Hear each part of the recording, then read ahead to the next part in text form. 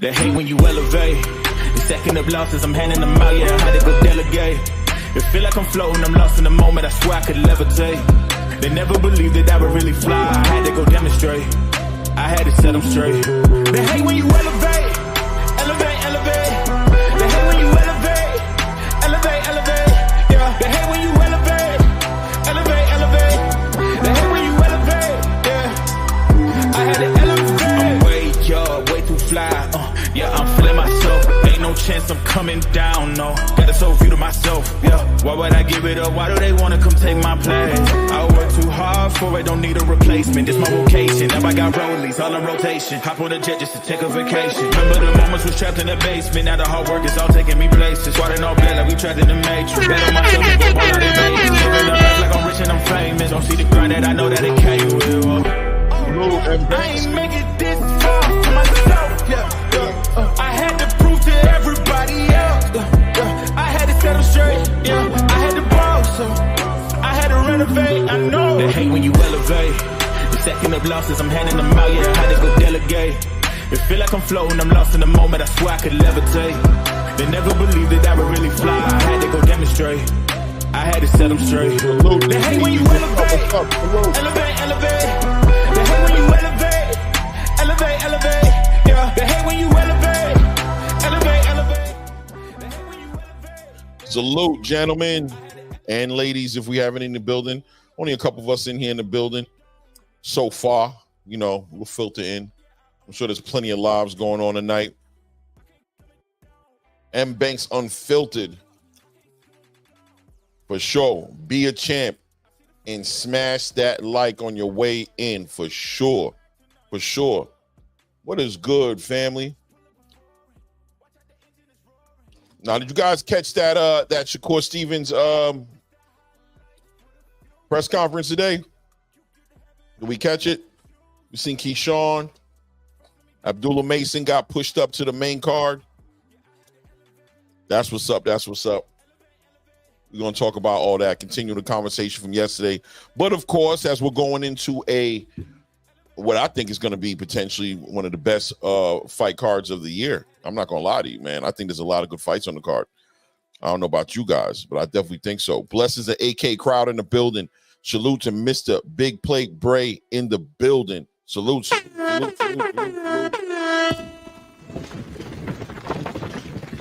We're a little solo this evening for a little while to the brother Ray Davis hops on, and I'm sipping my coffee black today. The coffee black, no sugar. We're going right in. Didn't they though, KG? The KG. They put him on a fast track.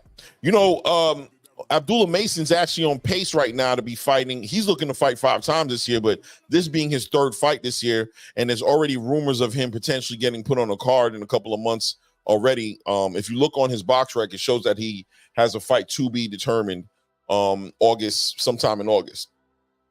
I don't think they're going to put him on that card, but that man, they're really getting him real active. It's been too great. It's been too great you boxing. Okay. All right, Mr. Big. I'm all right. All right.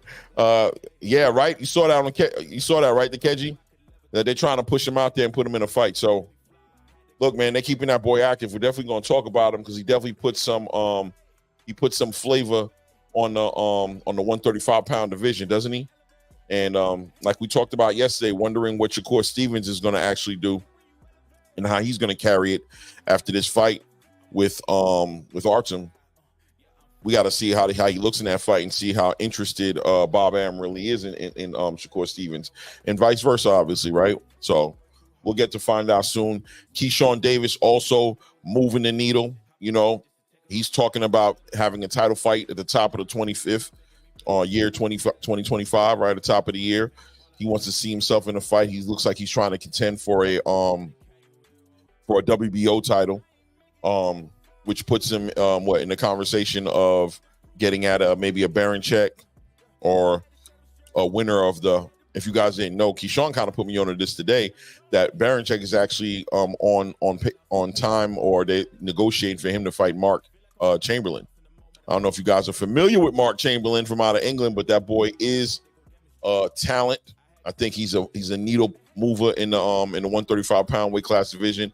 To see him, I'll be honest with you, I think I have him taking that belt from Baranchyk. So, you know, if that's the case, then top of 2025, we might be looking at a Keyshawn Davis versus a Mark Chamberlain, which I think is going to be a great fight.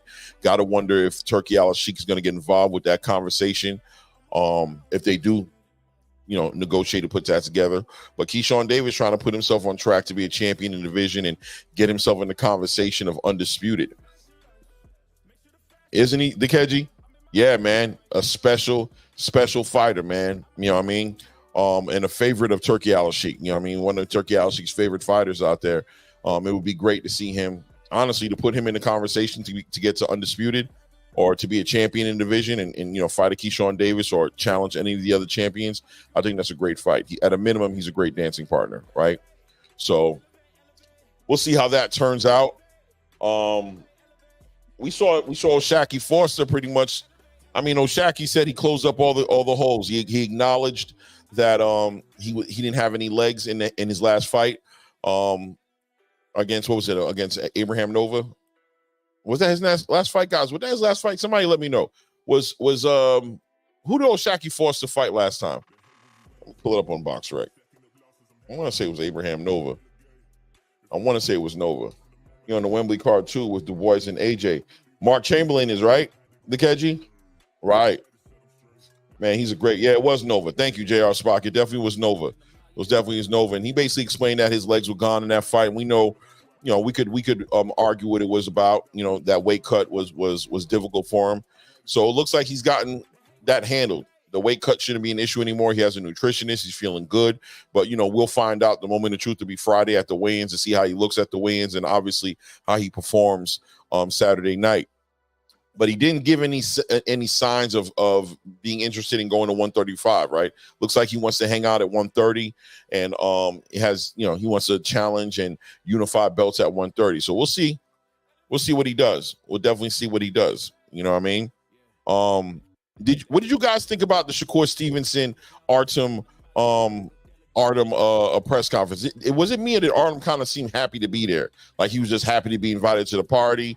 It seemed like he was giving Shakur Stevens a little, I don't say too much credit, but you know, for somebody who you're about to fight and try to take their head off, it just looks like, I don't know.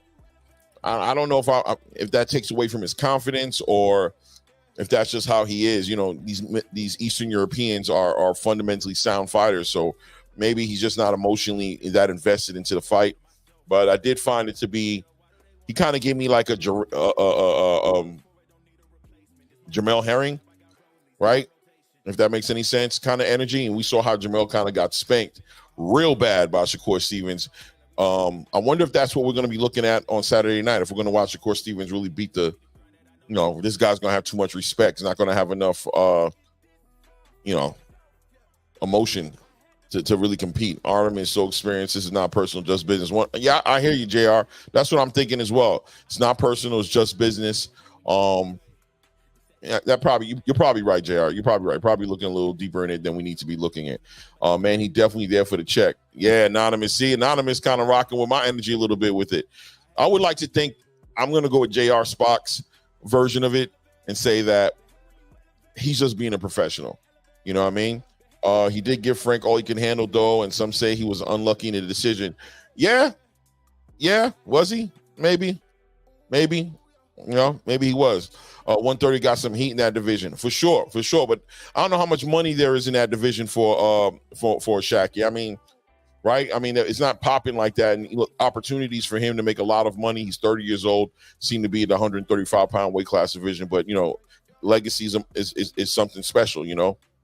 Definitely something special to see him fighting against a Navarrete, Manuel Navarrete, or Lamont Roach. Those are great fights in the making, real great fights that could be in the making. For sure, Keji, definitely an Olympic bronze medalist.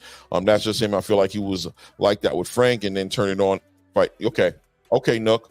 Okay, Nuck. So what do you? I mean, at this point, seeing the press conference, you guys feel swayed one way or the other, or you guys still going into this weekend's fights feeling the same way? Like, did you feel? Was there any energy? I feel like Keyshawn Davis. Personally, I'm looking more at the Keyshawn Davis fight. I'll be honest with you, and no, I'll be honest with you. The fight I'm probably looking at more than any fight is more than likely the Conceição and O'Shaquie Forster fight. I want to see what O'Shaquie's bringing to the table and how he's feeling in the weight class. I think Shakur is just going to basically do what Shakur does. I just have a feeling he's just going to beat Artem. He's going to beat Artem to the punch. That's what I see. I see he's just going to keep beating him to the punch. He's going to process that data in about round 3. Between 3 and 5, I think we'll start seeing it going bad for Artem. You know what I mean? Just start going down to where Shakur just hasn't read. No real money at 130. Yeah, Keji, I'm just saying, who's going to pay them the money at 130? Who's going to pay him? You know, where's that going to come from? You know, that's what I'm saying. I don't know. You know, salute to the co-hosts in the building. Peace. What's up, world? What's going on? Yeah, I was on the phone with Clay, man. We was doing something crazy out there. You know what I mean? Nothing wrong with that, but we got it. We here now. Peace to everybody in the chat. Salute. Salute. Let me see. Keji says, agreed, though. It's a real good card, especially because all of them got to look good. Yeah, man, a lot of pressure on everybody on that card to kind of make their mark in the game. You know what I mean? Pretty much, especially the main card, at least, right? The main card. And also even on the prelim card, you got Kelvin Davis on there. I still think he's gonna pop off a show as well. Keyshawn's little older brother, actually. You know what I mean? Let me see here. Greetings at. Oh, I got something here. I think it was greetings, Ray. Greetings, Ray 6. Ray. No, I think he just hit 6 instead of Y. It's cool. Okay, boom. Yeah, I see it on the keyboard. I got him. That makes sense. Maybe Turkey can invest in the 130. I mean, Cardina and Kachachi was on the Saudi card. Yeah. I like that, Anonymous. That could be that. Yeah, maybe.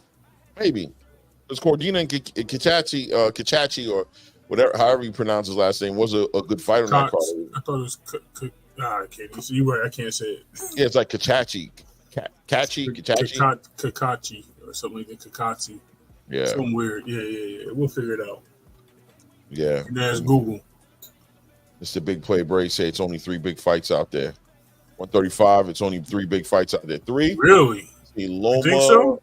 Loma, Tank, obviously. Shakur, Loma, or Tank. Against who though? Against each other?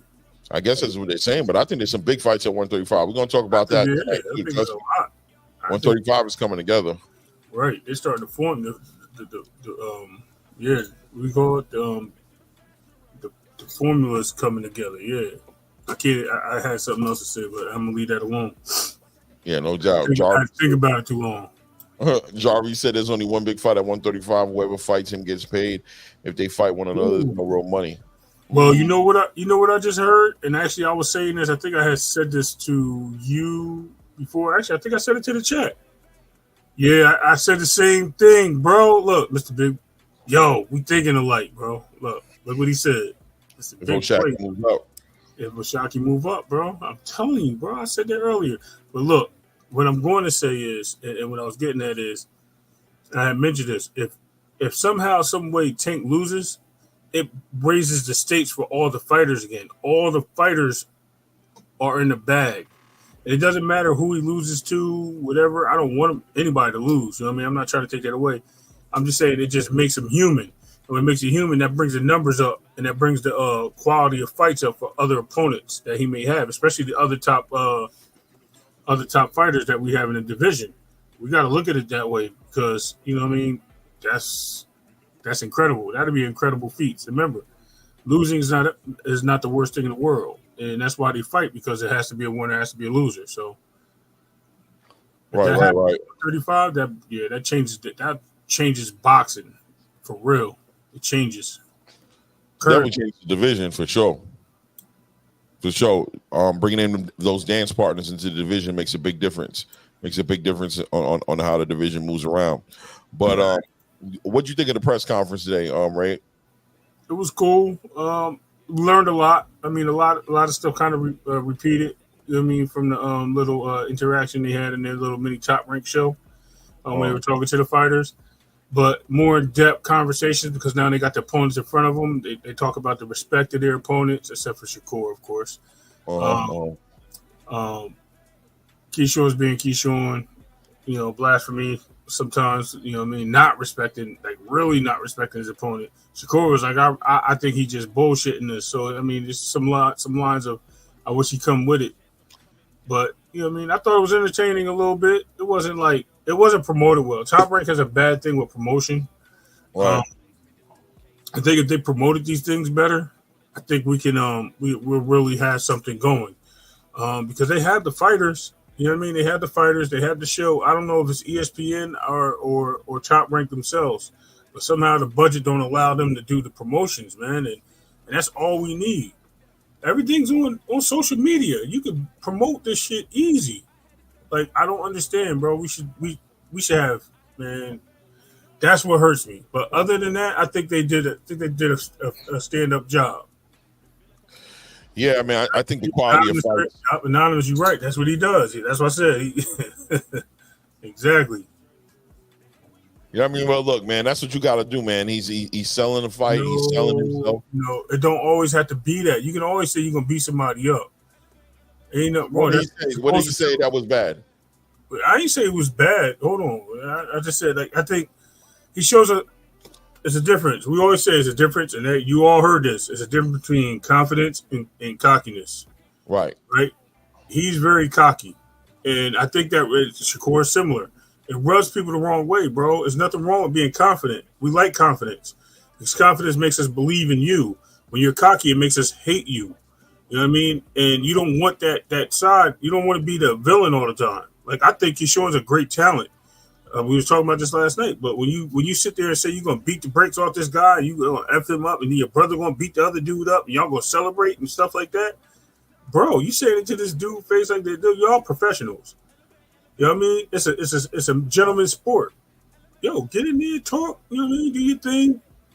But you ain't got to tell them all types of shit like that. Like, it wasn't like they was beefing, but they weren't beefing. That's the thing. They weren't beefing. If they was beefing, it'd be different. If it was real, it'd be different. It's not real, bro. It's just a match.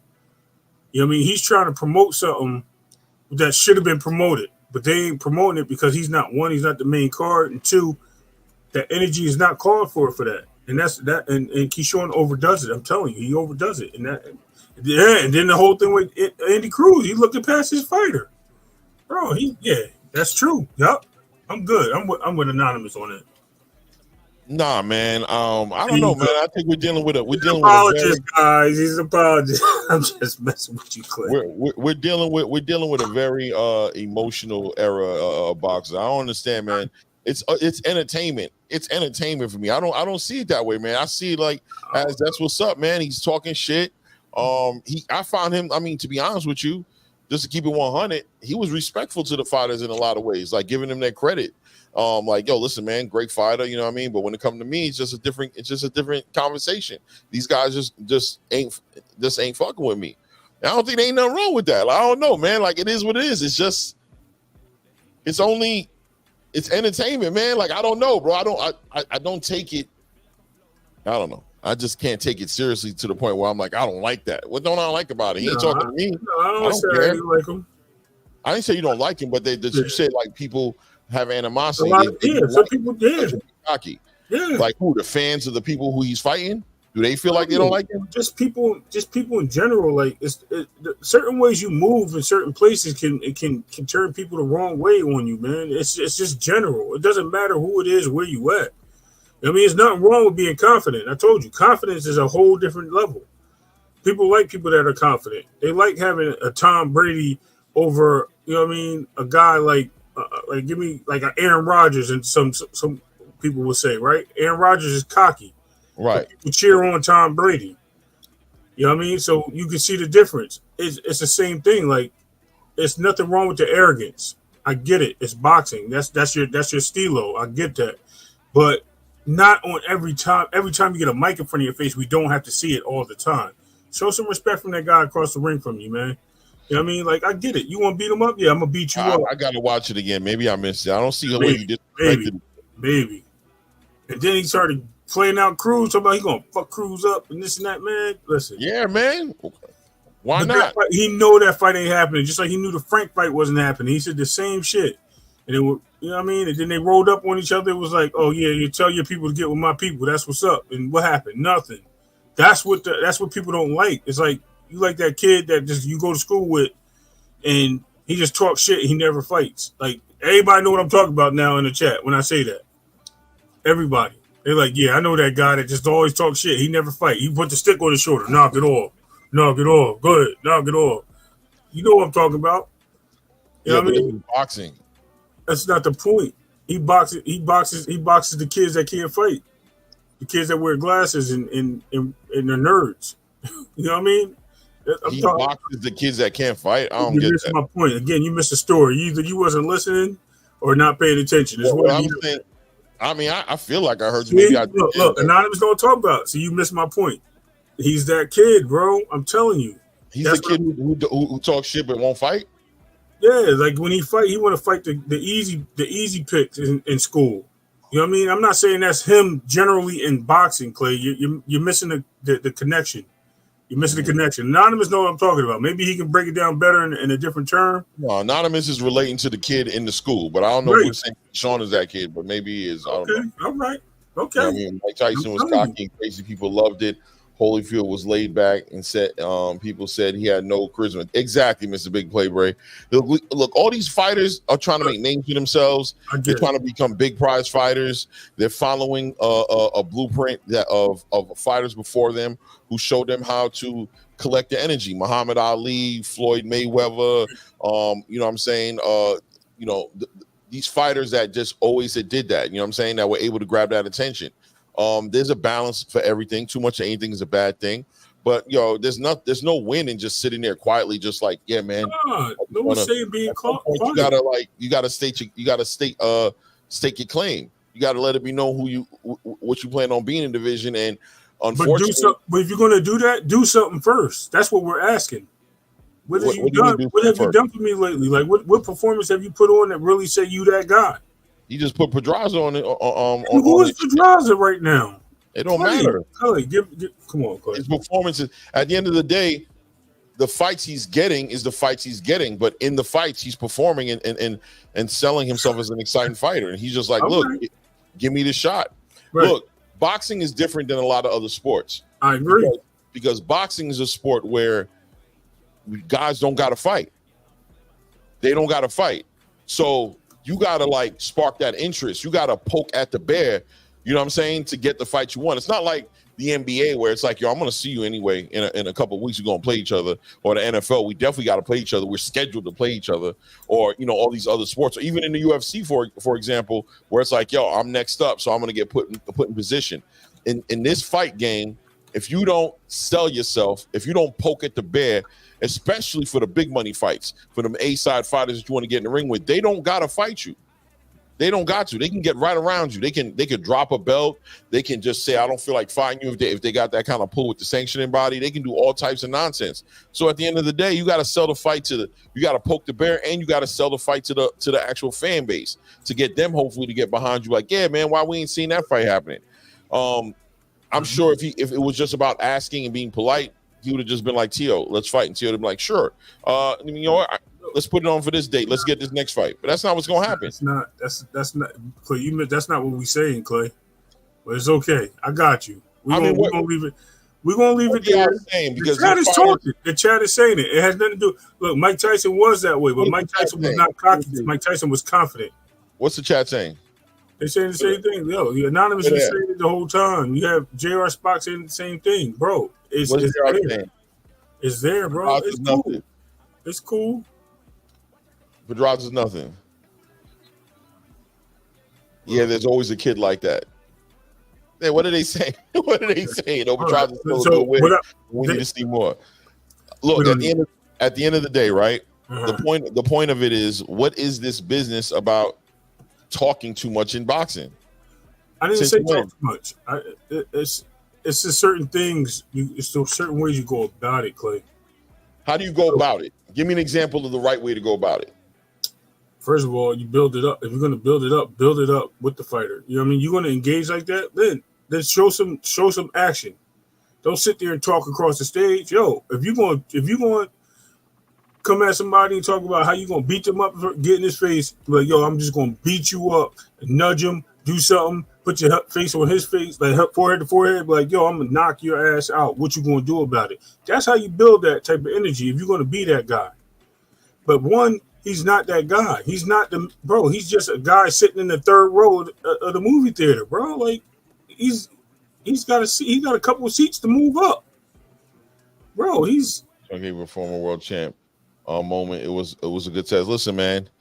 I ain't got no issues with it. I don't know, but I ain't got no issues with it.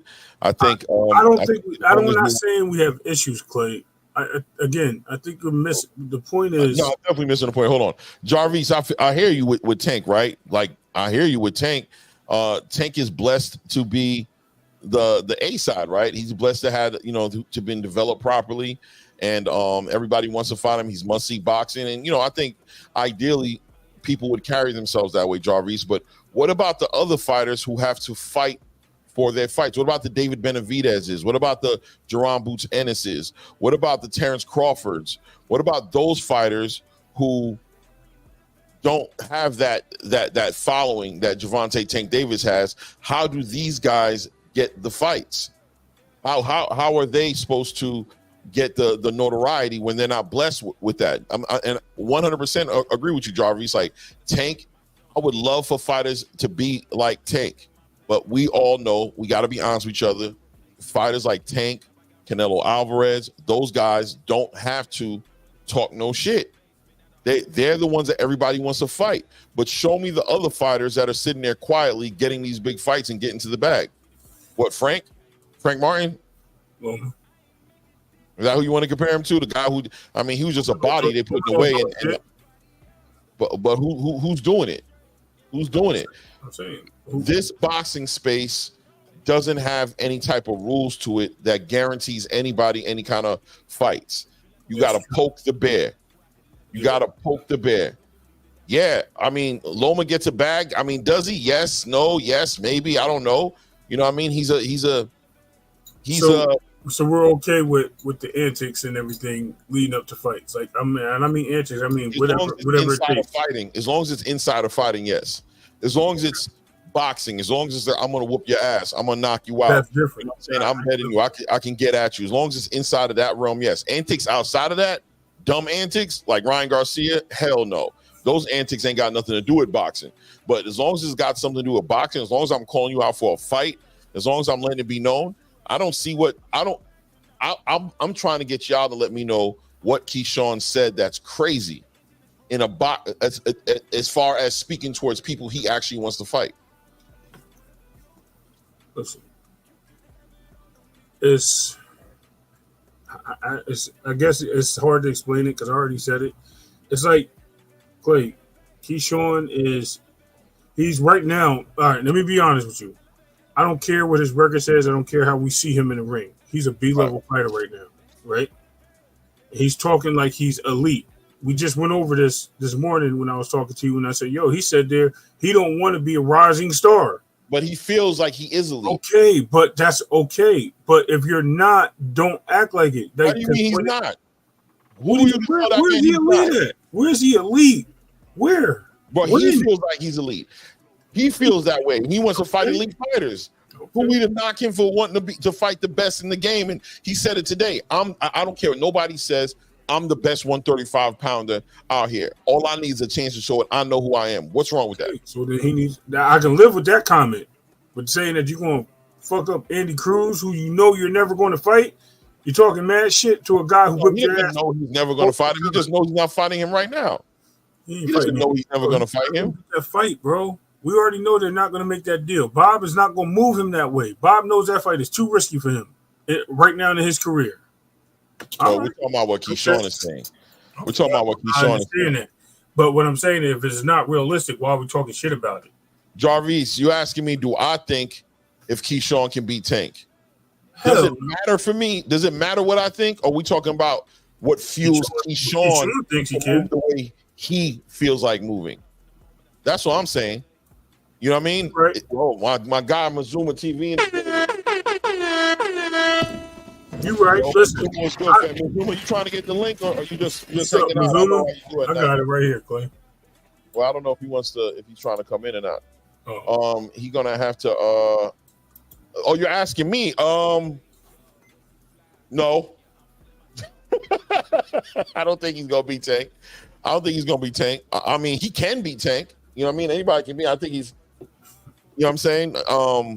I think he can beat Tank, but do I think he's going to? No, that Keyshawn could beat Tank. Hell no. Why y'all think like that? Why can't y'all see any other way except for one way? Why can't Keyshawn beat Tank? More than likely, Tank's gonna beat Keyshawn, but why can't he beat Tank? You see, and that's when it looks crazy when something happens and this dude fuck around and beat Tank. Now it turns into the biggest miracle in the world. Why? It's okay. This is how I'm going to explain this one, because I used to street race, right? It's like showing up. You know what I mean? And you pull up in your Corvette, and this dude pull up next to you in the damn Toyota Corolla and be like, "Yo, I got nitrous, I can beat you." And you like, "What, bro? You really wildin', right?" "Yeah, I got a stack on it." And then you give him a head start, and you still whip his ass. Like, bro, he's the Corvette V8 versus a 4-cylinder. Matter of fact, I think it's a 3-cylinder Corvette, bro. Yo, send the link for my guy, man. Hold on. If you ain't do it, I'll do it right now. Right now, I got it. You sure? Yeah. It's just there's levels to this game, Clay, and he's not there yet. That's all. I mean, I'm not saying eventually he can't, but right now, as we see things, wah wah wah. Or listen, I don't see Keyshawn Davis. See, I'm just a different. I think differently, right? Okay. I done seen enough things in my life to know that heart, will, commitment to your passion can't nobody tell you to be quiet about what you feel like being noisy about. Mm-hmm. It's a personal thing. You know what I mean? People doubt people every single day. People tell people to stay in their lane and don't open your mouth because you don't rank it. And they like to put ceilings on people and tell people who they can be, what they can say, how they can feel. They like to do that, bro. I don't think we're really saying that, but I got you. What my whole thing is in this boxing game, you know what I mean? The fighters are going to be confident. If they feel like they could do something, there's nothing wrong with them communicating that they feel like, listen, man, I think I'm one of them. I give props to that guy. I know that guy's who he is. I've seen what he does, but I'm special. I believe and know I'm special. I work hard for it. I run the miles every day. I'm sparring the guys in the gym. I know how, you know what I'm saying? I know how dedicated I am to my craft. And I'm letting you know, if he give me a shot, it's going to be a cherry pick gone wrong. What's wrong with that dude keeping it 100 and being confident about what he can do? Everything you said is the way any boxer can talk. The way this dude don't talk. If this dude don't talk like that, bro. He don't talk like that. That's what we saying. What does he? What do you mean he don't talk that way? He said he'll knock Tank out. Okay, but okay, Clay. We're gonna live to tell another tale. Zuma TV. I don't know. I think he's still getting ready. I see he's still muted. I don't know. No, I'm right here. Oh, all right. What's good, family? How you? I'm maintaining, my brother. How you doing? What's up? Good. Yo, I sent a bunch of stuff for you. Well, I don't know, a bunch. I think I sent like 3 things for your son on his birthday. I don't know if my name be on it because I just did it on that list. I don't know how that works. You know what I'm saying? But yeah, I did get the names and I did receive the gifts, man. You're very appreciated for that, man. I appreciate that. I couldn't make it out there, bro. I don't know why I thought the party was gonna be on a Wednesday, but I guess it was just his birthday that was on a Wednesday. His birthday is the 12th, and then we had it that following Saturday. That's what it was. So I thought, in my mind, I'm thinking like y'all doing it on Wednesday, so I was gonna come out, but y'all did it on Saturday, and I worked, so I couldn't come out. But I mean, neither here nor there. Yep. How you doing though, family? I'm chilling, man. I just want to see what y'all was talking about before I start setting up my live and shit like that. You know, I always check in and make sure, man, y'all keeping the culture moving forward. You feel me? No doubt. You know, we arguing about a fighter's right to be confident in himself and to talk his shit, bro. In the realms of boxing, in the realms of we need to fight. That's not what we're talking about. I mean, what are we talking about? We're talking about a difference between a fighter being cocky and confident. Okay, fine. We'll go with that. Fine. He said that's not what we're talking about. Let's talk about what Ray's talking about, which is completely different from what I said. That's not what you said. You said we're talking about the confidence in their space. We're talking about the difference between the confidence of a fighter, allowing to be confident in himself and talk his shit against fighters who he wants to fight. Now I can see Keyshawn was talking about Errol Spence, like that guy just ain't shit, man. I don't care what nobody says. You know what I mean? That too. Like, that's crazy. He said that that's too. Not what we're talking about right now. We're talking about how he talking to fighters in his division. Tank Davis, you know what I'm saying? How you feel about fighting fighters in his division and what he can do in his division. That's who he talking to. That's why I hear him talking to. I ain't hear him say nothing about Errol. You know what I'm saying? So I don't know about that. But how do you feel about that, Mark? I mean, in terms of, I see what you're saying, Clay. Like in terms of like, you know, fighters being confident in themselves and, you know, with all the work that they put in each and every training camp, and even when they don't got a fight set up, you know, they live in the fighter lifestyle. You know, you get confidence from your preparation. You know what I'm saying? So, you know, the better you prepare, the more confident you are as a fighter. And you see that in Keyshawn. You know what I'm saying? But I feel like he only acts like that with select individuals. That's the only problem that I have with Keyshawn. You know what I'm saying? Now, I remember Floyd Mayweather back in the day when he was at 130 pounds, and this man was calling out everybody and his mom to fight. Joel Casamayor, Prince Nassim Hamed. Even when he was at 130, he was calling out Shane Mosley, Oscar De La Hoya. You name it. He was out here trying to get freak tests. He was trying to rumble everybody, right? His energy was consistent with each and every individual that was in or around his division, regardless of whether they had a friendship or not. Now, I do respect Keyshawn and how the way he moves about. I love this last performance against Pedraza. I thought that was a brilliant performance. Now, that was an older version of Pedraza, but regardless, it was the way in which he dissected Pedraza and was able to actually stop the man, which was that was what I was impressed with. Now, the problem that I have with Keyshawn is this man is fighting on Shakur Stevens' undercard. Now, that's not the main problem that I have. The main problem that I have with this whole situation overall is that this man is ranked in the WBC. The last time that I checked, this man was ranked like number 3 in Shakur Stevens' sanctioning body, right? He talks crazy about each and every person who's in or around his division. Teofimo Lopez talk crazy about Devin Haney. Talk crazy about Gervonta Davis. Now, there's another guy who's a big dog in your division, but you can't really mention the man without you calling him your brother. You know what I'm saying? Now, Shakur Stevenson, you know, obviously he letting it rock because Keyshawn's keeping it so respectful. But on some real shit, if the tables were turned and Keyshawn was a champion, you already know Shakur would be at his head top because Shakur Stevenson has a history of fighting motherfuckers whether they his friend or not. This man, Joette Gonzalez, was this man's brother-in-law. Him and Jamel Herring used to be in training camp. I mean, he wasn't married to her, but I feel you. That's true. Like, not technically, yeah, we right. But you I mean, he probably just beating the brakes off of her, like. I'm just saying. I was to be real, like they could have been taking it seriously, but for him, it was just like, but I mean, it is what it is. You're right, though, for sure. What I'm trying to say is, you know what I'm saying? They had some type of relationship. You feel what I'm saying? They had some type of ties at one point in time. Him and Jamel Herring was cool. You know what I'm saying? They was good friends until he moved up to 130 and then he stepped on Jamel Herring. You know what I'm saying? And this man doesn't have no problem fighting you, whether you his friend or not. Keyshawn Davis, he refuses to share that same mentality. And for some reason, neither one of them dudes ever talk about the possibility of fighting each other. Oh, that's my brother. Right. Oh, that's my brother. Oh, that's my brother. Well, the WBC don't look at it like that. They don't look at it that way because it's gonna come to a point in time where Keyshawn becomes the number one guy for Shakur Stevenson to fight. And when they mandate that, then what's gonna happen? Is Keyshawn Davis gonna get up out of the situation and look like he's a fucking duck?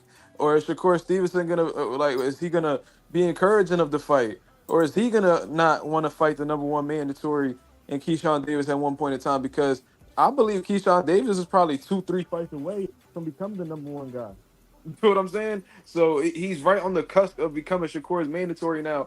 How are either one of them guys gonna respond? Are they gonna be still talking this brother shit, or are they gonna rumble? This is the problem that I've been, dealing with this for a few months already. And there was a point in time where Shakur was on Spaces. And I requested to speak, but they didn't allow me to. But that's the question that I really want answered. And I feel like a lot of these media guys, you know what I'm saying, they refuse to ask these questions because they don't want these fighters to feel uncomfortable. You feel what I'm saying? But that's just the reality of the situation. I like Keyshawn Davis's confidence. I like that, he's talking about the big dogs like Gervonta Davis and shit like that. But at the same time, if you're gonna have that mentality, you could go about it, and you could go about it with that. You can have that mentality without disrespecting Shakur. You know what I'm saying? You gotta have that. You gotta have that energy with everybody. Simple and plain. Yeah, I agree with that. I definitely, honestly, Mark, like, I definitely respect that. Like, I definitely can agree with that. Like, if you're gonna bring it to the division, bring it to the division. You know what I'm saying?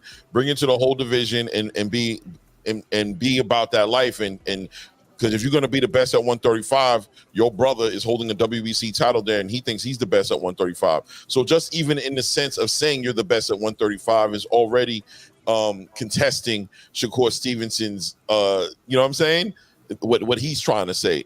And you know they're young, so you know they don't want to fight each other. You know what I'm saying? Which I think is a very interesting situation because it's like, yo, Shakur's going to be undisputed. You're gonna have to fight this dude if you want to be undisputed. So I understand why we're playing these games, but they're coming out the same gym. They're dealing with a lot of situations. So he's not going to call him out, but in some situations, what's understood don't need to be said. But when it comes, you know, but I think there's nothing wrong with him in his mind being like the last person I'm going to fight is going to be my brother.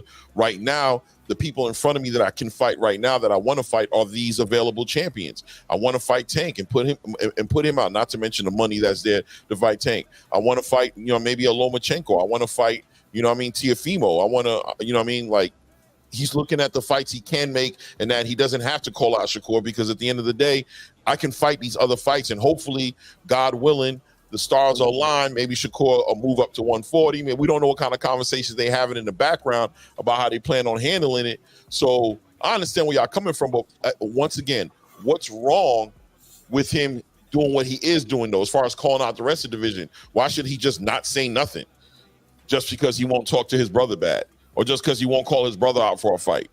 When he's also ranked 3 in other divisions. He's ranked 3, I think, in the WBA. He's ranked 3 in the IBF. I don't know what his ranking is in the WB. No, the WBO. Sorry, right. I don't know what his rankings is in the WBA. Is what I should have said.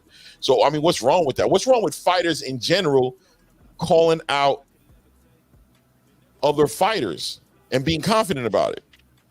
I don't. I mean, I don't think that's a problem, Clay. We're not saying that's a problem. All right, so please help me understand what the problem is. Bro. So, we tried. We tried? No, you tried. No, I think even some of the people in the chat would say the same thing. Nobody said that. But Mark, you're on the panel. What's wrong? Like, explain to Mark what you try to explain to me. Maybe Mark could translate it for me. What I said is I think Keyshawn, the way Keyshawn pushes his energy, bro. I just said he's more of the cocky person than a confident person. He's overselling himself to me. And when he talks his shit to people, sometimes he does it when it's not called for. And that's not saying that he's not promoting himself. I get that. That's his energy. That's what he does. That's him. But what I'm also saying is you should have been doing this the whole time. You know what I mean? Be out there all the time doing it. Don't wait till it's time for you to get in front of the cameras to do it. He seems like he's like I said, he seems like the kid in the courtyard that just talks shit and won't fight you when he piss you off. He just keeps talking shit. And then he'll be like, nah, I don't want to fight. That's what he gives me that energy. He doesn't give me the energy of, yo, I'm a bad motherfucker. Yo, go ahead. What you gonna do? Go ahead. Matter of fact, I'm gonna hit you first. And he don't seem like that guy. He just seemed like he the guy that sit there and put the stick on his shoulder, knock my shit off. Go ahead, knock it off. I'm telling you, that's that dude, bro. And we'll see. I mean, tell me. Explain it to me. So maybe I'm confused. So what is he saying? I mean, I'm look, I don't really necessarily share that exact sentiment that Ray has. At the end of the day, that's Ray's opinion on how he views Keyshawn. He low key trying to say Keyshawn a half stepping ass nigga. That's exactly what Ray trying to say at the end of the day, and that's his opinion. You know what I'm saying? If that's how you feel about Key, it is what it is. My take on Keyshawn is that I feel like that his energy isn't consistent with every champion that's in the division. But regardless of the situation, I'm gonna just say, go ahead. You know, Shakur gonna step away from Top Rank. You know what I'm saying? He gonna explore his free agency. In the meantime, Keyshawn he should be successful against this opponent. You know, they matchmaking him real well. And then go ahead and fight Dennis Barichek. Go ahead and try to get that belt. But regardless, you're not gonna be regardless of whether Shakur leaves Top Rank, stays with Top Rank. He's gonna have to see Shakur eventually. Shakur talk Right. about how he make 135 so easy. He make 35 so easy. Okay, so that means he's gonna be in the division for a few years. And if Shakur talking about he want to be undisputed and that nobody else could be undisputed until they see him, they gonna have to lock up eventually, unless somebody get off the pot. You know what Right. I'm saying? So I mean, that's just how I view the shit. You know what I'm saying? Right. Right. Um, it is what it is. No doubt. Okay. No doubt. And I respect that. I appreciate you, Mark. You know what I'm saying? Keeping it 100 and keeping it neutral. Wink, wink. I got you. Wink, wink. I got you. You know what I'm saying? Cash the mark My on guy, other stuff, bro. my guy, media trained. He's media trained, bro. You can't fuck with Mark, bro. He just know how to do it, bro. He's been doing this way too long to get caught up in those games. I got you, bro. You know, he's just too trained for this. We've been around this way too long. I got you, bro. You know, at the end of the day, like I said, nothing wrong with it, man. It's part of the game, bro. I got no problem with boxers calling out other boxers. I got no problem with Keyshawn, specifically with what Keyshawn does. Some of it ain't for me. Every now and then he'll go somewhere where I'm like, come on, Keyshawn. But once again, I understand what he's doing. I understand why he's doing it. And I don't take him as somebody who's talking shit, not ready to back it up. I think of any of those guys he's calling out, it gets the nerve to be like, here's the contract. Let's get it done. He's going to sign and fight him. He's ready to get busy.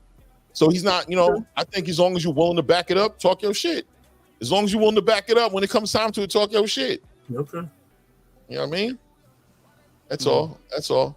That's what I want to see. I'm glad you said it. You said it. They just got to send him the contract and be like, I'll be your Huckleberry. That's all they got to do. Shut him up. Like, oh, you really about that? Let's find out. Let's see what he does. You know what I mean? Okay. Let's see what he does. Yo, so Mark, so how you feel about the rest of that card? As far as O'Shaquie Foster and Conceição, you know, because I know you're going soon. So, you know what I mean? Like, what's up with the Conceição fight? What's up with you know, with O'Shaquie? What's up with Keyshawn, obviously, with who he's fighting against? And even how do you feel about Abdullah Mason getting pulled up to the main card, man?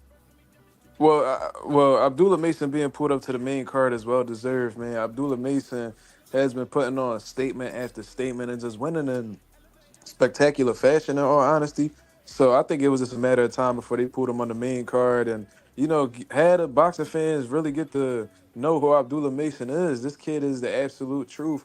And from, you know, speaking to other people who's involved in the boxing world, man, I never heard anything negative about Abdullah Mason, man. I've always heard that this kid is super sharp. And what's good about Abdullah Mason is how, you know, consistent he's been and just how well Top Rank has been moving him. Seems like he's just taking on every challenge Top Rank throws in front of him. He's staying active, and you could tell that the activity is just getting him sharper and sharper and sharper. You know what I'm saying? And with the great dynamic he has with his family, where they literally all are a part of boxing, it maintains his motivation. So it's just a beautiful thing to see overall with Abdullah Mason. But, you know, in regards to the whole card, they want Conceição to win that world title bad, boy. They keep throwing that motherfucker at every world title challenge possible. They put him giving in him there. They want him to win so bad, bro. I said that, right? Conceição has been taking on everything as it comes. You know what I'm saying? Yeah, like they put him in there with absolute dogs, and he just going against the smoke every time. O'Shaquie Foster, I wasn't too impressed with his last performance, but he said that there was some underlying injuries he had, I believe. So we'll see. I'm not too, you know, I'm not that well versed on Shakur Foster. I've heard of him for years now, but in terms of me sitting down and actually studying the guy, I'm not gonna say I'm like like I'm an enthusiast on the kid. You know what I'm saying? I'm just gonna have to watch up on him a little bit more. But Conceição is a solid challenge for anybody. I heard Shakur Stevenson give Conceição a lot of respect. So you know, real recognize real. So, you know, this is probably going to be O'Shaquie Foster's toughest opponent to date. And we're going to see exactly how, you know, he's able to stand up against somebody who's an experienced vet at this point in Conceição.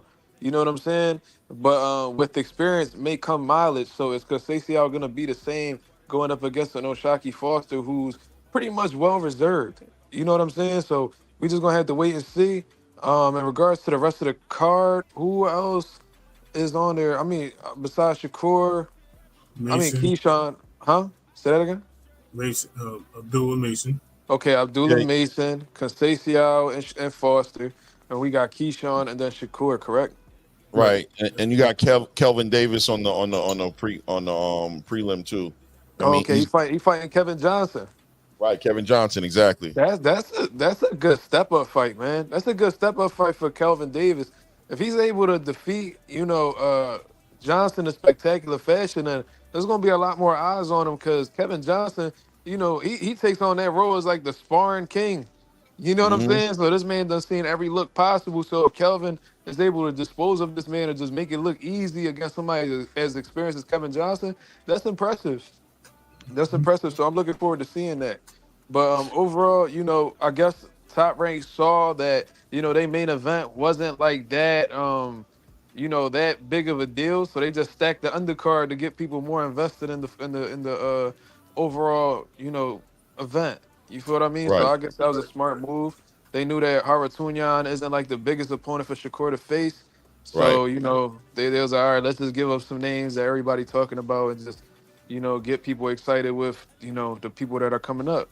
So No doubt. it's a good John. I'm gonna definitely be tuned in. No doubt. No Well, doubt. Has your spider senses been tingled in the direction of where you think Shakur will be going and heading to after this last fight with Top Rank? Do you think he stays? Do you think he goes? Any you know what I mean? Any feelings or like, about which way he might be going? That's a great question, man. Ray, you want to answer that first? I got a feeling that Raymond Matao is going to be in that crowd, and Top Rank going to put him in the ring after Shakur. Mordecai, he about to fight Tevin Farmer though, right? Yeah. I know that, but I'm saying I think they're going to put him in that ring. I think they're going to try Mm, to do something to keep him there. Like I said, they got to make moves. I already said that they're going to Shakur's probably going to negotiate either a 3 or 5 fight deal. He's going to take that 5 fight or a 3 fight deal, but he's going to have it on paper where he gets the first 3 fights is going to be the ones he wants. Probably a unification, and then the tank fight. That looks like that could be the way it is, or just go right into the tank fight, one or the other. We'll have to see how that works, but I think he wants all the belts, so why not move to Barichek or the winner of Barichek and go ahead, Clay. Mark Chamberlain. Mark Chamberlain, correct. Whoever wins that fight, he gets that matchup, and then he moves forward. I also see a couple of different ways of this playing out in different symphonies and getting Shakur more active fights. Like I said, where it could be somebody else in between him and Chamberlain or whatever, because I could see Oshaki Foster taking a unification fight down at 130, moving into that Navarrete fight, and then trying to take that WBO shot to move up at 135. Because I know he said he's outgrowing the division. He just wants a unification. And then he can put a spoil in the mix and try to get his name in the hat for undisputed at 135, which I think he's a good enough fighter to contend at the championship level at 135. He definitely has the skill set. So I think Shakur may stay there based on what the propositions are, what they put on the table for him. If he doesn't stay there, only other place I can see him going is Matchroom over there, Eddie Hearn. well, that's a Yeah. great. I'm going to ask you this question, Mark, real quick. Just say that if he leaves Top Rank and goes to a Matchroom, I mean, Shakur's main looks like he wants to be undisputed and a champion at 135. So you got to say wherever he goes is going to it's reasonable to argue that they're going to have to be able to assure him a lane to that undisputed. If he goes to Matchroom, it seems like they have more 140-pound weight class division opportunities over there than the 135-pound weight class opportunities. If he leaves Top Rank, is that saying something as far as messaging towards what he feels about 135, that maybe he's not looking to be undisputed anymore, that he's looking to jump after the prize fighting part of his career and jump into getting championship belts? And if unifications come for him or undisputed comes for him, he'll take it, but that not being his priority if he leaves Top Rank. Absolutely. If he signs with Matchroom, that just lets you know that he doesn't put much stock into the 135-pound division like he used to at one point in time. Because I think if you want to conquer the 135 division and you want to become undisputed, or at least you have hopes and become undisputed at 135, you're gonna have to stick around Top Rank, man. And Bob Arum already told you in a recent interview that If Shakur don't re-sign with him, then he just gonna get them opportunities to other people. He told you, he was like, yo, if Shakur Stevenson considers free agency and he goes elsewhere, then I'm not gonna give him that Baron check opportunity. I'll just give that to Keyshawn. You see what I'm saying? So, Mhm. when you overlook, Shakur Stevenson's options, it's all about how he wants to go about it. If he wants to explore 140 and take on those challenges, because that's one of the best divisions in boxing, so be it. And you got Liam Paro, you got Teofimo Lopez, you got Devin Haney still, in recess, Albert Puello. There's a lot of people that he can explore. However, I think that 135 is a division that Shakur could really, make a statement in. You know what I'm saying? I feel like at 140, they're gonna be having them waiting in the line. And with Eddie Hearn, Eddie Hearn is always, around. You know what I mean? Trying to gather the top talent. You know what I'm saying? And he don't care how where that person came from or whatever. He's gonna definitely put a deal on the table. But I feel like the best promotional company that's gonna be in line with Shakur Stevenson's interest is Top Rank. So how is he gonna necessarily go about this? Because you know what I'm saying? There's two belts that he could grab if he just stays within that promotional company, and they'll gladly give it to him too. And that's Lomachenko. You know what I'm saying? Unless Javante Davis intercepts that, and then the Dennis Baranchek fight. If he's able to get both of those before Javante Davis may get a hold of Lomachenko, then he becomes a unified champion at the 135-pound division with one belt being left over, and that's the ultimate fight against Javante Davis. So I think, in all honesty, Top Rank is the direction to go in. But Shakur Stevenson maybe is just trying to test free agency to see what they bring to the table. But I think when he overlooks all the offers and sees what they're willing to give him, I think Top Rank is going to have the best package, point blank, period. Especially if he wants to become undisputed in his division. Matchroom I don't know if Matchroom could give Shakur the opportunities at 135 that Top Rank can. No Right. doubt, no doubt. Exactly. I like that answer, man. I'm about to let the brother up there. Hold on a second. Hood Rich in the building. Salute Hood Rich. What's good with you, family? What's up, bro? Can y'all hear me? Chilling, Yeah. chilling, chilling, chilling. Yeah, man. How you Alright. feeling? What you got to contribute, man? How you feeling? Man, ain't nothing. I just left the gym. I just left the gym, man. It was some intense sparring down there, man. Okay. Well, Can y'all hear fireworks? nah. Yeah. I forgot. You know what? I forgot this is like 4th of July Eve. Like, I forgot. Yeah, they got I don't celebrate none of that shit. Yeah, I don't celebrate none of that shit. I did not know. I forgot all about that. I'm filling up my little lighter fluid right now, about to light up my cigar.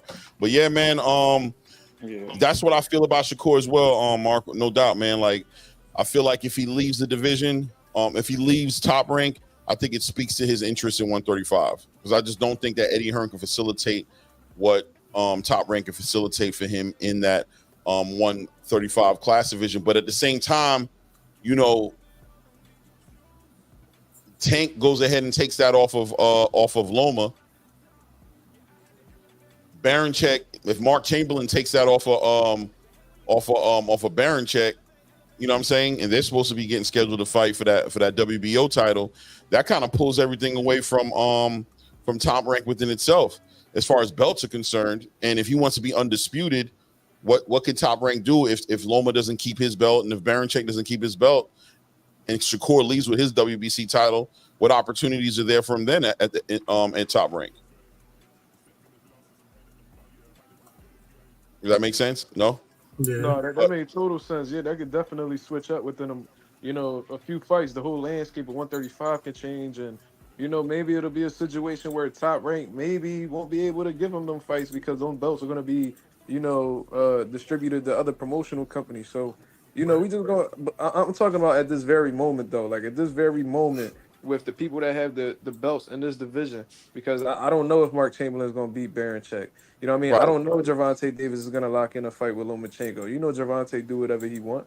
So with that being known, it's like, you know what I'm saying? I think that we just assume and shit at this point in time, at this Right. current moment where the belts are where the belts are currently.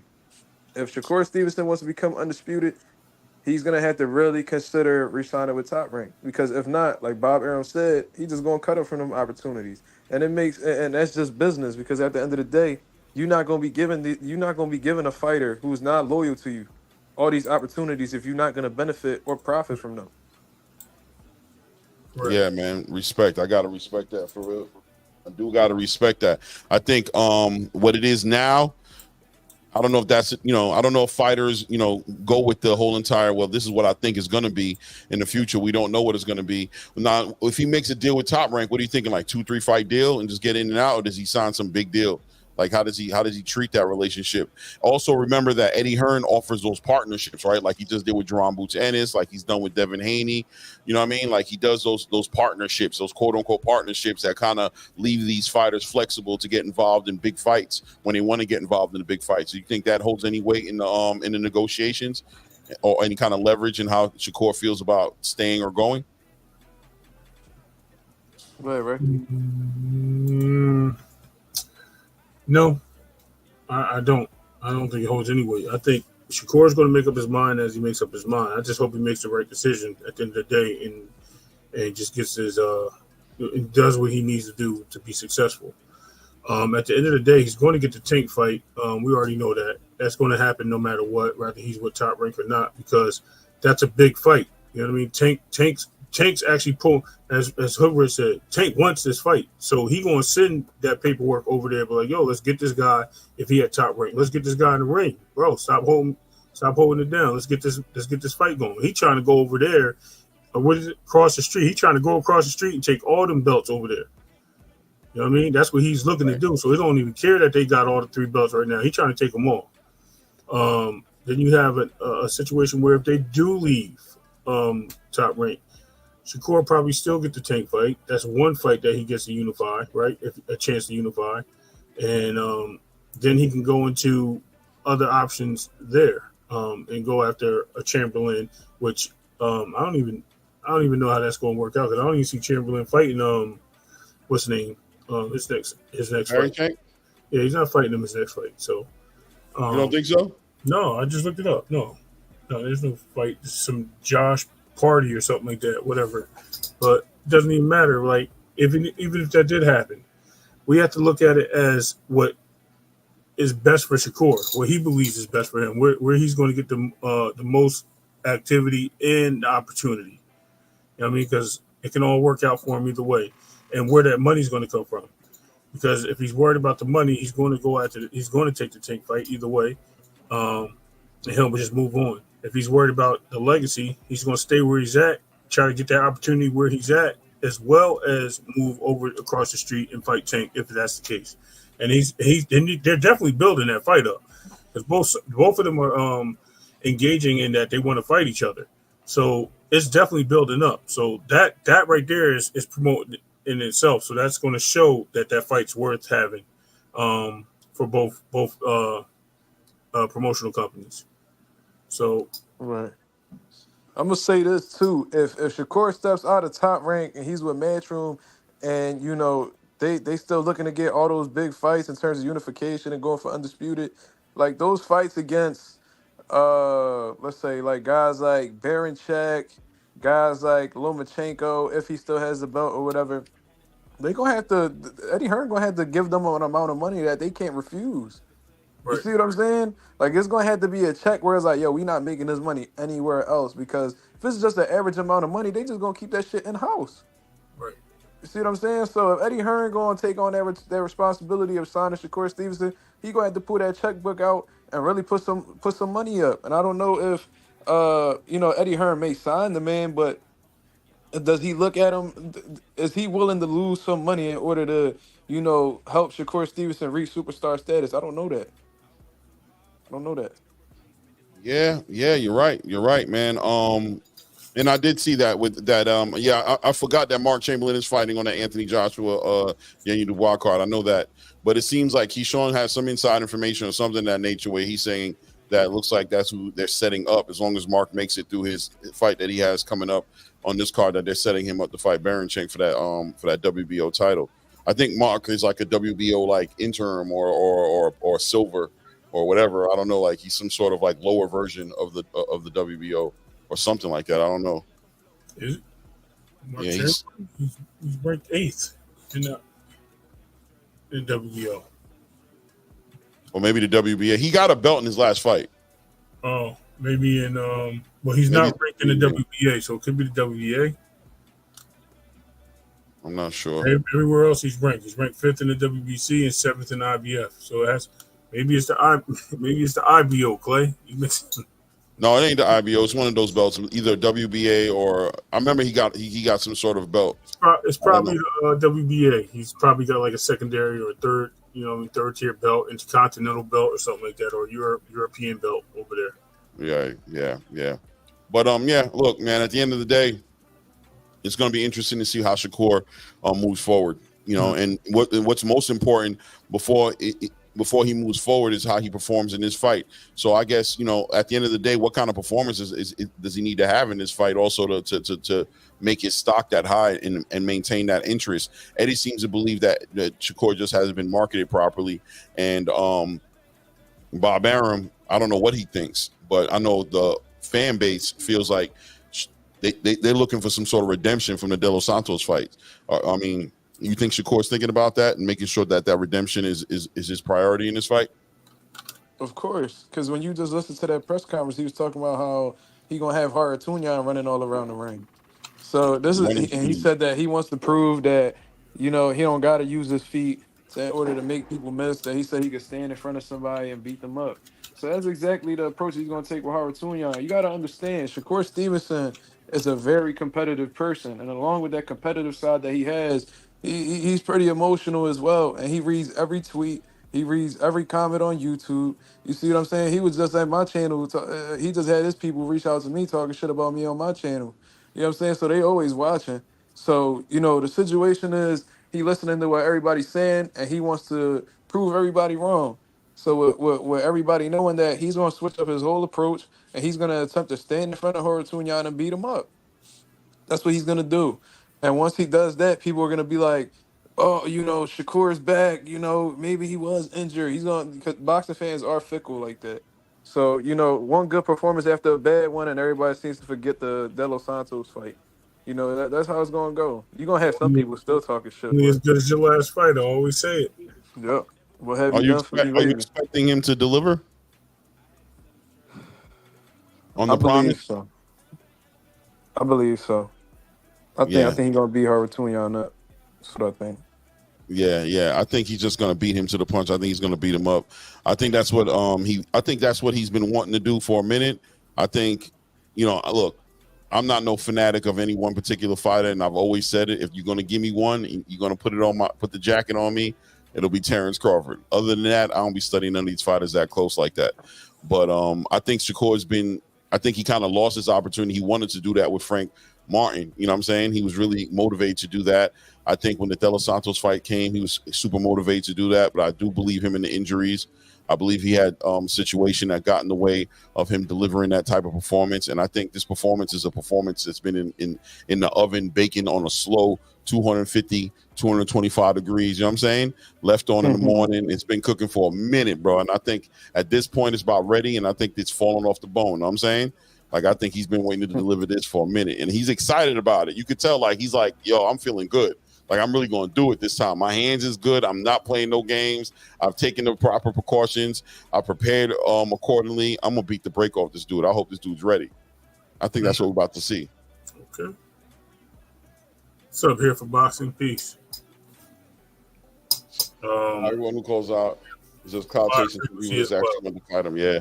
Peace. Bro. Yeah, here for boxing. I'm trying to tell you, man, I'm fighting for all the fighters out here who want to fight, bro. I feel you here for boxing. Like, yo, bro, I want to fight, man. What you want me to say, man? You're not letting me in, so I'm calling out. You know what I'm saying? I'm throwing shots. I'm talking shit. I'm trying to make it happen. I'm gonna do everything except for now. As soon as they start talking about personal stuff, I'm messing with your wife, F your mother. I'm gonna do something with your kids. You know what I'm saying? You whack. I heard you was out in the streets getting drunk. I don't know, like stuff like that have nothing to do with boxing. I'm like, all right, bro. You clout chasing, but as long as it's inside the fight parameters of making a fight, and get yours, man. Talk your part. Say your piece, man. Say your piece, bro. You know what I mean? The fans of that fighter ain't gonna like it. It's cool. Maybe they'll get mad enough to motivate. And that's something back in the day I feel like is different. I feel like back in the day, that motivated the fans of a fighter to be like, man, go beat that dude up. But nowadays, fighters want to threaten, like, you know what? Just because you're talking, I'm not gonna fight you now. You know what I'm saying? Just because you talking to me, you know what? We never gonna fight. I'm like, damn, bro. But that's that Canelo Benavidez shit. He was like, oh, Benavidez is disrespectful, so I'm gonna fight Munguia because he's respectful. Yeah, bro. Like, come on. He needed to talk to me more respectfully, or he ain't gonna get no fight from me. He's like, man, okay. I mean, I guess that's one way to handle it. I mean, you know what I mean? That's crazy. That's definitely one way to deal with it. You know what I mean? It feels like back in the day, you know, it was a little different. You know what I'm saying? We got a professional tool host in the chat. You know what I'm saying? If anybody needs tool holsters, you know what I'm saying? If you need your tool holstered while you're doing other things and you don't have time to holster your own tool, we got a professional tool holster in the chat offering his services. Listen, I can give you personal references to let you know this guy is a dedicated tool holster.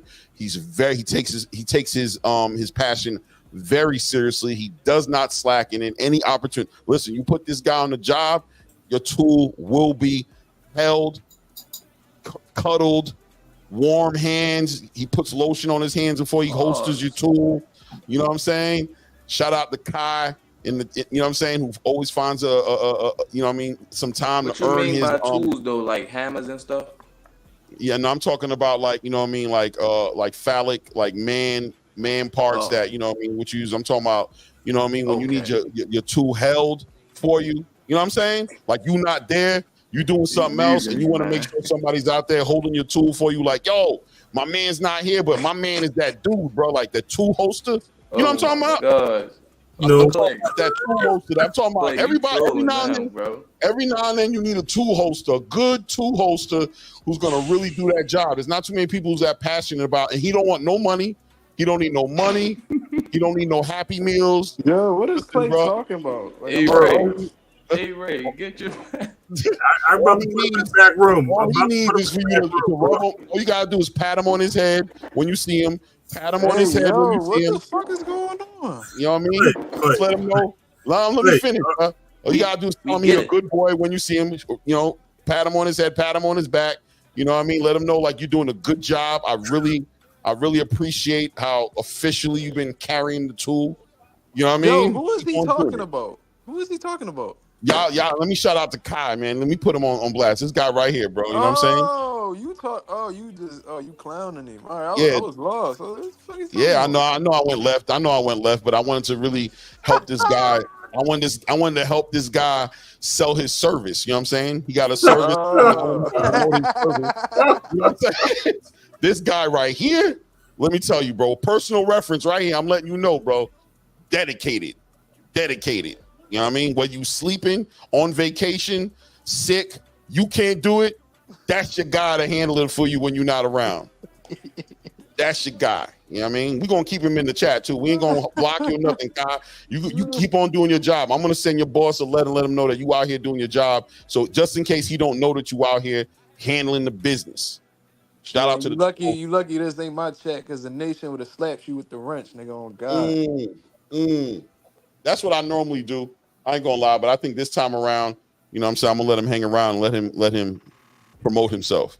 You know what I'm saying? You got a website, a business card you want to post up? Anyway, you just let me know. I'm gonna help you get out there, bro, because I see how hard you working, bro. I'm a supporter of black business. I know you black too. You know what I'm saying? I know you black. You know what I'm saying? So I'm gonna support black business and put you out there, bro. Maybe you might even get a $5 holla instead of doing it for free. The joke. I just got the joke though, like just now. That's crazy. It took a minute. I know. Yeah, I'm like I do that sometimes. It take a minute. Give it a minute, man. Let it settle in. Man, I was thinking you was dead serious talking about tools, and I get the lesson. I'm like, oh no. Yeah. Oh man, bro, that's what's up, though. That's what's up. My bad. I'll get back to the conversation of boxing. I just want to give that guy to Shine the attention he was looking for. He was looking for it, so I just gave it to him. Hooked him right up. You know what I mean? Anytime, Kai. Anytime, come by. We got you. No more blocking you, bro. You've earned my respect, bro. You a committed dude, bro. I will not block you no more. I promise. You good, man. Yo, free. feel free. But do it for free or feel free. Which one? No, feel free to come by, drop in, do your job, post. The dude who I'm holding the tool for wants to let you know. You know what I mean? Deliver your message, hang out. Maybe you might even catch some boxing knowledge. Maybe you might enjoy some of the content too while you're out there holstering tools for grown men. You know what I'm saying? But you know what I'm saying? While you're out there doing that, man. But yeah, look, man. Great card coming up on Saturday. Another fight I think is going under the radar that I'm kind of interested in seeing what happens. I want to see what's going to happen between Sean Garcia and Amado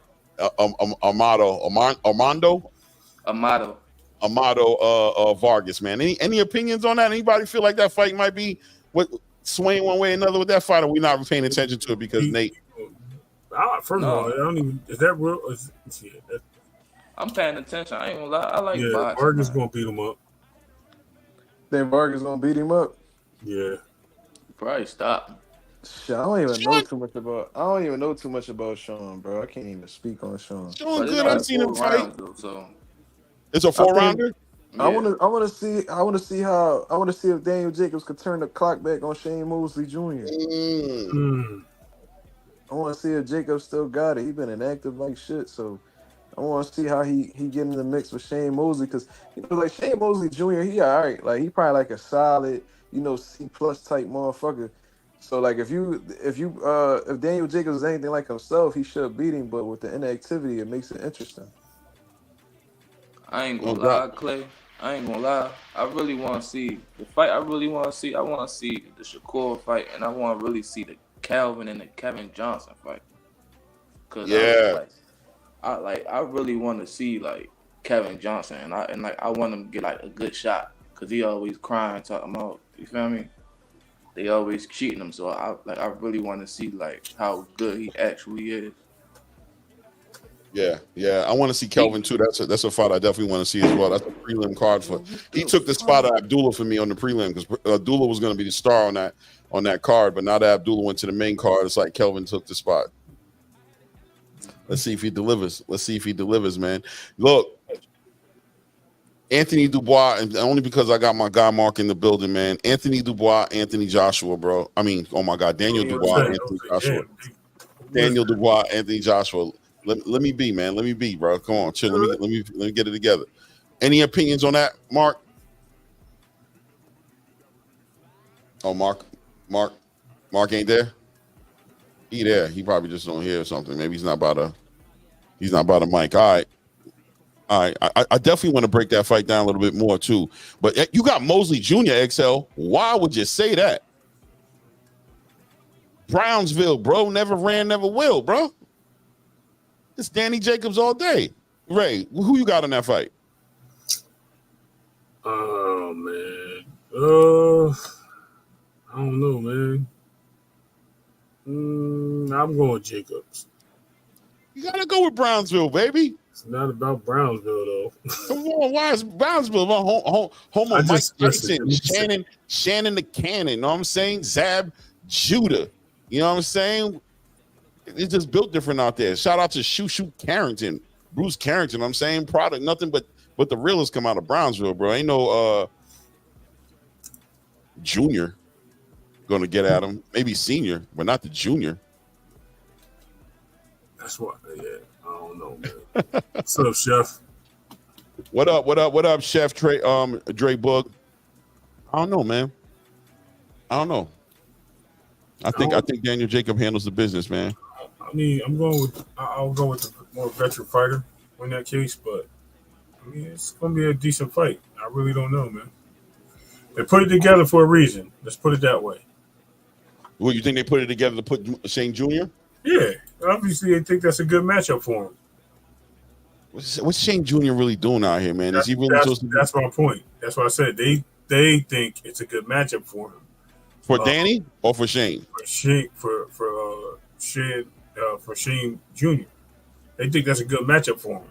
I don't personally think that so, but these matchmakers know what they're doing some of the times, bro. So okay, maybe there's a chink in the armor we're not aware of. That's what I'm saying. Like they do their thing. That's why they matchmakers. You paid to do that. Yeah, Nate Diaz, Shane Jr. has been in the gym working. Okay, Excel. Hey, man, you're going to have to show me, but I'm sure he will. That's what he's supposed to do. That's what he's going to do. The last fight I saw of Shane Mosley Jr. fighting was, who did he fight? His last fight he did won the really fight. well. It was a fight before that he had a little bit of an issue. It was a dry fight, you know what I'm saying? But he won the fight. Yeah, I think that was 2 fights ago, I think. You're going to put money on Shane Jr. Okay. I seen Shane Jr. and Shane Mosley have a little bit of like a semi, you know, those internet face-offs where they're, you know what I mean, when they're talking through a panel. And Shane was really celebrating Danny Jacobs a little bit too much for me. And he didn't guarantee the victory. He was like, look, man, I'm working hard, and you know, what comes out is gonna be what comes out. Like, you know what I mean? Win or loss, I'm gonna give my best type conversation. Like, I don't know what that meant. Like he was a little starstruck, or if he was a little, you know what I mean?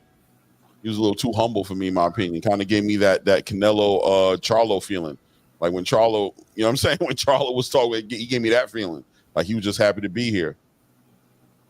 Any thoughts on Masvidal versus Nate Diaz? Listen, man, if it was a UFC fight, I go with Masvidal all day. I don't know who's gonna do it in this fight. Masvidal is a street fighter at the end of the day who turned into an MMA fighter.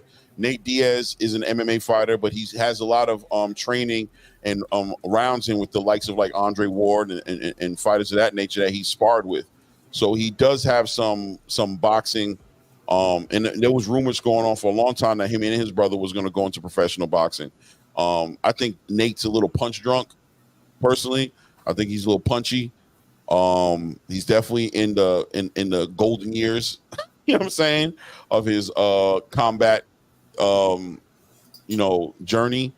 I don't know how that translates against another MMA fighter. Let's remember Nate went against Jake Paul, and in my opinion, he got embarrassed by Jake Paul. He didn't get knocked out or nothing, but he got knocked down and just didn't look good in that fight against Jake Paul. I think Masvidal is a game fighter. That's why he got that nickname Game Bread. You know what I'm saying? So if I had to lean right now, I'll probably lean towards Jorge. Yeah, fact. Because like Nate Diaz, boxing ain't for bro. He think it's UFC, like you can just walk around. You feel me? It's not that. Yeah, that's Stockton slap. Don't get no play over here. Put your hands down. It's not that. Yeah, man. Yeah, I'll go with Masvidal. I'll go with mine. Masvidal's a game. He's game, bro. He's just a fighter at his heart, and he throw them hands. He's been known to throw them hands in the UFC. That's what he does. So the BMF title. Right. In the UFC, he was one of them dudes. It don't matter if he won or he lost. You just wanted to see him fight again, and he won more than he lost. So, and like I said, Nate's a little punchy. You're a little punchy, man. He kind of a little slowly talking, right? He's a little punchy now. He not the same guy he was, 6 years ago. Salute, Jose. It's so easy to cut though, like. Oh yeah, all that scar tissue right here, like the tissue. And you know why he got that tissue, right? No, because he keep getting punched in his head. Makes sense. Wow, yeah. He don't do good. Clay on the roll today. Clay is on a roll today. I'm just saying it's the truth. That's why that man got. I'm not saying that. This is just you. You listen. Your energy is at another level, which is cool. That's good for the people. I'm having a good time today, man. This is day 2. You know what I mean? And we don't got too much to talk about like that. You know what I mean? Day three. Sorry, day 3. You know what I'm saying? We talked about a lot of boxing in the past 2 days. Let's keep them busy, baby. We're waiting for the big fight to pop off on Saturday, the big card to pop off on Saturday. Right. I mean, we can get into some Jerron Boots Anderson in his card a little bit. Yo, did you guys see at the Gervonta Tank Davis press conference after the conference that Stephen Fulton and Elijah Garcia had a little bit of a they bumped heads a little bit. Did y'all peep that at all? Not Elijah Garcia, Elijah. Man, I ain't gonna lie, bro. Elijah Pierce did some bluffing stuff, bro. He pulled he quote unquote pulled up on him. he wasn't talking nothing. As soon as Steven walked away, he like, yeah, that's what I thought. Like, what? He said, yeah, that's what I thought. Like, come on, bro. You can't. See? That just shows your whole man right there. You ain't really like that, man. Yeah, but don't Elijah Pierce got a little bit of smoke with Tank too, right? Like they got like a little history, right? Man, he is trash. Yeah, though. He got something. I know he got a little something with Tank. I heard him talking Frank tried to do, run off on the sparring match and got knocked out. The sparring match, that's right. But I don't think Frank did it as bad as Elijah Pierce did it. Frank was just like, Frank really got confronted with it. Like, yo, we heard that fight was that sparring match was crazy competitive, and he was like, you know, what's he supposed to? He just kind of tried to be humble about it, but like, yeah, man, it is what it is. It was good work. Yeah, it was good work. You know what I mean? He made a bet with him. I think it was Kenny. Yeah, it was Kenny. Kenny was like, man, I'll give you $10,000. Elijah Pierce, he's like, man, I will give you $10,000 if you do an interview and they ask you about Tank Davis and you say, I don't even want to talk about Tank. He couldn't do it though. That was easy dollars. Because he was like something like, I guess he was like, he basically tried to tell Elijah, like, bro, you the one that keeps saying Tank name, and you know you're not going to fight him. Like, you're not even in the same division. So why you keep saying his name? Stop saying his name. I give you $10,000 if you stop saying his name. Now, Hoodrich, now that's clout chasing. That's when I consider shit talking going bad. Just for like Ray, you know what I'm saying? Like Ray, that's what I feel like that's ridiculous. That's that shit talking that don't make no sense. That's that shit talking that makes no sense. You know what I'm saying? Okay. When he does shit like that, that's when I agree with people when they be like, nah, bro, he talking shit. What are he talking for? Not in the same division. Ain't gonna have the fight. Ain't gonna have a fight no time soon at all. Nowhere near on a trajectory to fight each other. And you sitting here trying to ride the coattail of somebody who's doing something else. That's different. That's clout chasing. That's like what is this doing? But not Keyshawn. What do you think about that, Rich? You heard the conversation a little earlier. You feel like there's anything wrong with Keyshawn calling out, Tank, or calling out, you know what I mean, saying that he want to fight Tiafimo or you want to fight these fighters? I feel like if you wasn't getting the big payday for fighting Tank, nobody would want to fight him. You feel me? Nobody. But Keyshawn, man, he got his own little problems right now. And Clay, again, it's not him calling the fighters out. It's like he talks shit. It's a difference. He's not calling them out. He's talking shit. And he only does it when the camera's in his face and he's about to fight. He don't do this on a standard basis. Like he picks a person. Where else would you want him to do it? I'm just saying, they get cameras in his face all the time. He always talking about, oh, that's my homie, this and that, I'm training, or this and that, and he'll talk about this person. Well, he went on after the Tank fight and he started talking shit, right? That was out of nowhere. That was something that was everybody was like, yo, what the hell is he doing, bro? He ain't even in the mix right now. Why is he even talking? Right? Which is okay. He's trying to promote, right? You got Andy Cruz, Frank Martin put up on him. Right. Bro, he really that's my point. Want to smoke with Frank. Yeah, like, that's it. He had to see the cameras and be like, oh no. Yeah, that's what I'm saying. He does that, and then when people approach him on it, then he's like, oh yeah, I told you that, bro. I really believe that you are still stuck on the confrontation he had with Frank Martin. I didn't say that. I think that's what it is. Never said that. No, it's not just Frank Martin, bro. He does this to everybody. Who else? Bro, he did it to Davin. Look, okay. Hoodrich talk. Go ahead, Hoodrich. Go ahead. Tell me, bro. I ain't gonna lie. He just did it. He did it to T.O. For real. Like for real. You know he's not getting these fights, and he's talking hella shit, bro. He's doing it in a cocky way, like he's like condescending, like he's being an asshole about it. He's not being like I want to challenge you about it. You know what I mean? He ain't even fight nobody, right? Nobody. And that was my whole thing. I'm like, yo, he's trying to put himself in an elite category, and he ain't elite yet. Pitbull will tear the fur off his ass. Bro, what I tell you, he said out of his own mouth, he said they want to classify me as a rising star. I'm not a rising star. I am a star. Bro, who says that? And you're not there yet. But you're not there yet. And then the people in front of you, you don't fight them. Like you're fighting freaking Pedraza, who's 20 He can years. fight Shakur right now if he Right. really wants That's to. it. If he really want Exactly. to fight a You big dog, believe that? Shakur There right you go. there. Exactly. There you go. These niggas just really talking, him. bro. These Man, niggas just talking, bro. man, I swear, Clay. Clay. Yo, Clay, Keyshawn, just want to let you know, man. Keep doing your thing, man. We see you out here, man. Hey, We understand. listen, We understand. Clay. Yo, I'm not If even you a can fan of spend him, a but I week don't with got no me, bro. problem with him talking shit. I ain't gonna lie. If you could spend a week with me, bro, just being, bro, like you'll be like, bro, you'll ahead of like. Maybe I need to do that. Maybe I need a buck. I need a book. buck. I need a book. I need to go book me a hotel and be more. You know what I'm saying? So I can ride around with him, rich to the gyms and better everything. worry about the B-class fighters, bro. I'm telling you, bro. Leave that boy alone. Bro. Leave that boy alone. Let that Look, boy live. I have no problem with him saying certain things if it's in confidence. He's saying it at it like he's just saying it just to put his name. He just wants to be in the mix. Is what he's doing. That's what I'm telling you. He's not doing it. It's like cockiness. He's just doing it just to get his name out there and just be in the mix. He wants. But he can though, Ray. He can. He can. You're right. Cruz, if you fight everybody, that's. But he's not. The thing is, he's not. He can, but he's not. That's the problem, Hood. I don't know. Yo, Ross Clyde. Hold on. Let me just bring Ross Clyde in here real quick. Yo, Ross Clyde, man. You in here, man. How you doing, family? Oh, I'm just chilling. What y'all talking about? Keyshawn Davis?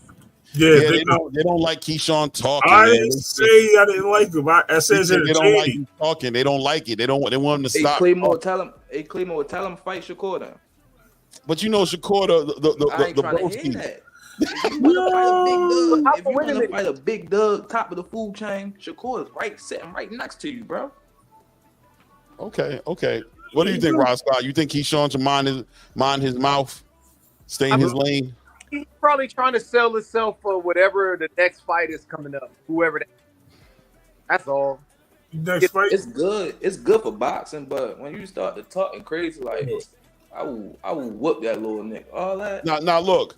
And you know what's he gotta back it up. That's the one hard thing about talking shit. Like Teofimo going through it right now. When you're talking like that and you don't deliver, now you also get whatever come with that. You get the backlash, you get the criticism, the scrutiny, you get all that. So talking shit comes with its pros and the cons. It's all right when you're backing it up and you're doing the work when you get the opportunities. But as soon as you fall short, talking shit hurts you. Now, if you fall short and you like Frank Martin really didn't talk shit like that. He got into the fight, you know what I mean? He got into trying to sell the fight. Man. I really respect him on a different level. Right, bro. see? He lost, but he didn't lose no respect. With him. It wasn't nothing personal with him. It was just you was in the way and we had to, you feel me? He was in the way.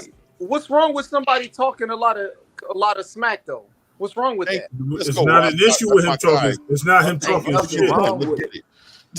It's not him talking shit. There ain't nothing wrong with it, bro. But when you say like you want to fight the top of the food chain, that's what I'm talking. Nigga right next to you, bro. And then you ain't fight nobody. You ain't even fight nobody in the top 10. Nobody. His next fight not even gonna be in the top 15. I don't even know who you fighting. That's up to the promoter, bro. It doesn't matter if it's a promoter, whoever. He really scared of Andy Cruz. He ain't gonna tell y'all that though. Oh yeah, he said he's scared of Andy. Oh yeah, Andy Cruz will beat and he with Bozy. Man, what? Yeah. I ain't gonna lie. I think Andy will run it with him. He could give that's a good fight. Bro. Yeah, that is a big fight. Yo, so what's his face? I can't remember who brought up the Berlanga and the cigar talk. And probably because I'm smoking the cigar, he thought to bring it up. But man, I was thinking all today. I was thinking about that conversation we had about Berlanga. You know what I'm saying? Yesterday, and yeah, man, let Berlanga get that fade with Canelo, bro. Oh, freaking flyer! Let him get that fade, man. I respect that. I respect that fight. I ain't gonna lie. I want to see if you gonna hold him or you gonna fold him. Right. Let him get that fade, man. Let Berlanga get that fade. I ain't gonna lie to you. I don't want to see Charlo, bro. I don't want to see Jamal. I want to see. There's other fights I want to see Jamal fight more than I want to see him fight against Canelo. You know what I mean? And I want to see him do those fights. I want to see him fight. I want to see him fight the dude who slapped the Hennessy out his mouth. The dude who slapped whatever he was drinking. Caleb Plant will beat Charlo. Niggas ain't gonna call out Caleb Plant, bro. Caleb Plant really like that. He just lost. to the better fighters, and that's two at the top at the division. Yep. Yeah, and look, Caleb got my respect a lot over the past 2 years. The way he been carrying himself, Caleb is just letting the world know, like, I ain't your regular whatever you think I am. Like, whatever you think, whatever I look like, the blue eyes and you see me rocking the Jordans, and maybe you think I'm being something I'm not. No, I'm really him. If you get out of line with me, bro, we're gonna have to deal with that, bro. It's only one way with me. It's only one way. Word. I'm really out here smacking the ish out of niggas. So if that's like happening, if you feel like that happening to you, walk up on me, talk about my wife, or talking all types of crazy. Like I heard Edgar Berlanga say he would slap the shit out of Caleb playing for real. And I'm like, yeah, I saw. Right. I feel like Caleb, like, all right. Caleb Plant, he beat Berlinga. He would beat Berlinga. He'll beat the shit out of Berlinga. He would. But you know what's funny? That other guy you was talking about ain't that guy. Ooh.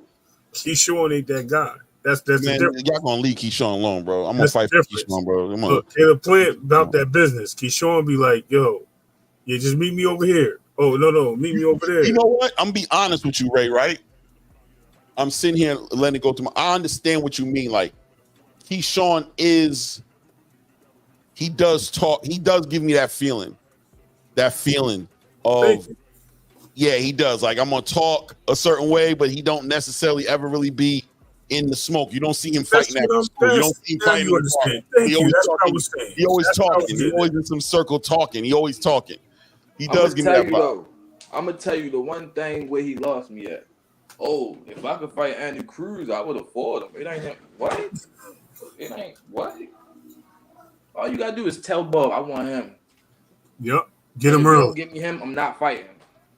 I want him early.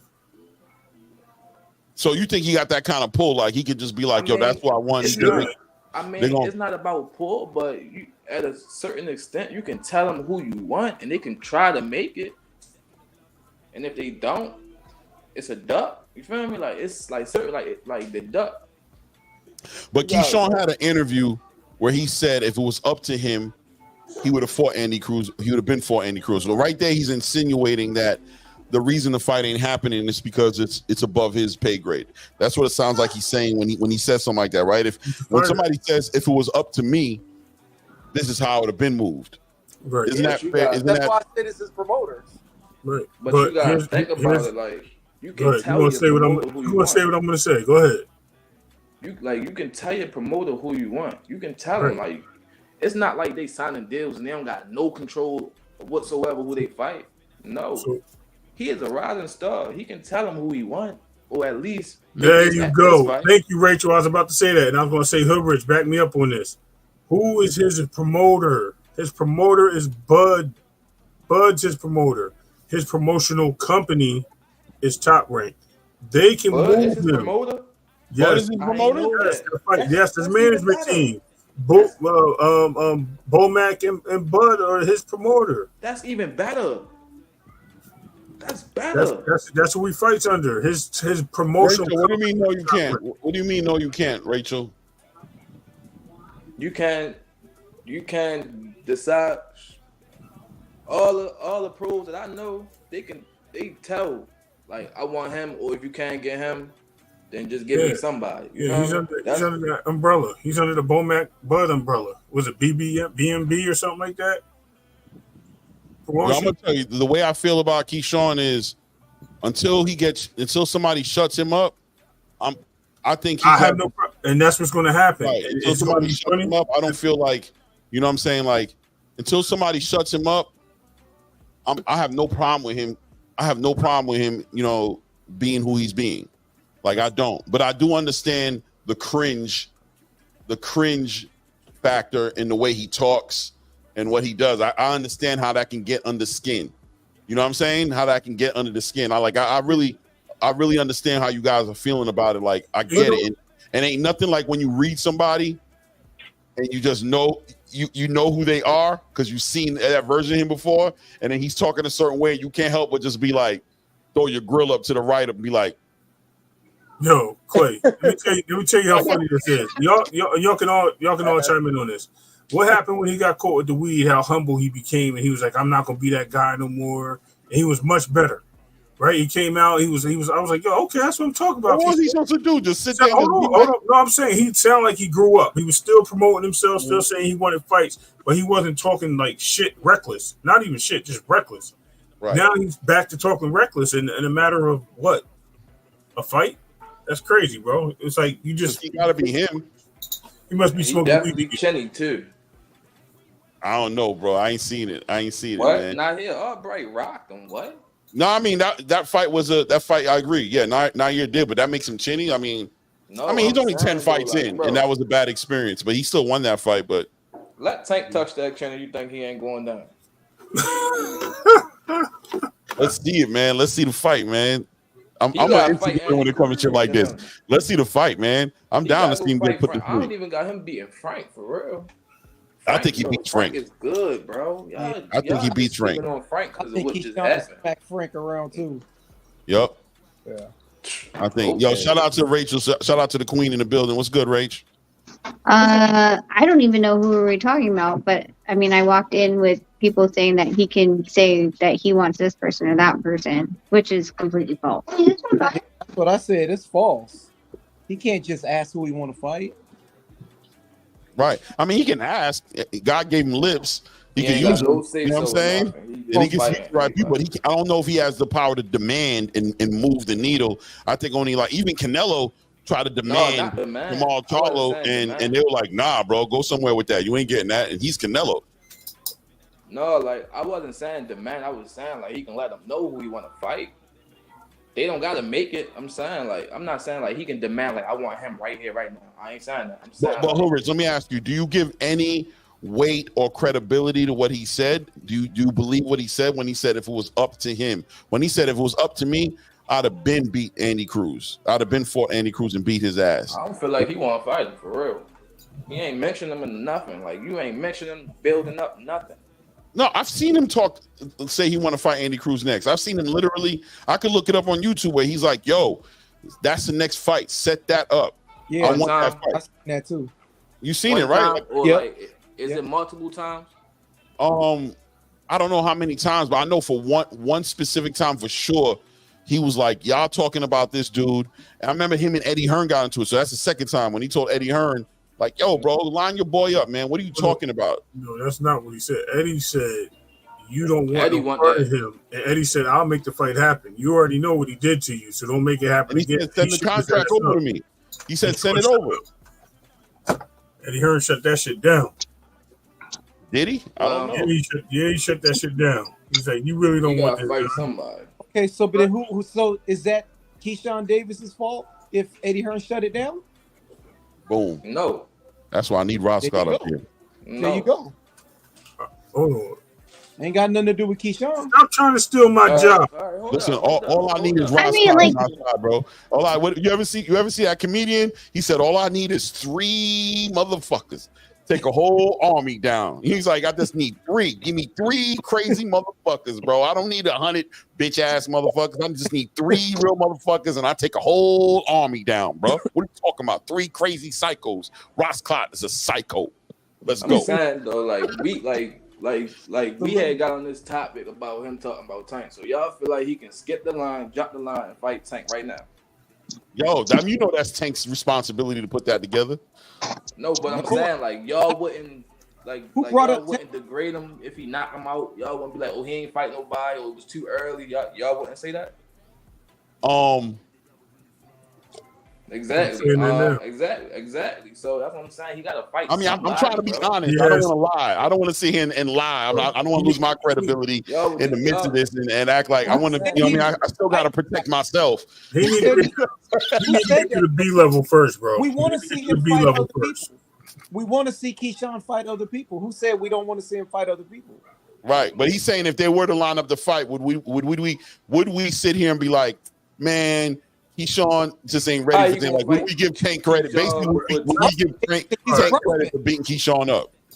They would say that because they already discrediting Frank right now. Frank Martin was a prospect. Let's listen to Rachel. There's so many points you guys keep throwing. I have no idea where I'm supposed to even respond at this point. I guess like one of the only things that I can say is one of the things that irritates me the most is any dialogue or discussion that says that any of these fighters that we're talking about, besides someone like Canelo, to say like, well, send me the contract, because guess what? They're not sending you the contract. No one's sending you the contract. You have to go through the promoters and you have to go through the managers. No one's sending you the contract. You also are not sending a contract out. So these false narratives of like fighters like, oh, we sent you, I sent you a contract, we sent you a contract. It was never your money to send. It was never your contract to send. It's not your, you already signed over your exclusive rights to promote fights, your own fights and your TV rights. So I think this is like some weird fake, Jesus, I don't even know what it like, pumping of the chest. I don't know what, like, kind of layman term for it. That's all. Peacocking, okay, I think, peacocking, where you're like, we'll send you the contract. No, you ain't. You're not Top Rank. You're not Matchroom. You're not, and you signed your rights to your fight to these people. Talk to them. So you're not going to do that. As much as I don't like that term, it 100% is within the scope of what we're talking about, because I've said numerous times, like even within those contracts, it says that your name, likeness, voice, every single thing. So I liken it to if Nonito was under a promotional contract and he wanted to do they're like, hey, we have a dentist that will take care of all your boys' dental for the rest of their life. You just need to do this little snippet for a commercial. You are not allowed to do that because you don't own your own likeness. So, like I said, so when it comes to, I don't believe I have ever used the word duck, because I don't like it, because I know that if managers are not getting enough, if brokers are not getting enough, if promoters are not getting enough, they are going to stop the fight, and they will make every excuse possible. They'll say it's the other promoter. They'll say the money on the table is not enough. But guess what? You're never actually going to see it in writing to know if it's a bluff or not. Yeah, facts. Like, you're never going to see nobody be like, oh, I sent him the contract, and they post it on. So you never will see that. That's fact. So do you think there's legitimacy when Keyshawn says, if it was up to me, I would have been done that? Do you think he's being honest and transparent in that comment? I think that boxers are always like that. I'm married to one. Like there's, and I'm constantly around boxers at Top Rank and other these gyms around, Las Vegas. They all think highly of themselves. They should. You don't want a boxer that. Hell no. What would you want a boxer that's like, yeah, actually, no, I don't want that smoke. No, They're supposed to pump themselves up. They're supposed to have self-confidence. They're supposed to have pride and belief in their abilities. So, it's just the landscape that we're in. Yeah, of course you'd want to do that. Of course you'd put yourself in the line of fire. But unfortunately, the way that the landscape of the game is, you can't. 100%. And I think Keyshawn's been honest about that. If you ever hear him speak, and I listen to Keyshawn speak, man, he lets it be known, like, man, Top Rank, you know what I'm saying? When they call me, I'm gonna be ready. He always lets it be known, like, yo, Top Rank calls me, I'm gonna be ready, but I'm the best. And do you think there's any problem, Rachel, with him saying, I feel like I'm the best at 135?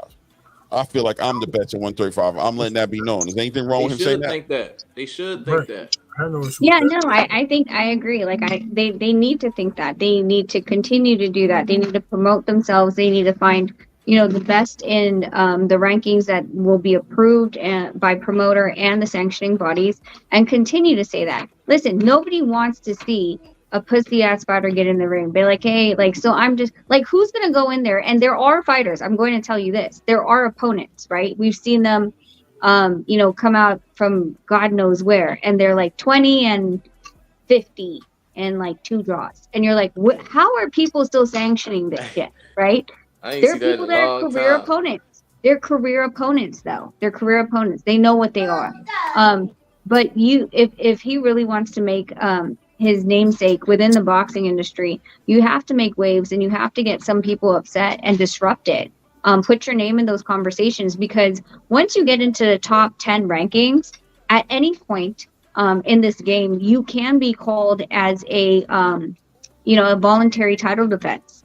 So it's not far-fetched for him to have himself like coming out and saying like, hey, I want the best. Well, of course you do. That's what you're supposed to do. No one's aiming for number 7. Talk to him. It's natural. You know what I'm saying? The way you shut a boxer up is you beat his ass, man. That's how you shut him up. Like you don't like what he's saying, beat his ass, because he's supposed to look, man. And like I said, I don't know if Rachel agrees with this or not. Boxing is a unique sport.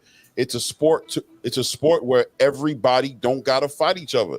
Mandatories don't hold the weight that you think they would hold. Rankings don't hold the weight that you need them to hold. Look what Teofimo just did. He's a WBO champion, and he just fought somebody who I don't know where that dude's ranked at. Most people never heard of that dude. Most people never even heard of that dude until the fight. You know what I'm saying? That dude got an opportunity. We're in a era of boxing, and I don't know if it's just this era, but we'll look at what Canelo did. He pulled somebody up from 2 weight classes down, skipped the mandatory he's supposed to be fighting, and gave another weight class division an opportunity to become an undisputed champion in his division without fighting out one other fighter in that division.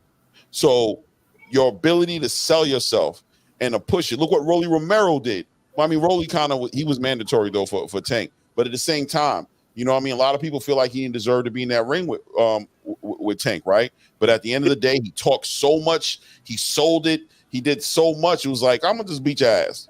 Fuck it. Go ahead, son. Listen, I'm just going to beat his ass, and then I'll go and I'll move on. Tank was like, I'm just going to do that, get that out the way because he's talking crazy. I'm going to go beat his ass. You don't got to fight who you're quote-unquote supposed to fight in boxing. So your ability to sell yourself, right, and talk that ish and poke the bear sometimes makes the biggest difference in the trajectory of your career and how successful or not successful you are.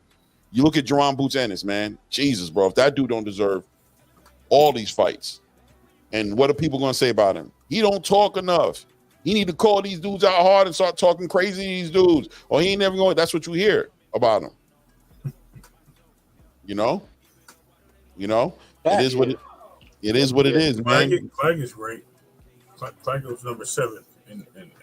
I knew who Claggett was. Remember, I told y'all he was going to be a hard fight. Then Frank Martin to Tank Davis. No one believed me. You're right. Who was his last win against, guys?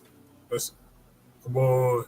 No, his last win was against Claggett was on like an 8 winning streak. His last one. I just told you who he beat last. Yeah, I was about to say. You told me who did he beat? He beat the guy that Keyshawn about to fight, right? Yes. Yeah. Yep. Correct. Right. You know what I'm saying? He beat Magueno, whatever his name is, Magueno. Yeah, man, it's that kind of it's that kind of sport, man. It's a sport where, shout out to Muhammad Ali, man. And I was talking to some OGs a couple of days ago who was just letting me know, like, and I didn't know this, you know what I'm saying? I'm sure a lot of people on this panel know this already, but Muhammad Ali was not a liked person, bro, in boxing. Nope. That was his era too, though. In his era, yeah, like they didn't like him. They used to say the same thing, like he talked too much shit, bro. You always got something to say, bro. I can't stand this dude. He clout chasing. He doing this. I disagree. Agree. I think maybe the boxing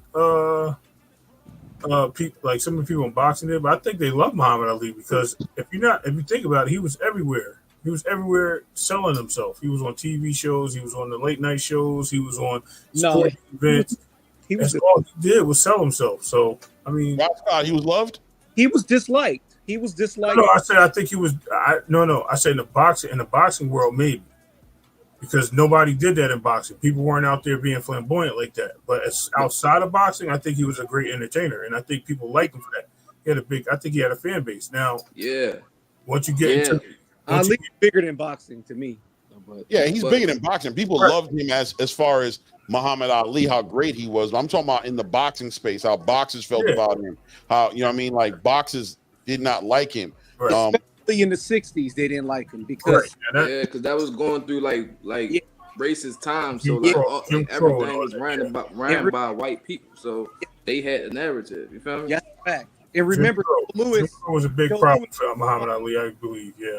Remember, Joe Louis was the quiet, obedient champion, and Ali was the opposite.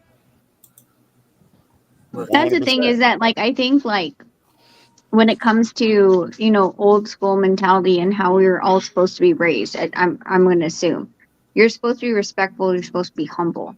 And anyone that disrupts that type of mentality is considered, you know, a rebel, rambunctious, you know, hard to control, all the negative aspects of being able to speak on your own and say, hey, there's no problem in saying I'm the best, right? We have weird issues in saying, hey, I'm the best at 118, I'm the best at 115, I'm the best at 135, 147. Like we almost cringe from it because of how, well, I mean, I guess I'm speaking for my own like race. They don't want you to be like that. They're like, you're bragging, you're brash, you're arrogant. But how is it that, you know, that needs to be a further discussion, that those kinds of terminology needs to be the fact that it's more so of self-confidence. It's more so of self-belief. So I think, you know, like we do have like those differencing in opinions, because if we look at the younger generation right now, they have no problem in saying that they're the best, and they have not done anything with their fucking life anyway. You know, that's the difference between culture. That's the difference between cultures and heritage. Like your heritage says one thing, and the culture says something different because it's a different culture, and they just they just move a different way. They move to the point where they just think they're entitled to more things than anybody else, and we see that every day. Yeah, for sure, man, for sure, man. I mean, but you know, I mean, shout out to the shit talkers, man. Talk your shit, man. Not everybody has the ability to just be like, you know, somebody said earlier, Tank didn't have to do that, this and that. There's exceptions to the rules. There's people who don't got to do that shit, bro, who just exciting. Tank delivers enough knockouts. He's an exciting fighter. You know what I'm saying? He's got the swag. You know what I mean? He got the teeth fixed, and the, you know what I mean? He got the jewelry. He got the, you know what I mean? He light skinned it and shit. You know what I'm saying? You know what I'm saying? This is the social media era too. Like back in the day, they had social media. If they had social media, Ali would be the biggest star. Oh yeah. Look how big he would have been. Like I feel like with social media, a lot of these prospects and up and comers, this is their time to sell themselves. I mean, Ryan Garcia did it. Ryan Garcia, nothing wrong with anybody talking their smack. Don't be a mute. Crawford, the problem with Crawford, everybody said he was too boring. He's too boring. You know what I'm saying?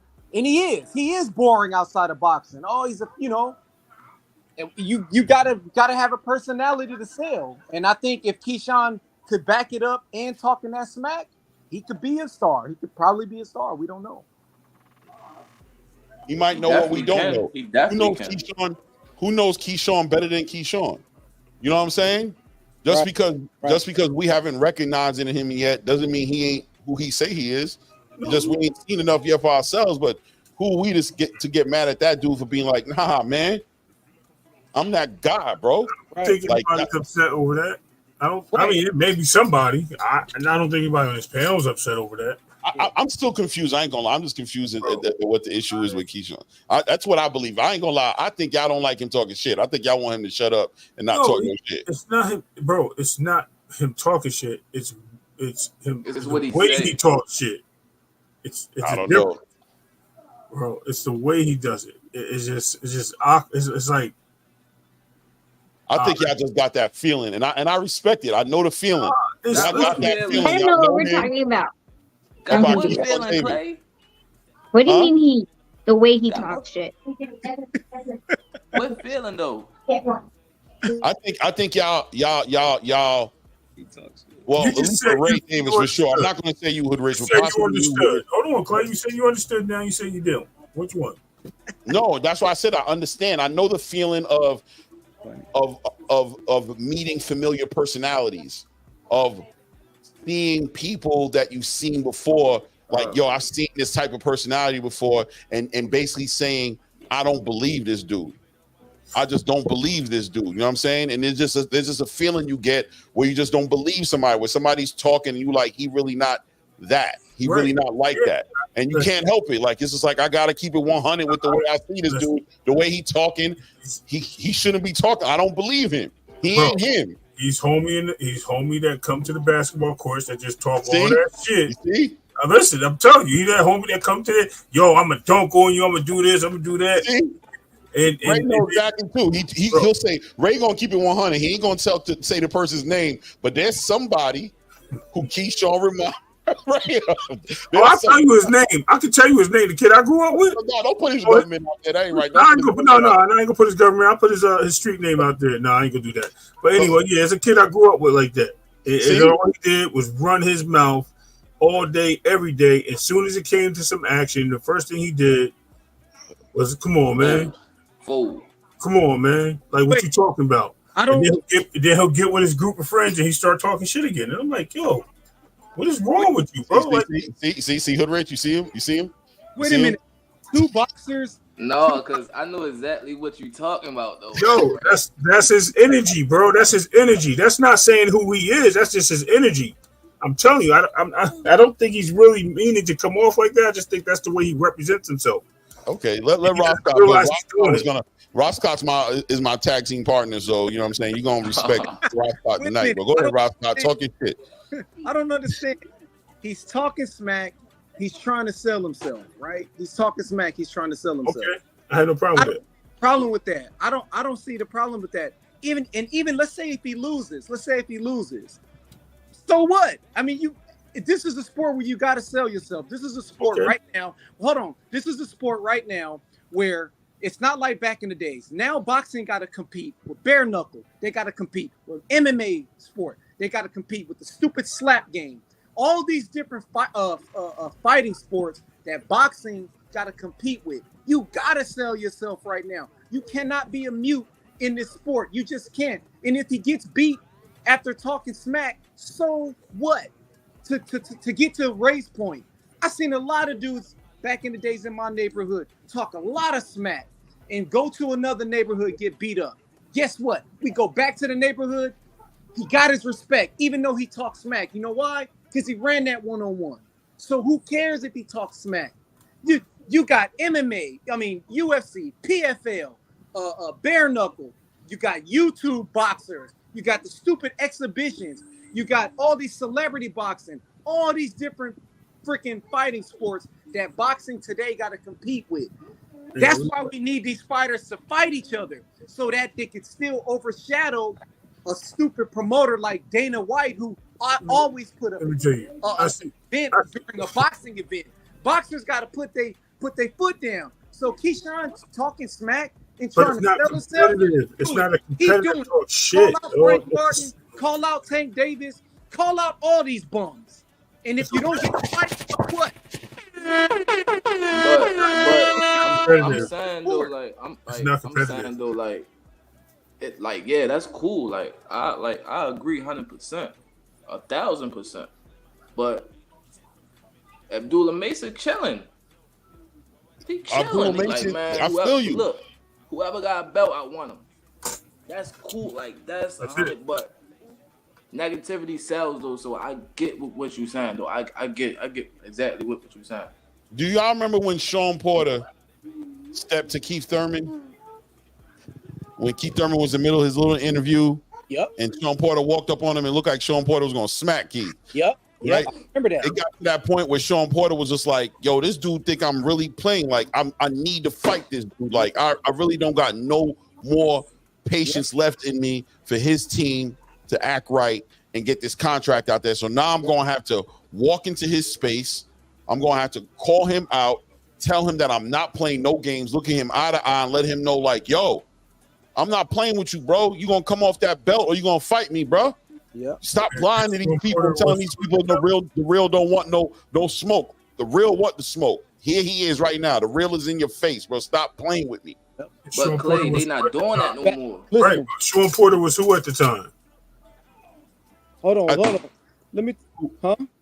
Shawn Porter. What, you mean like ranking wise, like mandatory? Who was he? Yeah. No, who was he at the time? What do you mean? He was the champ, right? No, Shawn Porter didn't have a belt at the time. He didn't have a belt. He didn't have a belt when he fought. What's the name? I thought he was challenging for Keith Thurman's belt. I thought Thurman took one of the belts from him. No. I don't think he had the belt yet. Shawn Porter was his third belt from. So I don't know if he had the belt. I don't think he had the belt. No, he was trying to get. He didn't have a belt, bro. Before he had the belt, he was just talking and popping. Yeah. When he stepped to Keith Thurman, he ain't had no belt. He didn't have no belt. Okay. But listen though, we need that. Like back in the days, right? Deontay Wilder's trainer, Mark Breland, right? He just want to fight.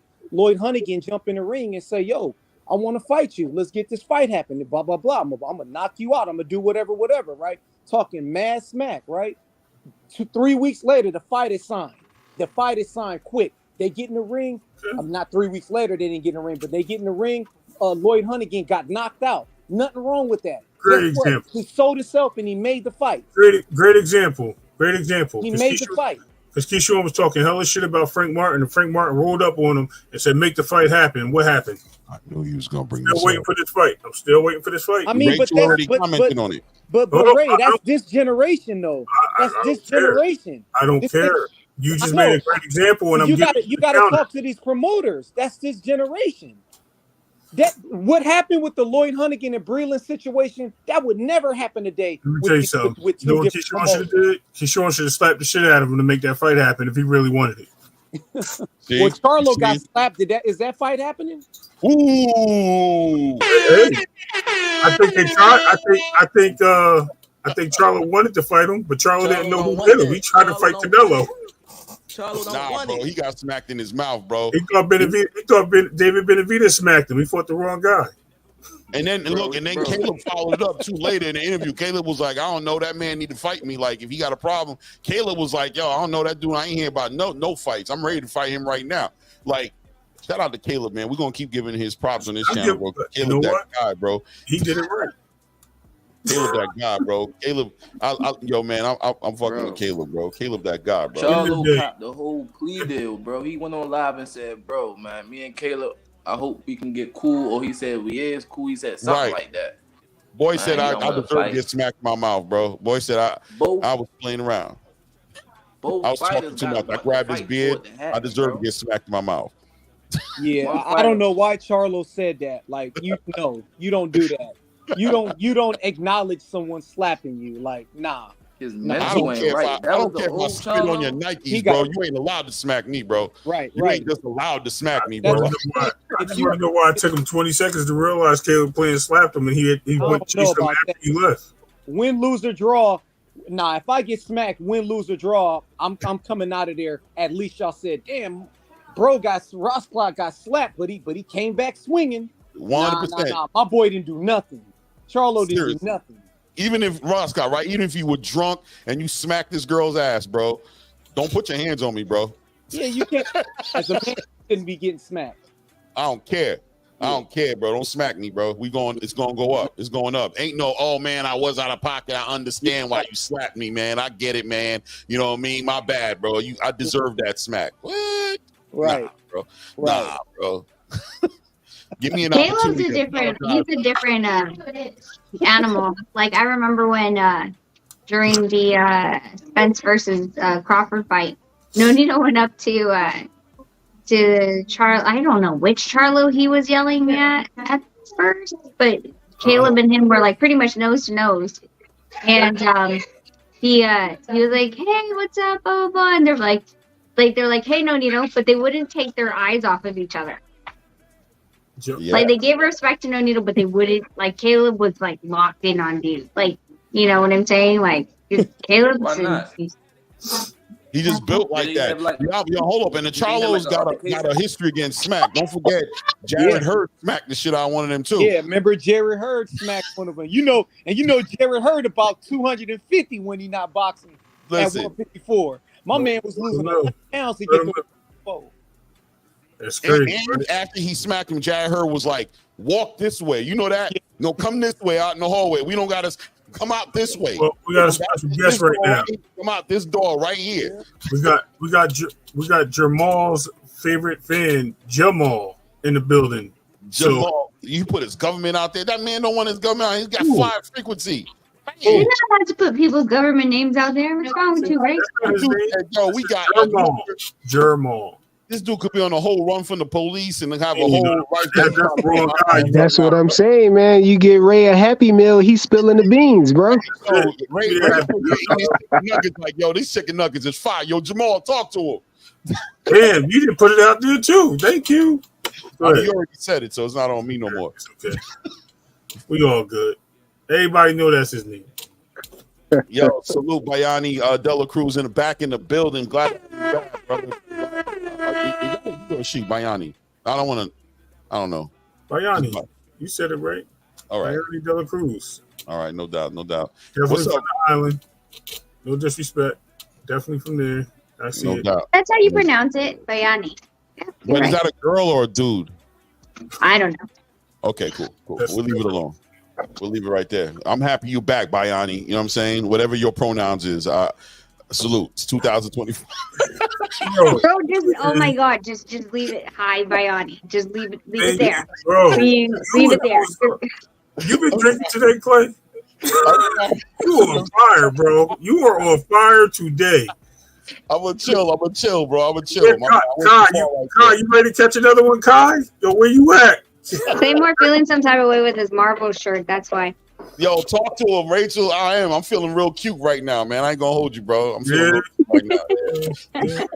Yeah, it's on you, bro. He said he was him, his. No doubt, Bayani. Thank you for clarifying it. See, Bayani understand what I was trying to say. You know what I mean? We gotta respect everybody. We gotta respect everybody today, bro. You can't come on, bro. Y'all gotta respect them, bro. You can't do them like that, man. You gotta find out. Bro, I got you. Wait, hold on. J Pitt City said it ain't about getting smacked. It's about what you do after. Talk to him, J Pitt. Everybody can get slapped, bro. But you really got slapped if you don't do nothing. Yeah, and that wasn't Maul. That wasn't Maul that got slapped that time though. That by Jared Hurd. Yeah, that was Jamel. So both brothers got smacked. Thanks. Jesus. Great. That's just great. Yeah, both brothers got smacked. They really twins. Charlo tradition, bro. Yeah. You know what I'm saying? We're gonna stay loyal to the traditions. I don't remember the names from G.I. Joe, but there was that Tomax and Tamaz. Yeah. But Maul smacking dudes in the ring though. Yeah, I guess he ain't smacking Caleb in the ring. Yeah, he ain't doing that. No, niggas don't want to see Maul Caleb, smacking man. in the ring? Wait, hold on. Then both them brothers is bums. Yep. What can you say? I mean, look, I can't say no. I think Ross Scott. I don't know. Argue with it right now, man. Like, yo, right, Rich? We gotta wait for Freaker with the reply. I was ready to argue him down to the floor just now, but I was like, yeah. Go ahead. They all bums. Yo, shout out Greenville and Mike, man. I got that. Greenville and Mike, appreciate that donation to the channel, man. Salute for the chicken nuggets, J Pitt. No doubt. But yeah, man, look, man, fights in boxing need that push, man. They don't just get made because these fighters only earn it. They gotta stir the pot, man. They gotta stir the pot sometimes. Sometimes they don't have to. The Canelos, the Tank Davises, even the Lomachenkos, you know what I'm saying? Those guys don't gotta stir the pot because, you know what I mean? God is good. They've had great fights, exciting fights. They got a lot of fans. The fan base is there for them. And they can just, you know what I'm saying? They can just basically continue to move on through their career with a certain kind of energy and still get the fights that they want. But some fighters got to go out there and poke the bear, man. Like, hey, man, you ugly. But no, yeah, like I ain't gonna lie, you ugly, bro. I ain't gonna lie, bro. Like all jokes aside, though, like that fight not happening, bro. Which one? What fight? Keyshawn and Tank. It ain't happening, bro. No, I don't think it's happening yet. It's probably not happening. And it's a reason. Why y'all saying it's not happening? Well, let Hoodrich say why it's not happening. It's a reason, like, bro. It's a reason why Tank ain't respond to it. He told y'all he ain't building no more fighters. It's Right. a wrap. Like he got the fights that he planned on fighting, and he's out of here. Yeah. Plus, like he ain't even like by the time that fight happened, Tank gonna be down there like 37, 38. Boy, it'll be 42, bro. Keyshawn got to get 20 wins first. Yo, I was about to come up earlier, but I didn't get a chance to. I had to go run do something, but I wanted to say that it's getting crazy down there at 135, and I heard a lot of people talking about Shakur is going to be undisputed, like it's just a given, you know, like Tank not trying to get undisputed too, like that's not a given down there, you know. All of those guys down there, it's pretty good. Like you got Abdullah Mason down there, you still got Andy Cruz down there, you know. Then you got Shakur, you got Tank. It's just a lot of good competition down there. I don't think it's a given that, you know, any of those guys can just become undisputed, you know, like that. Yeah, ain't no given for sure. Ain't no given. That's for sure. But I think there's only a handful of people in the conversation right now, in the undisputed conversation right now. Not everybody at 135. I think the people like Shakur, Tank, Loma, like those names are the people who are in the conversation. You know what I'm saying? That being said, though, I think Keyshawn need to fight Andy Cruz or something like that. You know? Yeah, man. I ain't gonna lie though, bro. Like I ain't gonna lie, like, and I ain't saying. All right, here's the question. All right, can you be? Hold on, let's hear what Hood Rich was about to say. Yeah. No, go ahead, Ray. No, I want you to talk. All right, but I ain't gonna lie though, like, and I ain't just saying this because who I'm with. I swear to God, I'm not saying this, but I just genuinely feel bad, like, for Shakur though, like, how, like everything, like the predicament he in right now. But it's a good thing for him if he really know, like, it's really a blessing in disguise. But and I really feel bad for people when that fight happened. I just feel bad for people who gonna put that money, because there's people that's gonna bet a bag on Shakur, man. Who's gonna bet on Shakur? I wonder, because he's gonna get. It's a lot. Well, they all stupid because Tank Davis is gonna beat him, pretty easy. Really genuinely think Shakur can win. He can, but. Nah, he can't win. Dang, that's Ross. Who that? Ross Clark? He ain't gonna win. Shakur is the worst of the bunch. Damn, the worst. Yeah, he's the worst. You gonna do him like that, bro? Shakur got to put a show on Saturday, but he got to show y'all. He got to play that Roy Jones. That's what he need to play when he come into the ring. Y'all must have forgot. I ain't say that, buddy. Shakur the second best lightweight. I'm saying it. I think why you think Shakur the worst one? I think people overrate boxers today. I really do. But they overrated. They overrate people who fight off the back foot. They slick, or I like this guy. He parry your jab and Yoshino. He dominated Yoshino at 135. Man, please. Now Hood's like, yo, hold up, man. Let him finish, man. He's saying something, man. Y'all gonna stop cutting this dude off. What I'm saying is, if we had lightweights like we had from back in the days, and they fought somebody like Shakur, he'd be food. Back in the day, meaning you can box. Yo, Shakur, man, you got to show up Saturday, man. These guys is talking crazy about you right now, man. Diego Corrales would have beat him down. Saturday, Shakur got to show up, man. He got to show up and show out, bro. Y'all gonna put some respect on. Diego Corrales would have knocked him out. Diego Corrales would have knocked Shakur out. He's not Floyd.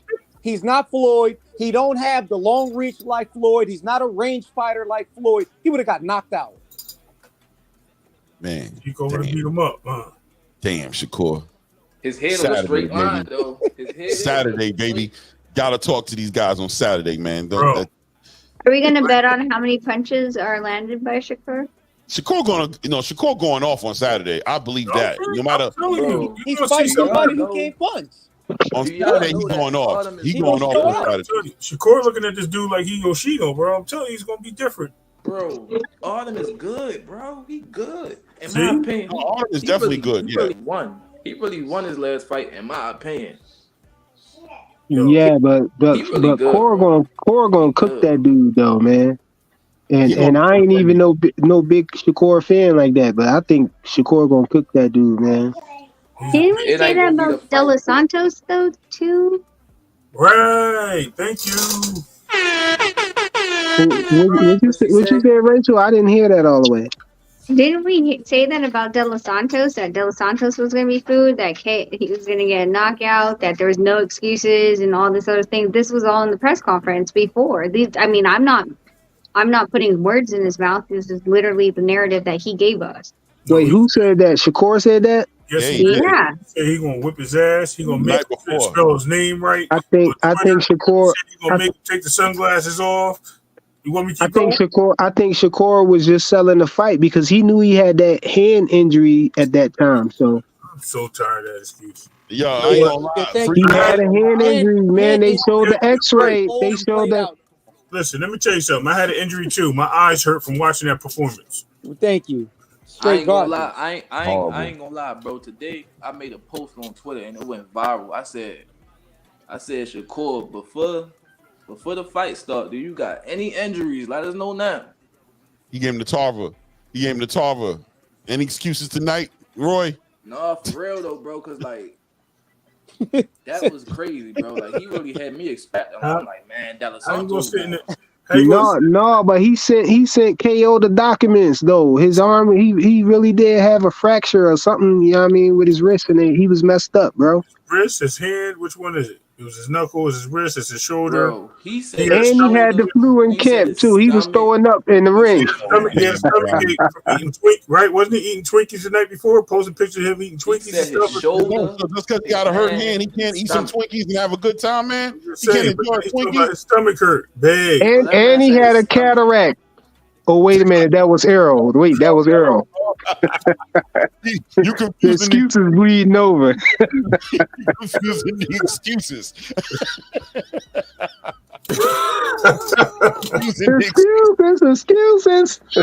Excuses. More excuses. Hey, Clay, Ray, I gotta go, man. I gotta get some stuff for the barbecue tomorrow. Yeah, I'm coming, right? Salute, everybody. Where we going? Man, you done hating on Kerr, man? Oh, me? Yeah. Nah. I'm a hate on him again. Trust me. Okay. You know, y'all know me. I'm a hater. I hate all of them. Man? You talking about barbecue? Where we coming? Salute, y'all. Yeah. All right, salute. Nah, man. Shakur gotta get his respect. Barbecue. I ain't mad at it, man. Devin Haney out, so you gotta find somebody else to hate on. So I guess Shakur is the next guy. Shakur gotta get the respect put back on his name on Saturday, and I think that speaks to the importance of this fight, man, because he's definitely earned himself, in my opinion, some warranted. He's earned himself some warranted criticism, you know what I'm saying, because of that fight. And I'm with you, Frequent, as far as and I don't know. I think most of the people on this panel believe for Shakur. I don't think nobody thinks Shakur was lying, but I do believe that the excuse game in boxing is just not acceptable. You know what I mean? Especially when you talking about what you're gonna do the night before the fight, and you do the complete opposite, you're gonna get what you get with it. You know what I'm saying? Now, I also agree with Frequent that he was selling. He was selling snake oil, you know what I'm saying? He was trying to get in De Los Santos's head to kind of have him kind of like hesitant to overcommit. He played, like he said, he was finessing. But with finessing comes what you're getting right now, you know what I mean? So Saturday night gotta be that night, you know what I mean? Like he said, he gonna sit in the pocket, he gonna show y'all how to sit in the pocket and hit and not get hit, and show you know what I'm saying, what this boxing's all about. That's dangerous. Shakur beat that man with one hand, bro. He beat who with one hand? De Los Santos. Oh, that's what he told you? One hand and 2 feet. One hand, I wouldn't 2 call feet. that a 2 beating. good feet. 2 good feet. Hey, let me tell you what I see, bro. I wouldn't call that a beating, though. That man said, he didn't. That wasn't no beating. Was in that press conference and said, I thought you were bigger than this. Who tells another person, I thought you were bigger than this. I'm going to beat the shit out of you. He sold it, man. He sold it, bro. He had his fingers in his pocket, pulling at him like, if you move, you gonna get it. Don't move. You know what I think though, Clay? I think Shakur need to rematch him, man. because he ain't gonna never get away from this. But no, People though, gonna Pete always though. talk about that. Pete though, he want everybody else to fight him now. Nah, right. You fight him, nigga. Nah. Yeah, listen, I think does De Los Santos. That was my question when we talked about Keyshawn. I was gonna say, does Keyshawn beat De Los Santos? Does he beat Williams Zepeda? Those guys. Yeah. Keyshawn fight De Los Santos. Not. I think a good fight will be Frank Martin and De Los Santos. That'd be a good fight. That'd be a really good fight. That'd be a really good fight. We'll have to see how Frank's uppercut skill, dodging uppercut skills. I ain't gonna hold y'all. I think. Come on, man. Everybody ain't throwing the uppercut like Tank, man. Don't even do that to him. Santos has got really fast hands, dog. Like he showed with Shakur. Shakur was like, "Yo, this dude is fast, bro." Who? He's like, "Yo, I ain't know De Los Santos threw this fast. He couldn't move it. Yeah, he didn't know that. I don't know, man. I think he can pose a really real like that, bro. And he gonna be like once everybody leaves, Shakur, Tank, everybody leave, he gonna be a champion, bro. For sure. For sure. He might go to So basically you saying he ain't gonna never be champion because Tank's staying down there. I mean, bro, no, I'm saying, bro. He said when Tank leave. He said when leave. He trying to figure out a way to not say it, but that's what it is, bro. It is what it is. Bro, he 22, bro. He young. Who we talking about right now? De Los Santos. De Los Santos is 22? Okay. No, De Los Santos is one of those guys, man. I don't know if he stays at 135. I think he's going to 40. Rachel was going to say something before. I know she was. I heard her. She was getting ready to say something. There she is. Nope. So what Bayani said is that Shakur said he would beat Pacquiao. I don't remember. I don't remember him saying that, but maybe he said that in the sense of he anybody can get it type. But I don't think he would have said that. Like Pacquiao's not even an active fighter, even though he's about to, the WBC just, allowed, sanctioned, said they would at least sanction the fight between him and Mario Barrios. But I don't think he said, it's just kind of like the same way as a fighter just being like, what would happen if you would have fought, George Foreman, and you just like, look, I got respect for George Foreman, but this is my time, and no matter who get in the ring with me, they're gonna suffer a loss. Okay, so it wasn't. Yeah, I got you. Yeah, he just kind of answered. My whole thing with Shakur is just like I said earlier, that kind of fake pumping where like, oh yeah, I'm totally a peacock, and yeah, I sent him a contract. You didn't send shit. Shut up. Like, stop playing this. Like I said, like you're the big dog, because if you were, then you would just put your money behind, put your own shows together, etc. So that honestly, like up until that point, like, and of course, a lot of the fighters have been doing this and playing this game, and I lose a lot of respect for these fighters that play that big dog role, and you really aren't. Sorry, you aren't. And I'm gonna put it even on Nonito. Nonito's not. He's not gonna go put on his own show and go find sponsors and a TV network and promote the fight and all this other stuff. And that's okay to be like that. But, you got to realize like what your role is in this game. And so, I mean, honestly, for me, that's what kind of turned me off from Shakur when he's saying, well, I sent him a contract. No, you didn't, bro. No, you didn't. You legally can't. Yeah. Well, I agree. Hold on a second. I have the link. I'll hook you up, Bayani. But let me see here. As far as William Bayani, you said Zepeda versus Cabrera. Am I gonna watch that fight? Yeah, bro. I watch boxing. It's gonna get wild. I watch them all, baby. Like, you know what I'm saying? I watch all the fights. You know what I'm saying? Maybe not always live because sometimes fights be on at the same time. But I'm good for like having one screen. I got monitors all in my man cave, bro. I'm good. I have all the damn fights on when I'm sitting up in here, so I'm gonna watch them. Trust me. So yeah, and William Zepeda is number one across the board right now at 130 at 135. He's number one across the board right now. I don't remember the last time I seen a fighter who was number one across the board. Like he's number one. He has a great position. He's moving to 140. Is it 140? No, it's 130. No, he said he's moving to Frank 140. Moving up. Oh, Well, Frank's moving out up, of but here. on Cepeda. I'm talking about Williams Zepeda. Williams Zepeda is number one across the board. And yeah, I'm gonna definitely watch that. Cabrera is the one who beat Isak but didn't get the win, right? Didn't get his hand raised, right? Right. Yeah, that's gonna be. So I take it, like, since we're talking about the fights this weekend, you're not gonna watch the what is it called? The Nate Diaz versus who in the world is it? No, I'm not watching. I mean, I watch it, but not that night. Yeah. You know what I mean? I'm not gonna watch it that night. Isn't Amado Vargas fighting Sean Garcia? Yeah. We talked about that earlier. Yeah. I think. I mean, I'm with everybody on the panel. Everybody said they think Amado's gonna do it. You know what I'm saying? But Sean, a little firecracker, man. It's only a 4-round fight, though, so you know. It's only 4 rounds. 4 rounds. Okay, that's. No.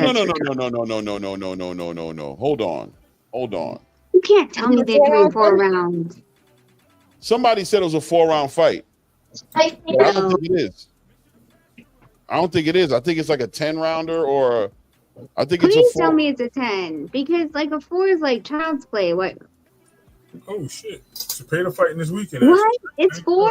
He's saying. Wait, are you saying 4 or 8? Because you flipping it. Hold on. 4. I'm about to tell you. That sucks, bro. That's why I said it's damn near like an exhibition because like I was watching the press conference today and they said that. No, it's a 10. Oh, it's an 8-round fight. It's an 8-round fight. See, you were half correct when you were flipping it. Hey, you were half correct when you were flipping it. I was like, does that mean it's 8? So just stick with that. Hell yeah, if it's 8, like I think that'd be pretty exciting. I'm deeply sorry. I thought they said 4. No, it's no 8. worries. It's 8. I'm looking. I think it would be more exciting if it's 8-4. Like I'm like, what are we watching? No, it's definitely. I'm looking at it right here. You know what I mean? I'll share the screen. You know me. There it is, right there. Yeah, I apologize. My bad. That's all good. Maybe only last 4. He right. You predicting the future. I got you, Rich. You predicted it. He flipped it. He did the front 4 and the back 4. That meant 8. I got him. He's fine. I mean, I think you know what? It'll be interesting, but first of all, definitely Sean Garcia getting stopped with a name like Sugar Rush.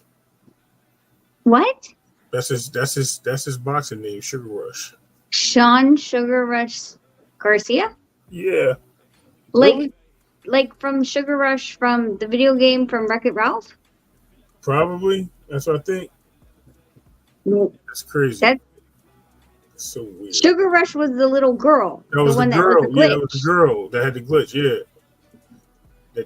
Yeah. Are you serious? That's his name. I just looked it up. Damn. This is terrible. Poor kid. Ryan probably. Is he trying to say he's a glitch? Maybe. I'm trying to figure out. I'm trying to find the best like footing for him right now. I'm like. Trying to put some perspective on it, Rachel. I'm trying. It's not working though. You don't want to go with the obvious, right? You don't want to go with the obvious. You want to. You have sugar in the tank. Hey. Yes, what sound like. I mean, Rick Tim's in the building. Rick. Hey, Rick. There you go, Clay. It's in the Pretty Ricky, what they call Rachel, Clay, Ray, everybody on the panel in the chat. What's up, everybody? Hey, man, good to see you on the channel, brother. I ain't seen you in a long time, man. I know he's the fellow Terrence Crawford fan. You know what I'm saying? He one of those guys. There's only a few of us out here. You know what I'm saying? Only a few of us out here. So I'm definitely happy to have you on the channel, brother. What's on your mind, man?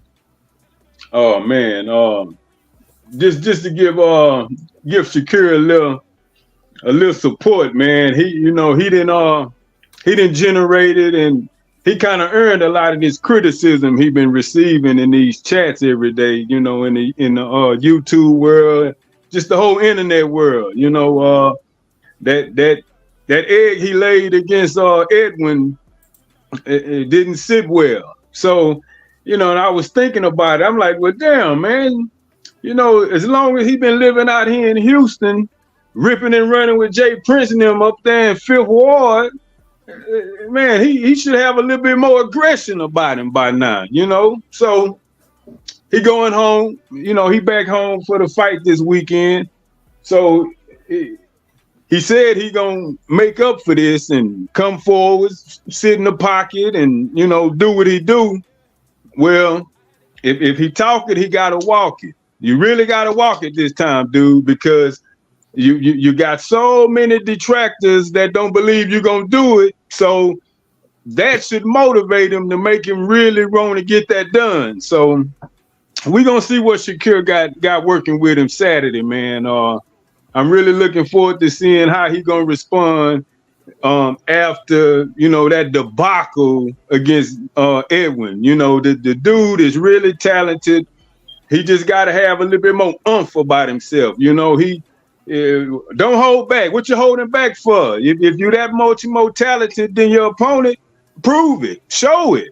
All this talking, all this yapping these dudes doing with tweets and going live, and man, look, all that yin yang is for naught. This the fight game, the hurt game, the fight shit. Don't let the green eyes fool you. I'm with them. I told you, I'm with you. Man, already, Ray. Listen, Ray can go with you because you're the closest to being light skinned on the panel right now. So Ray gonna, Ray he got a comrade. You the closest to the light skin. He be looking for. Oh yeah, he is somebody rocking with me. I'm cool with that. Listen, man, you're right. Rick Timms, 100%, man. You hit it right on the nail. He's earned the criticism. It warrants. You know what I mean? The only way is to fight, and that's the most important thing. And credit to Shakur Stevenson. You know what I mean? Right now he's in fight mode and he's letting it be known, like, forget all the talk and all that stuff. He's focused on Arthur, man. He understands what the assignment is. I got faith in him, man. I think Saturday night he puts on a clinic. I think he shows, at a minimum, attempts to show the world what he's been saying because he's been talking for a long time about this 135 version of him and how he's just punching now, and everybody think he ain't got no pop, and he gonna show improve, man. And we here to see it, baby. We're gonna be right here to see it on ESPN Saturday night. We here to see the show improve, bro. That's what we here to see. And check it out, Clay. The little footnote to that is, if you come out here and dominate and possibly even stop Artem, that's a message to Frank, since Frank went the distance with him. And some folk, was kind of iffy and say he should still be undefeated after Frank, and that'll be a message to Tank too. He needs to handle his business. I want to see him do it, man. I need him to stay undefeated before he get the Tank. I definitely need Devin to stay undefeated before he get the Tank, if that fantasy matchup ever occur. But that's what I want, man. I think Devin done with Tank, man. I think Devin done. I think he's going somewhere else. I think he leaving. Well, if Devin done with Tank, then why did Devin and people and Devin and Bill steady talk about Tank? What they say about Tank? I don't think they talked about him recently. Lately, I mean. Yeah, I don't think they've been talking. Man, and shit, the chats I be in, shit, Tank is all they want to talk about. Well, I mean, I think that's the fans. You know what I mean? I think sometimes people challenge the fighters with questions, and when the fighters get into speaking, it looks like they're clout chasing when they're really just answering. Like if Bill is on a panel talking, they're like, yo, Tank this, Tank that. I don't think he's going to shy away from the conversation. He's not going to shy away from it. But I don't think Devin, I don't know. It doesn't look like Devin really. Yeah, I don't think that's the radar anymore. Yeah, Devin, I'm going to tell you what I believe. I believe Devin understands and acknowledges his chinniness after that Ryan Garcia fight. I think he acknowledged it, man. I think he walked away like, I need to get up out of these low weights. These heavy weight cuts, that whole entire weight bullying thing and him being depleted. I think he suffered a consequence against Ryan Garcia, PEDs or no PEDs, that he's recognizing, like, I can't be down here. I can't be down here, bro. And fighting a Tank Davis, depleted, because I think that man is a depleted man fighting in those weight classes. I think he's draining himself to get down those weight classes, and that 25-pound rehydration that he's doing. I just think he's not doing himself any favors, and I don't think Tank is going to fight him at 147 or even a catch weight of a 143. You know what I'm saying? Why would Tank? That's what I was hoping for. 143, 144 catch weight. I was like, damn, Tank, just say F it. Man, I come up with no rehydration clause. 144. Let's do this. See, that's how gruff I am, but you know, on the business side and and just the size difference alone as far as how much Devin can rehydrate, we know that's highly unlikely that fight happened at 144 like that. But that's just me in a fantasy world, wishing the boxing guards would just wiggle their toe and just say, man, do it. Just do it. I think Devin will do one more at 140 for Tank. Yeah, you said he'll do one more at 135 too earlier. He'll come back as Dranos. I don't think you want to go to and sleep, what they were saying too is the WBC had just said that he can move 47 or 35, right? Which is true. So it will be really interesting as far as if he really is going to take a year off, is he really going to want to come back to it? First of all, we saw his weight cut at 40. He's saying that he seemed decently still dehydrated. So do we really believe that 35 is even an option at this point?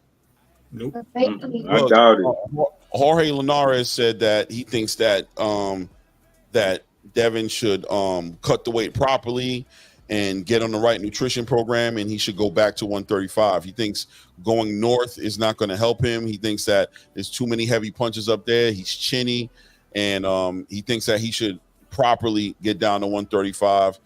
I don't agree with. Look, Devin, and look, I'm acknowledging what Devin said on his on Twitter, right? When he said he's no longer fighting at these weight classes, that he's going to fight where he's comfortable at. You know what I'm saying? He'll fight at 143. He's going to do the same thing that kind of like how Ryan carried it. Like, I'm going to fight at comfortable weight classes. And I think him saying that is acknowledging what I said earlier. He's realizing that he's depleting himself at these lower weight classes. He understands that he is. Now, does his skill set and what he brings to the table translate into these heavier divisions? The way he fights, does that translate in the 147, 154 weight class division as a victory? Now, I want the question to be answered to the point where I want to see him fight at 147. I want to see if a Devin Haney who hasn't drained himself to the point where he's gaining 25 pounds the next day, if that helps his punch resistance, right? I know people say that he ain't gonna become a harder puncher, but can he take punishment a little bit better? Can he get hit at 147 and absorb them shots a little bit more efficiently, and therefore, keep himself in the fight? And we know in any 12-round fight, Devin Haney can win a 12-round fight. He can win rounds and get a decision in a 12-round fight. So if he's able to weather the storm, because with Ryan Garcia, he just got hit one time, and we already saw it was bad. It was going to be a bad night. The first time he got hit, and I think it was it the first round? Pretty much. Yeah. When he got 19 seconds in. The first round. The first round. A bad night for him. I knew it. As soon as I saw it, I was like, oh, damn. It's not going to be a good night for him. You know what I'm saying?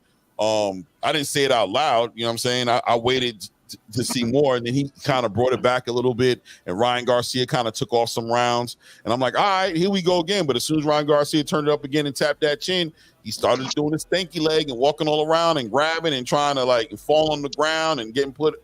You know what I mean? Look, Clay, but you be acting like Ryan Garcia left hand ain't his left hand, bro. How many don't nobody usually get up from that left hand, bro? Come on now. Well, Devin got up. Y'all acting like he gonna get in there with Shakur, and Shakur gonna have him like that or something. Come on now. But no, listen, Jorge Linares said, listen, boxers across the table, bro. Everybody, it's not just me saying this. People who have forgotten way more about boxing than I know about boxing have identified an issue with the boy's chin, bro. Even though it's Ryan Garcia, even though he's Ryan Garcia with the super left hook, boxing enthusiasts, pugilists across the board, analysts, whatever, have acknowledged like, yo, that chin is suspect. Bro, how many people get hit that many times by Ryan Garcia and get up, bro?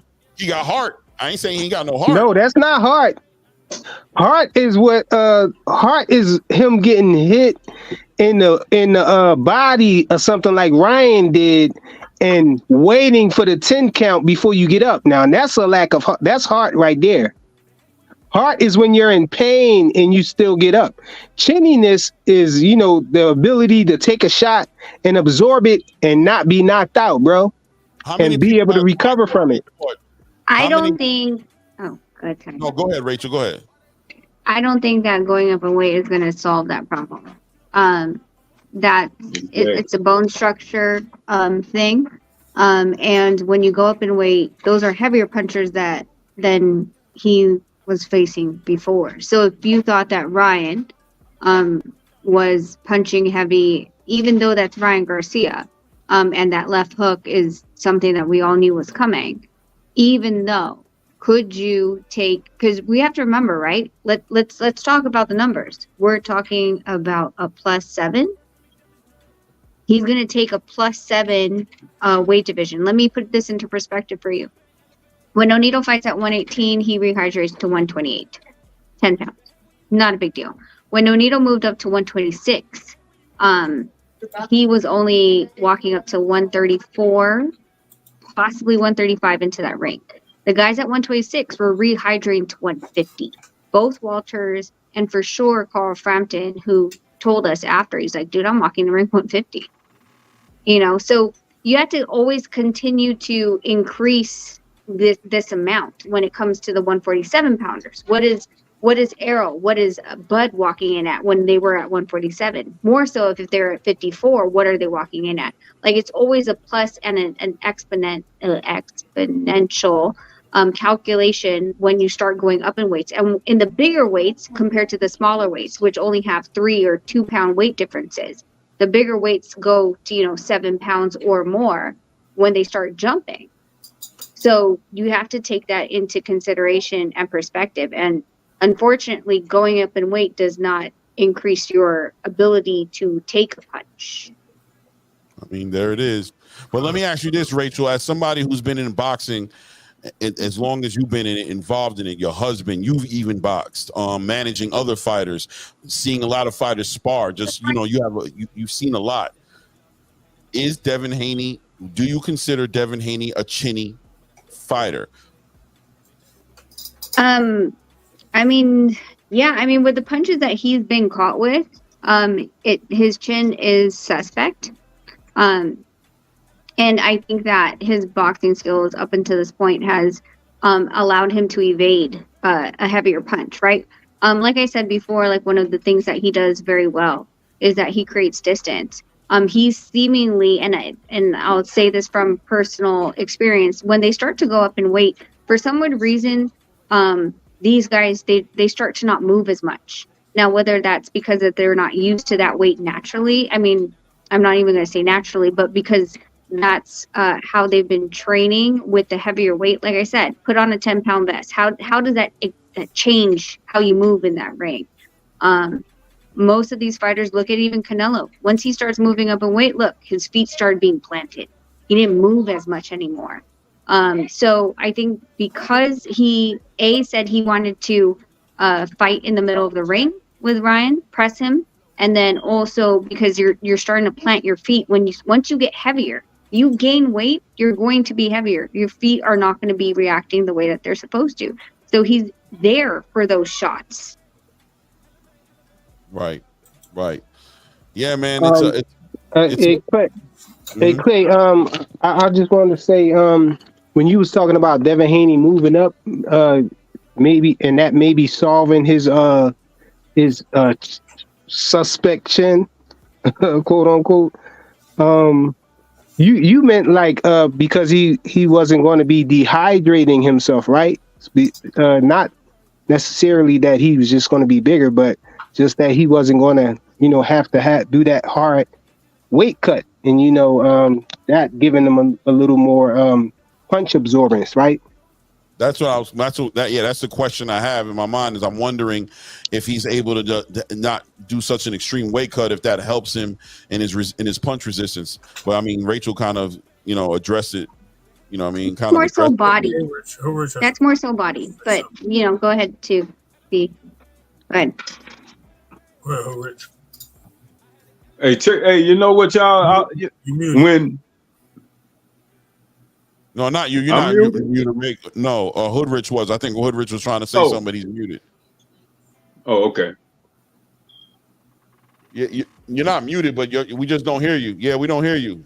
I don't know if you want to come back in, go out and come back in. It's whatever. But go ahead, Rick, while Hoodrich figures it out.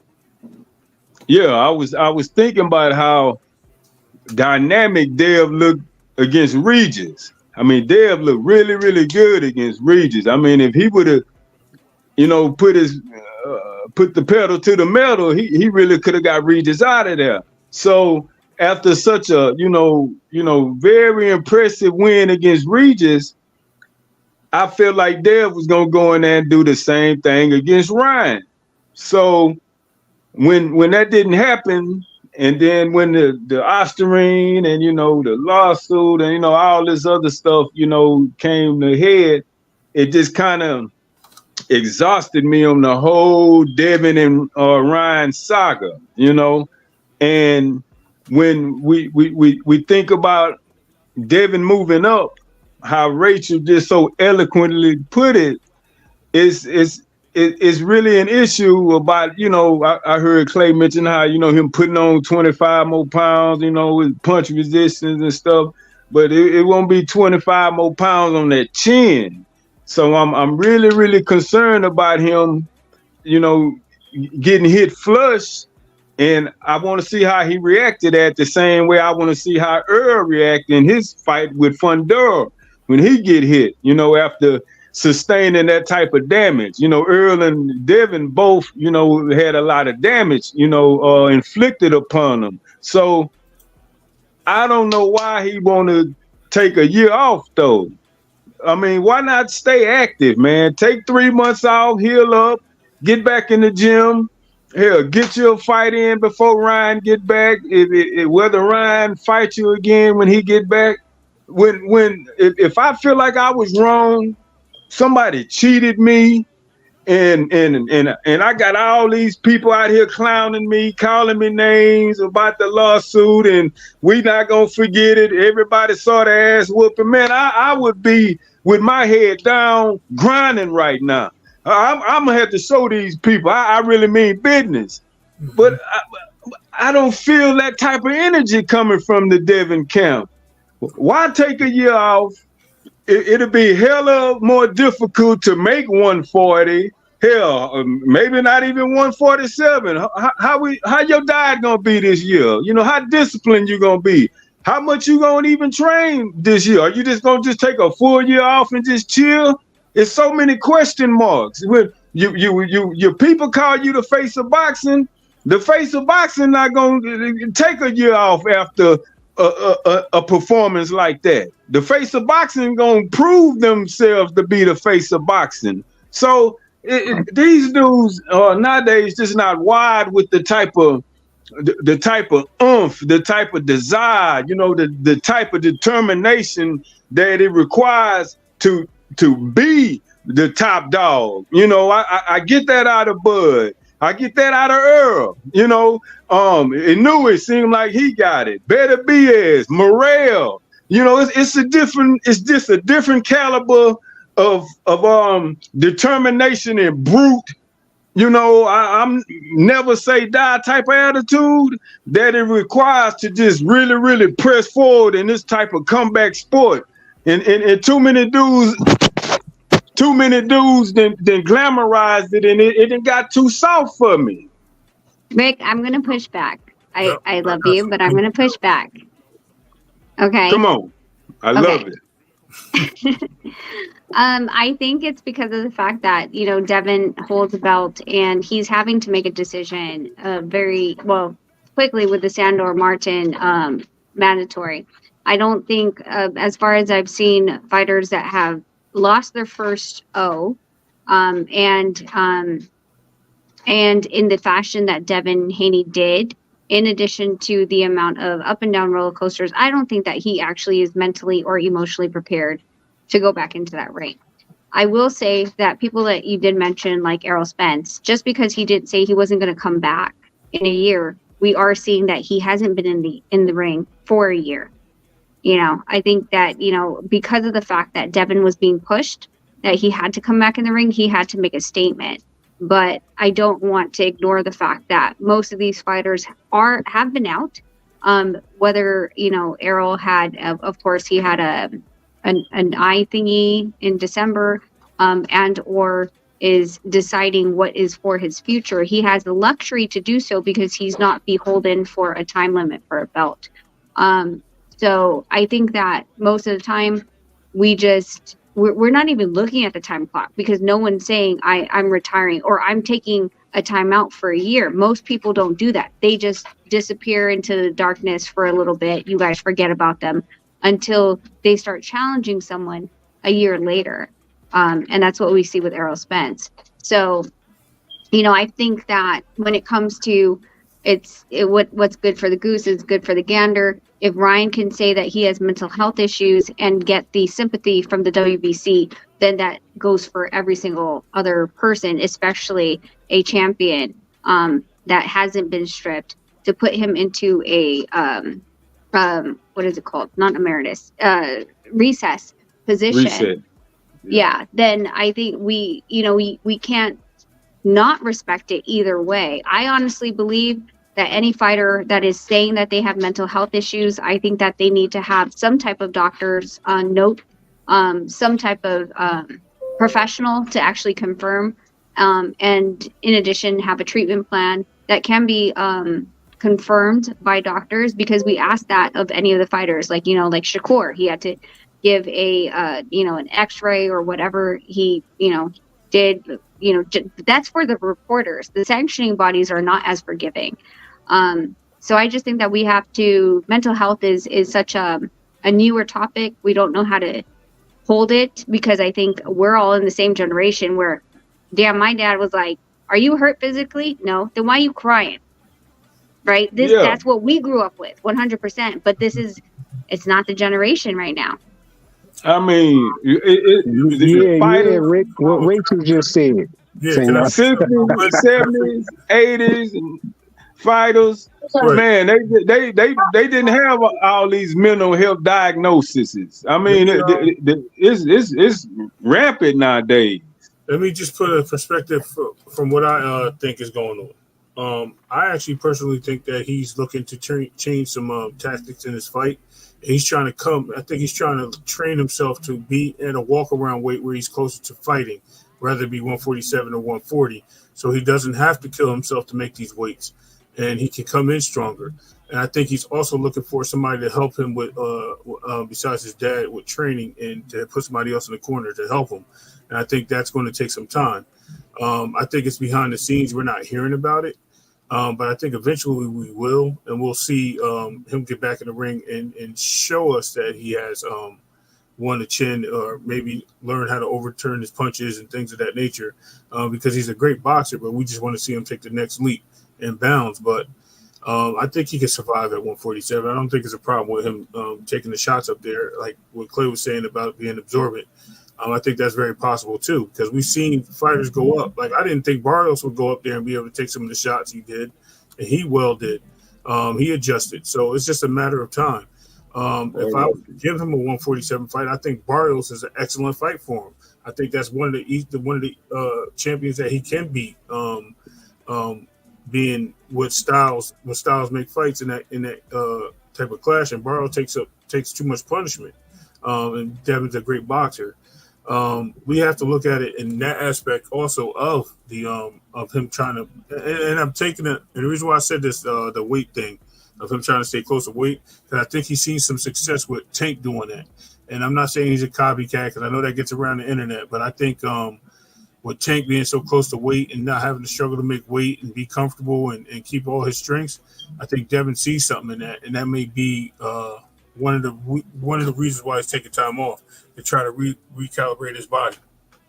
Yeah, well, and like the only. I wanted to add on to what Rick was saying. I think y'all looking too deep into it. I think it's more close to what I agree with what Rachel was saying. I think the only reason that Devin is taking that time off like that is because he was being forced by the sanctioning body to fight his mandatory, and it was an undesirable situation. He didn't want to, go into that fight, getting that small amount of money, purse and everything, the whole debacle with the purse bid, Eddie not bidding on it and all of that stuff, and how it looked real crazy for him. I think it's kind of embarrassing for him. He didn't want to do that. And so I think that's why it didn't have anything to do with, the beating he took from Ryan Garcia or anything like that. I think it was just that. I think, if it was a large purse for that fight, if, people would have bid it would have been some bidding on that fight and everything, and not just Bob Arum, and it was some money in there, I think he would have fought Sandor Martin. Well, I could say I would agree with that, Frequent and Rachel, but the problem I see with that is he said a week before they even announced the purse bid that he wanted, or 2 weeks rather, that he was taking a year off. Because me and Clay talked about it on the channel, so we have to really see if that's really the case. But go ahead. I'm sorry, Rachel. I didn't mean to cut you off. Go ahead. No, did he know that there was a purse bid?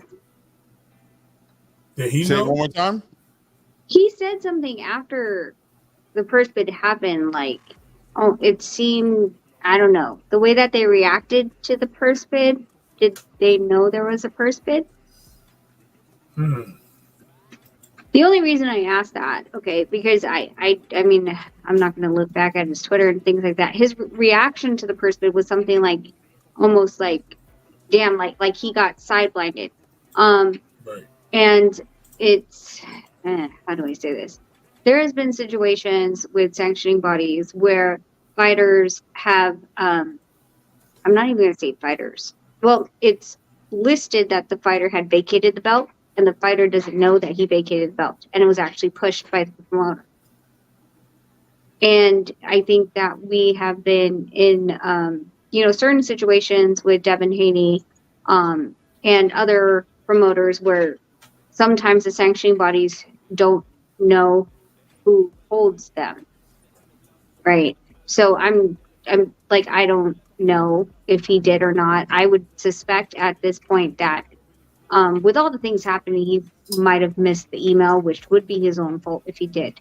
But I have seen instances where promoters either vacate the position that they're holding, and the fighter doesn't even know about it. I'll tell you, well, one of them is freaking Jason Maloney. Jason Maloney had no idea he was going to WBO route. No idea. And we were at the WBC route waiting for, trying to have discussions. They decided to go the other way, right? And Jason, no, he's pinging me. He's like, no, we're going to fight you. I was like, don't think so. I think that your people are vacating the WBC and going over to WBO route. And there are fighters that had belts, and the promoter vacated for them. I honestly told Nonito the next couple little, what is it called? The meetings, the ceremonies that they have. I'm going to say that, listen, fighters are paying the sanctioning fees. They should have to actually have their signature if they're going to vacate or have a move, because that's their belt. I understand they're going to say, oh, it's a trust and we could take it away. Okay, I get that. But the fighter is within that trust when you give it to them, when they're awarded, and they should be the only ones that can vacate it. Not their managers, not their promoters, the fighter themselves. Yeah, I want to add on to this just to say that as far as getting back to just where this all started from, as far as the questionings behind Devin Haney's mindset, as far as what is he thinking, not responding to the situation in a traditional way that boxers will respond to the situation, right? Traditionally, you would expect him to come back and respond and get it back in blood, get it in the ring, show, improve on all those on all those things. And I agree with that. I think that is traditionally the way it happens. But I'm going to say that throughout the whole entire panel, I think everybody kind of got a little piece of what's driving Devin Haney to probably not take the fight right now. But I would say the most important thing for me is if he doesn't think he's ready for whatever reason it is, he shouldn't get in that damn ring. You know what I'm saying? Can we examine that? Okay, go ahead. If he wants to rebuild in some kind of way, if he's rebuilding himself to get himself where he thinks he needs to be to compete on the highest level, whatever that is, whether it's switching trainers, whether it's adding new regimens, whether it's nutrition, whether it's just mentally getting right, whether it's other things that we don't know about, you know what I'm saying? Whatever it is, he should do that and get that squared away so that there's no excuses when he gets into that ring. It looks ugly from the outside looking in as a boxing fan who might want to see him bring it in a certain way, but Devin Haney has to answer for Devin Haney. And if Devin Haney gets into a fight right now and gets clipped and put to sleep, we're not trying to hear no stories or excuses about how he wasn't ready and he really didn't want to take the fight and he had some things he wanted to work on. That's not going to work for him. Hindsight is not going to help lighten up the pressures or the criticism that he's going to get. So he got to be right with himself. After a fight like that with Ryan Garcia, taking that type of punishment that he took, listen, man, whatever he feels he needs to do. I'm going to respect it, but I also respect the fans who are going to, look at him weird until he's able to come back and correct it. The same way with Shakur, right? Shakur had a horrible performance with De Los Santos, and look, he warrants the criticism he's getting. He talked a lot of mess. He said he was going to deliver in a certain way. He didn't. He warrants the criticism. Now it's time for him to get his redemption on Saturday. So Devin not coming back, it might be unorthodox. It might be unbecoming of a boxer from an era or from a cloth of boxer that we're used to seeing and how we understand it. But he should definitely not step inside of that ring if he's not 100% happy and satisfied with where he is mentally, physically, or whatever it is that he needs to be in that ring that night. Yeah, Clay, I wanted to ask if we could examine that situation though with him being forced into that mandatory fight. Well, I say forced because after taking a beating like that, usually the fighter gets suspended, right? How long is the fighter supposed to be suspended for losing like that? It's like 6 months, right? No. I don't think 6 months. I think it's like 60 to 90 days, like probably like 90 days for the loser, 30 for the winner, or something like that. It's 90 days, Rachel? It depends on the state, but it's usually 60 to 90. Okay, so it's like 3 months. Okay, so 3 months. So after 3 months, and then being forced into the mandatory like that, I think I think that's a lot of pressure for him. I think that probably played a part. Also, not just the money. I just think it's pressure either way. Like I've been in rooms where someone lost their O, and I've stayed up with them until the 12 hours, right? When you stepped in the ring until you stepped out, until 9 a.m. in the morning, and the emotional roller coaster that they go through when they lose their O, is not in the fashion that Devin did, is still such a burden, and there's a lot of questioning, there's a lot of self-doubt, there's a lot of just a lot of everything that it carries a lot of weight, that burden of having that O. Then put into the fact of what we start blaming, right? What went wrong before we even talk about the pets? What went wrong?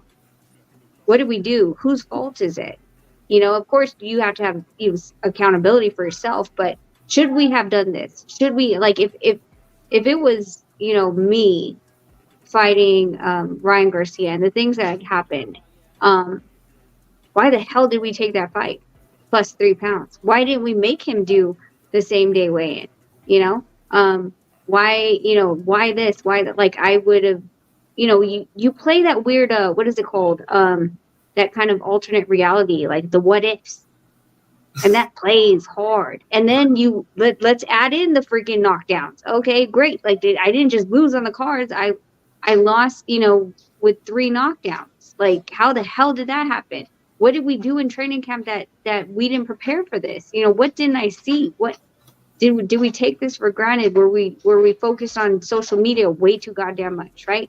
Then we go 2 weeks after. Like, now you're coming down, right? Here's the emotional roller coaster. Now you're coming down. You come home. Your family's babysitting your wounds. You're Netflixing and chilling. You're eating whatever you want. People are calling you. You're saying, "Are you okay, champ?" You're like, "Yeah, I'm good," but you really aren't. And then so you start to feel a little bit better. Now you start going to the grocery store. You're like, "Okay, well let me go out and see my friends." Then boom, here comes the ped thing. Then you're like, "What the fuck?" Like this has literally been a roller coaster. I can only imagine, everything that he's gone through. So just in the very basic, the foundation, just him losing the O, and in the fashion that he did, I already know. Yeah. I've been there. It's not fun. Yeah, it's a lot. I want to take a moment and shout out to Green Villain, showing love. You know what I'm saying? Showing love in the Cash App. Salute, man. We appreciate the love, man. And yesterday, showing love as well. $25 yesterday, $5 a day. You know what I'm saying? I appreciate the love, man. Thank you for supporting the channel. And I appreciate that you like the content. Thanks. Yeah, guys. When it comes to this Devin Haney, this Devin Haney situation, and even the Ryan Garcia topic, which is a whole nother conversation, right? But is it really? No, not really. It's pretty much the same conversation. But we aren't in the shoes of these fighters, and they got careers that they're trying to guide in the right way. And we don't even know how Devin Haney went into this fight, how complicated that weight cut was. There's certain conversations that he's not going to even have for the public. He's not going to give it an interview to say, like, "Listen, man, I ain't going to lie to you. I already knew the weight cut kicked my ass. I already had decisions to make after this fight. After I won the fight, I had decisions to make." You get to a point too, and like I said, when Devin Haney mentioned in the tweet that he's going to start having fights, he's not going to care about weight classes no more, about weight division. He's going to start fighting catch weight fights and fight 143 wherever he feels comfortable at.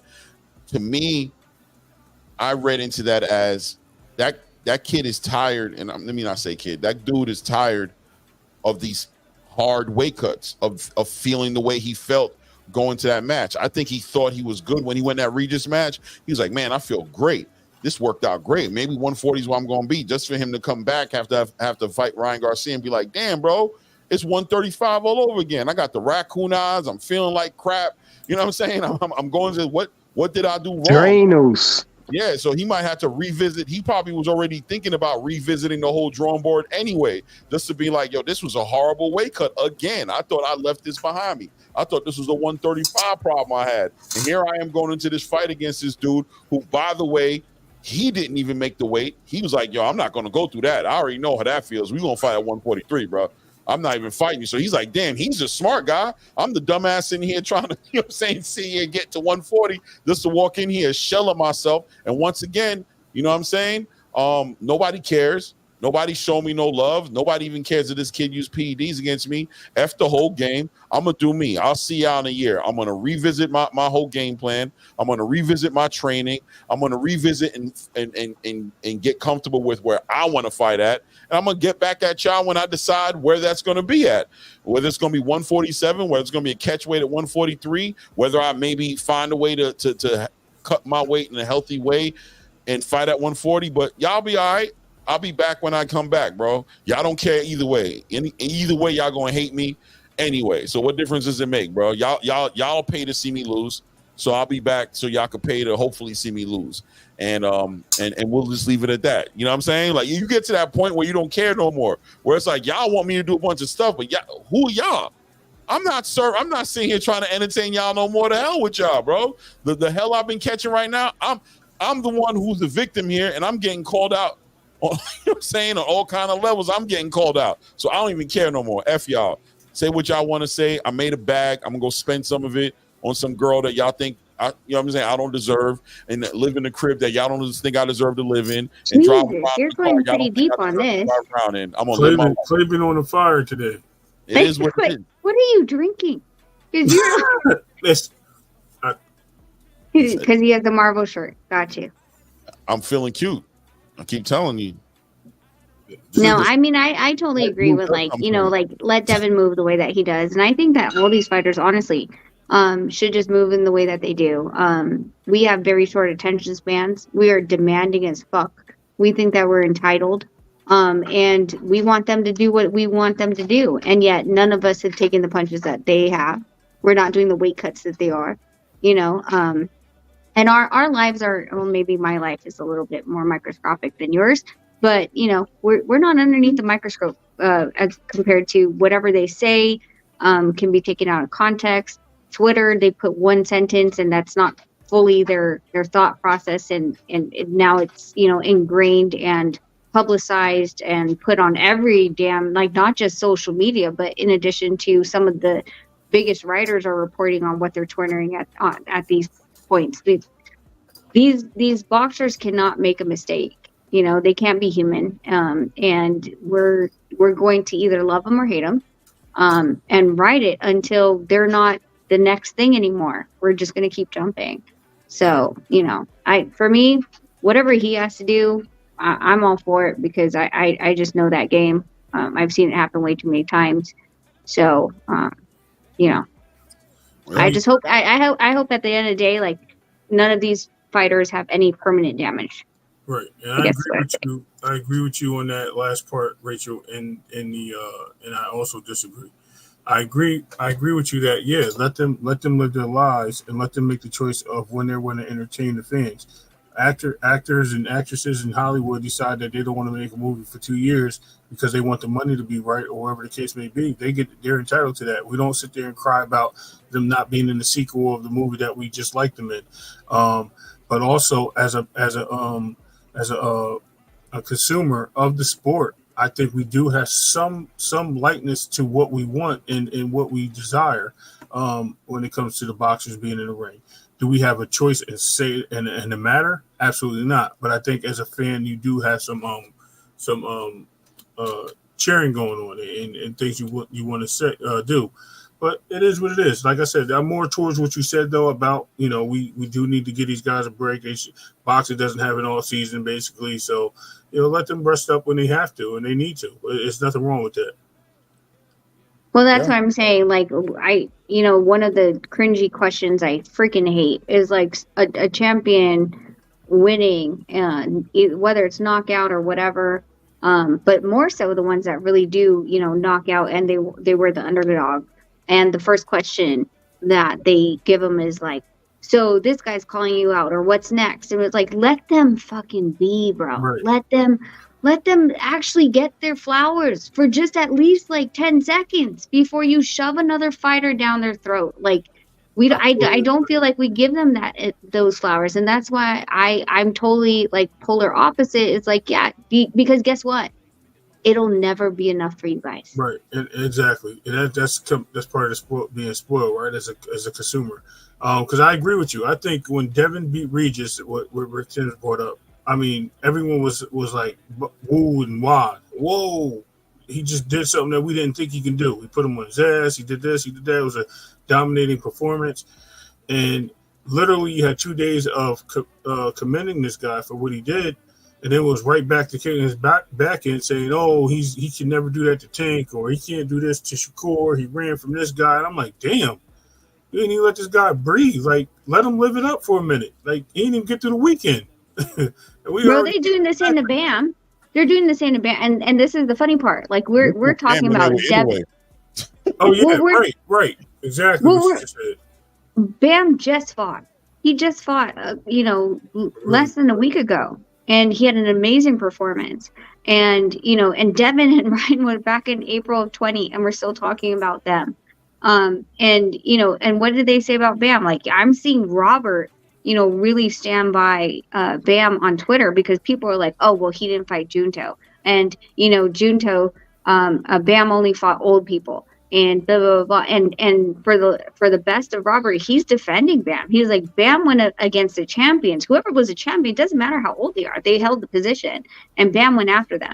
Not like anything against Junto, but different career paths, different opponents. Bam deserves his flowers. But within seconds of Bam winning, dude, it was a slaughter on Twitter. They're like, well, Estrada's old, blah, blah, blah, blah, blah, right? Like, it was just, you know what I'm saying? Like, it's just like, let it go. Can we do it for 24 hours? Give the guy his flowers. Let him celebrate at least for 24 hours and not 5 seconds.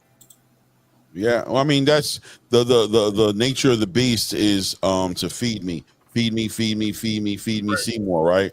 Like we know there's never enough. That's what I was about to say. Right. That's the nature of the beast. It's up to the fighter to draw the line in the sand and let it be known, like, nah, that's what it's gonna be. Tank did it with when they tried to put him on the card for the beginning of the year, right? When they tried to make him the first fight of the PBC Amazon deal, they drew a line in the sand. They said, we ain't ready, bro. We got stuff going on. We got Calvin dealing with law. We got Tank dealing with the law. I got stuff going on, and y'all not going to push me into a situation that I'm not ready to be in, because when I lose, ain't nobody going to want to hear about my reasons as to why, or when I don't perform up to the standard that you guys that I've set for myself. You're not going to want to hear about my personal issues that got in the way of me doing that. So you get to a point where you have to draw that line for yourself as a fighter and make that decision on as to how you're going to move with your own career. You know what I mean? And that's what it comes down to. But the nature of the beast is what it is, man. We want to see more. We want to see more. We want to see more. We want to see more. We already on to the next fight. You know what I'm saying? We already on. Look, the night you want, before you make it back to your room, we already know who we want. We want to hear. Matter of fact, in the ring, we already want to know who the next. So yeah, this fight was great. That was cool and everything. Like, so what's next though? In a way, what do you think it's gonna be? This, and it's up to the fighter to keep it 100. Right. And you know what? A big part of that is present day. We've been getting fed a lot of boo-boo. Oh, damn! I'm breaking up. Yeah, you are breaking up. Yeah, you froze. Y'all hear me now? Yeah. Boo boo boo. I'm breaking up. You said no, you're good. Magic? Oh, you good? Go ahead, Rick. You were just breaking up for a second. You good? Go ahead. All right. Yeah, because man, what I was saying, that nature of the beast is. Yeah, it's also being fed with all these boo-boo matchups we've been being fed, repetitively with a lot of wishy-washy cards. So when top fighters face, kind of lower tier opponents and get rid of them, the mainstream media and the fan base are going to immediately demand more, just like Clay was saying. So man, it sucks, but that's the way big time sports operate. They never can get enough. You can never fully please nobody. I mean, I get the whole like the crappy matchups. Like, I understand that. I think that, like I said, I think it's more so within just the moment of itself. Like, you can give him his flowers, and if you don't want to give him his flowers because it was a crappy matchup, then don't. I think that we are consumers at the end of the day. I think dollars and cents is the speaking term for a lot of these promoters. If we don't support the bullshit matchups, then they will stop doing it. I mean, hopefully, right?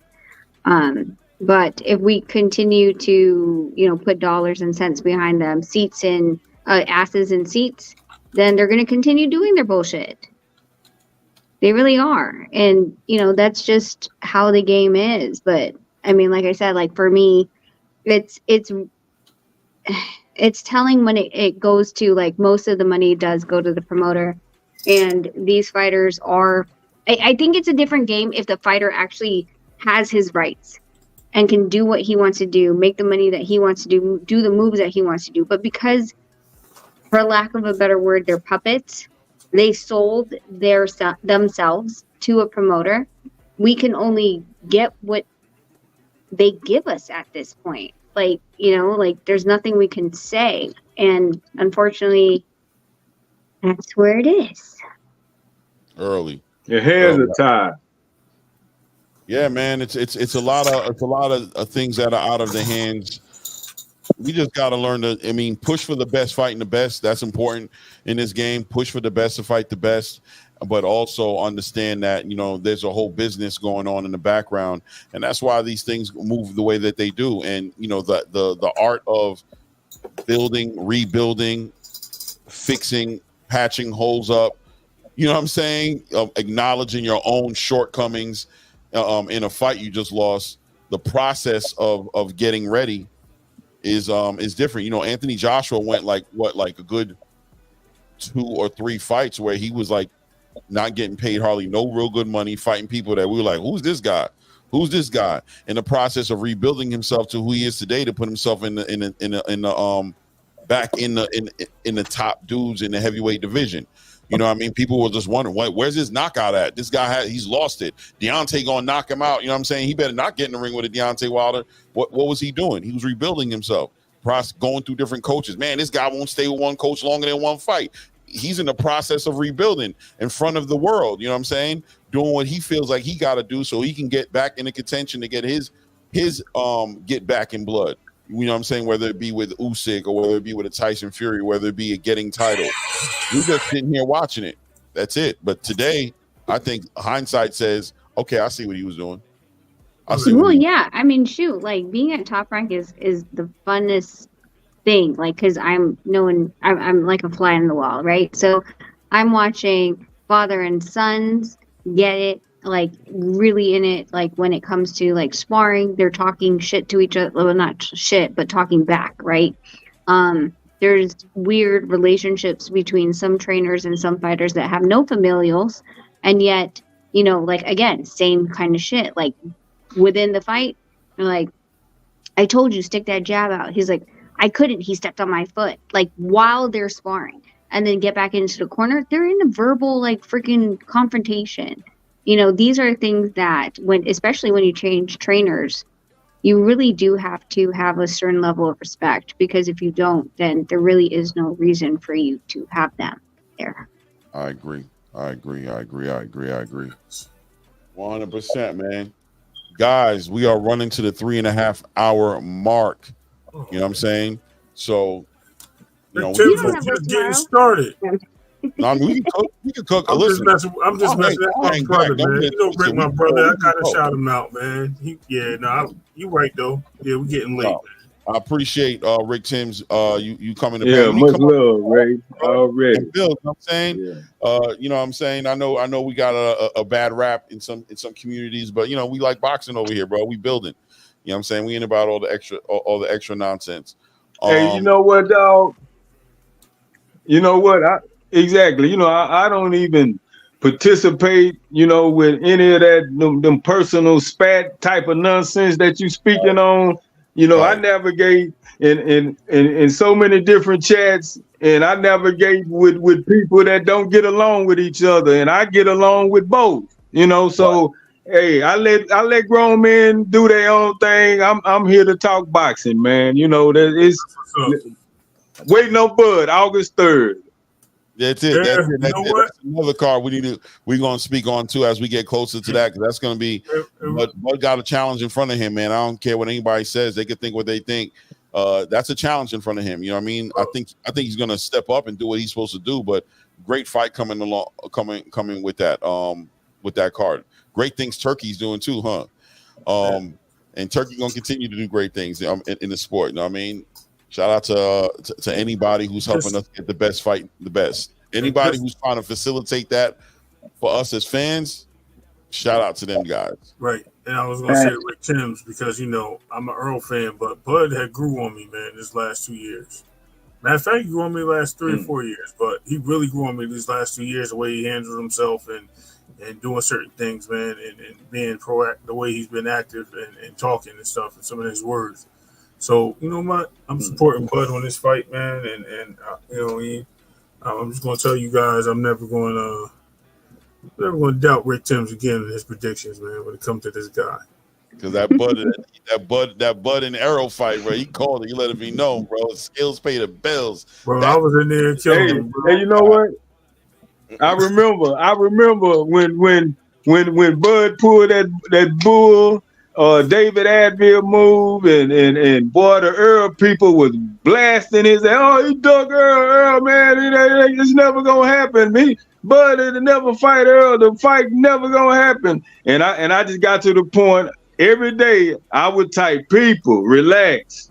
If the fight is coming, Bud and Earl, I'll put in capital letters, will happen. Just hang tight. I mean, I typed that every day for about a good month and a half. And then when it was finally announced, man, it was refreshing. Believe me. Hey, Rick Timms, Rick, was you out there defending those go-go gadget gloves? Because I know they was hitting you with that left and right, bro. When them gloves exploded. With Glovegate. Yeah, when they were hitting Terrence. About David Adville, about the busted glove. Yeah. Hashtag busted gloves. Yeah, man. I ain't even, I paid that no mind. Listen, man, the talent. I ain't let that worry me. That's one good thing about Bud. Being a Bud fan, it's not hard to be a Bud fan. I know a lot of people think it is, but it ain't because I said no. Who's that? Oh, sorry. Oh, okay. Yeah, because Ray said being a Bud. Ray said Bud grew on him. I was going to say that was pause worthy, but I let him slide though, almost. Right. Here you go with the child and this shit. Yeah, being a Bud fan ain't hard because at the end of the day, that man just deliver in the ring. He do it. So we always comfortable as Bud Crawford fans. We always comfortable with all the shit talking and it's all good because what's gonna happen is he gonna fight somebody, and when that fight happen, that's when we gonna step out the bushwalks and be like, yeah. So like we were saying earlier, yeah, you know what I'm saying? Like I was saying earlier, yeah, man. You know what I'm saying? I was trying to tell y'all, but right. So to your point, right? Both of you guys said you think he should fight Canelo. Both of you. And I see where you're coming from, right? I have no problem with that because I'm like, if anybody can do it, Bud can do it. You know what I mean? In my mind. I also know, like, I just think it's a real dangerous fight for him, and I don't want to see him taking L on somebody way up there when he could just keep winning in his division, move up on his own. For Bud, it's not about It's not just about. It's not about the O. I'm just talking. It's not about the O. It's not about the O. It's about taking the risk of moving up and having the O on somebody that just can take advantage of you. That's what I'm saying. But it is. You don't see it that way. Hey, they're just about no advantage. That's what like. Wait, hold on, Rick. That's the same way I saw Terrence on Joe Rogan, right? And he was talking to Joe Rogan. And they were talking about the Errol Spence fight after the fight had happened. And he said going into the fight, everybody had an opinion. Oh, Errol is stronger than me. Oh, Errol is all these different things. And he was like, I knew Errol wasn't stronger than me. You know what I'm saying? I just knew already he wasn't stronger than me. You know what I'm saying? Like factually, I understood that this man, my knowledge of boxing, my knowledge of myself, I'm telling you, I know this man ain't stronger than me, but I ain't finna talk shit with you guys and push back and all. Keep thinking whatever you're thinking. So where we're looking from the outside looking in, feeling like Bud has all these disadvantages going against Canelo, we got to remember that Bud already had said he believed in weight classes and he wasn't going to fight Canelo at first. Bud reassessed the situation with his team and looked at it and said, he's not a stupid person who's just going in to fight King Kong. He was like, hold up, bro. I can get this dude. He's not that much bigger than me, right? Yeah, he's like, y'all think he's that much bigger than me? He's not that much bigger than me. Now, I'll give you a perfect example where Bud is a realistic man, where he's not taking anything stupid. When they were like, fight David Benavidez, he was like, no, I don't need to do that. That dude's, that's not a fight I need to take. That dude, absolutely, yeah. You know what I mean? So you ought to understand that. As a Terrence Crawford fan, I'm gonna tell you straight up. One thing about Terrence Crawford is when he says something, he thinks before he speaks. If he says he can do it, he's thought about it. Strategically, he sees the route to victory. And I'm a real boxing fan.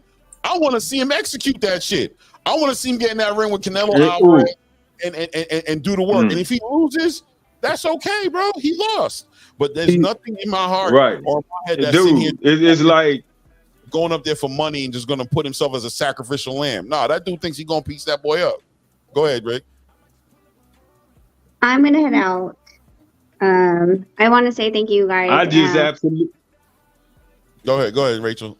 No, I just want to say thanks for having me. This is a great conversation. I think that we can have conversations like this without, like, attacking each other. So I love this type of platform. And so I appreciate you for always having the space. Sorry I don't want to be on camera because I already washed my face from any makeup. So this is me without makeup. But again, thank you guys. I'm sure I'll see you guys on other platforms, but let's just continue pushing boxing forward. We want to see boxing. We want to put it in the Olympics. We want to keep it professional boxing. We have to continue supporting it and all the fighters that are in there. So I'll see you guys later. Please have a very, very, very, very safe July 4th. Don't drive drunk. And if you do drive, make sure that the people that are driving around you are very cognizant and just be very defensive in driving. Because at least in Vegas, you have to make sure that you're on your P's and Q's when people drive. For sure. I appreciate it. Thank you. Oh, Thank you. and no illegal fireworks, and don't hold fireworks in your hand because we don't want to hear someone's hand getting blown off. Walk around here like this, right? Like my 4th of July. Wait till you hear this story. You taking all our fun away, Rachel. Can we at least shoot out? Can we still shoot our guns though? I'm just joking. We ain't shooting no guns. I don't even celebrate 4th of July. Dude, no, bro, trust me. Like, I don't know who texted me today, but they're like, are you celebrating? I was like, is this why no one's like, all my business meetings got moved to next week? And I was so pissed because I was like, what the hell is happening? Why is everyone moving my business meetings? They're like, they went to the Hamptons and all this other BS. I'm like, why? And they're like, oh, because it's the 4th of July. I'm like, who cares about holidays? Like, I want to get these things done. But anyway, you guys take care. I'll see you guys after the holiday, and hopefully we'll, chat before the fight. And if not, then I'm sure there'll be some type of smoke next week. Already. We're definitely going to be kicking it up for the fight. Salute to you, Rachel. Always appreciate you coming up here. You like an honorary third host. You know what I'm saying? I always keep you in my thoughts when I'm dropping these links and everything. And, when you can, you always come up, and I appreciate you always supporting this channel growing, man, from the grassroots. And when it didn't even make no sense to where we are now. You know what I'm saying? I appreciate it. Of course.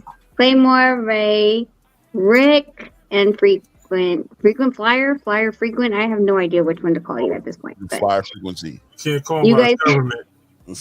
You guys be safe. Talk to you guys later. All right, bye. Peace. Rick, you was building, man. I don't know if you remember what you was building on, but no, what I was about to say is just the nerve of Bud to even. Can y'all hear me? Oh yeah. Yeah, we hear you. Y'all can't hear me? No, we hear you. We good. I don't know if you can hear us. We good. Yes. So, yeah, I'm about to run out of gas anyway. But yeah, it looks like you ran out of gas. Transformed now, and then proves. But I know Terrence saw what happened to Jamel, and he still wanted to do it, so he must know something. He had to think it through, right, Clay? Yeah, for sure. Well, hold on, Hoodrich, you are in here, by the way. I don't know if you know you're in here because I see you said let me in. You are in here. Okay, cool. Go ahead. What were you saying, Frequency? Oh yeah, I was just saying that Bud definitely thought it through, about this Canelo thing, because he saw what happened to Jamel Charlo, and he was one weight class up, and and Bud still want to go up there, so I guess he knows something that we don't know. That's it. And as a boxing fan, you can't help but be interested in what that is. Like, what did you see, yo? But what did you see? And he's like, let them put this fight together. I'm going to show you exactly what I saw. Who don't want to see? Listen, Bud loses the fight. I didn't expect him to, but people expected him to lose the fight. But he wins the fight, bro. You get to witness history. You get to see that man come up from 135 to 140 to 147, bust somebody's head at 154, become a champion, then go 168 and beat the face of boxing, bro. You're gonna get to talk about that 10 years from now. Be like, let me tell you, bro, anything is possible, bro. Anything is possible, man. And Bud Crawford is a special fighter. I keep telling y'all, special fighters do special things, bro. That's what they do. Not everybody can do it. There are weight classes. Weight classes are still here for a reason. If Bud goes and beats Canelo Alvarez, it doesn't defeat that theory. That theory still holds truth. Weight classes are for a reason, but special fighters do special things is also true. They just do special things, bro. And you know what I mean? Who are we to get in the way of something special happening and shoot it down, bro? I mean, you know what I mean? The paperwork says, on paper, it says Canelo's supposed to win, but I don't mean the fight can't happen, bro. That don't mean Are the you fight still interested in Bud fighting Errol if Errol takes him, pursue it? You still think that's the fight you want to see? I'm down for that fight to happen. I don't think it's going to change anything. I think Terrence is still going to be who Terrence is. But yeah, I'm down to see that. I'm not going to look at that fight and turn my nose at it like they put that fight together. I'm not going to be like, why are they fighting again? I'm going to watch it. Facts. For sure. If Errol beat Fundora, I definitely want to see it. Okay. If he beat Fundora, I think he got a strong chance of beating Bud. Yeah, we'll see. Yeah, but if he lose that fight to Fundora, then no. Right. What if he win the fight, but it's like he was getting pieced up and he just won it, like he found a way to win it, but is it a certain kind of performance you need to see against Fundora, or he just needs to win? Well, like you said, Fundora is a tough outing for anybody, man. It's just an awkward fight for anybody. So, yeah, if he got by Fundora like that, I guess I would have to see him fight somebody else. Agreed. Yeah. Look at Ross Scott said Bud won't even hurt Canelo. Maybe he don't hurt Canelo, but does he beat Canelo? We can only find out if they fight. If they only fight, Bivol beat Canelo. I don't think he necessarily hurt Canelo. And actually, he did have a moment in there where I felt like he was hurting Canelo a little bit. But for the most part, it wasn't that he hurt Canelo. It's more so he beat Canelo. And Clay, do you think Bud punches harder than Jamel Charlo? Probably. Jamel don't really punch all that hard, bro. He punched hard. You right. Maul's the puncher. But yeah. Jamel's not really like, I mean, like when I think of the biggest punches in the game, I don't think about Jamel like that. Well, salute XL. What's good, family? What's going on, bro? Give me a second. I'm trying to get my headset. Okay. No doubt. Let me know when you're ready. But yeah, man, I think that fight is going to be a great fight between Bud and Canelo if it ever happens. More than likely it's not going to happen. It looks like Canelo protecting himself, in my opinion, from those. No, we can't hear you, Hood Rich. We can't hear you. Y'all can hear me, right? Yeah, we hear you, XL. Okay, cool. What's going on, fellas? What's up, man? Frequent. Clay, Ray, what's up with it? Doing good. Let me ask y'all this though. Going back into well, first of all, XL, is this something you wanted to say, or you just? I mean, shit. Listen, I was backstage way back when we were talking about Devin Haney, or when you guys were talking about Devin Haney, and I mean, since now we've moved on from that, I still think, just to touch on that real quick, I still think the fight was unfair. Regardless, it is what it is. At the end of the day, those last few pounds, I think, are the most detrimental to a fighter's body, especially both them being bigger individuals for that weight class, which Ryan clearly was the bigger man at that night.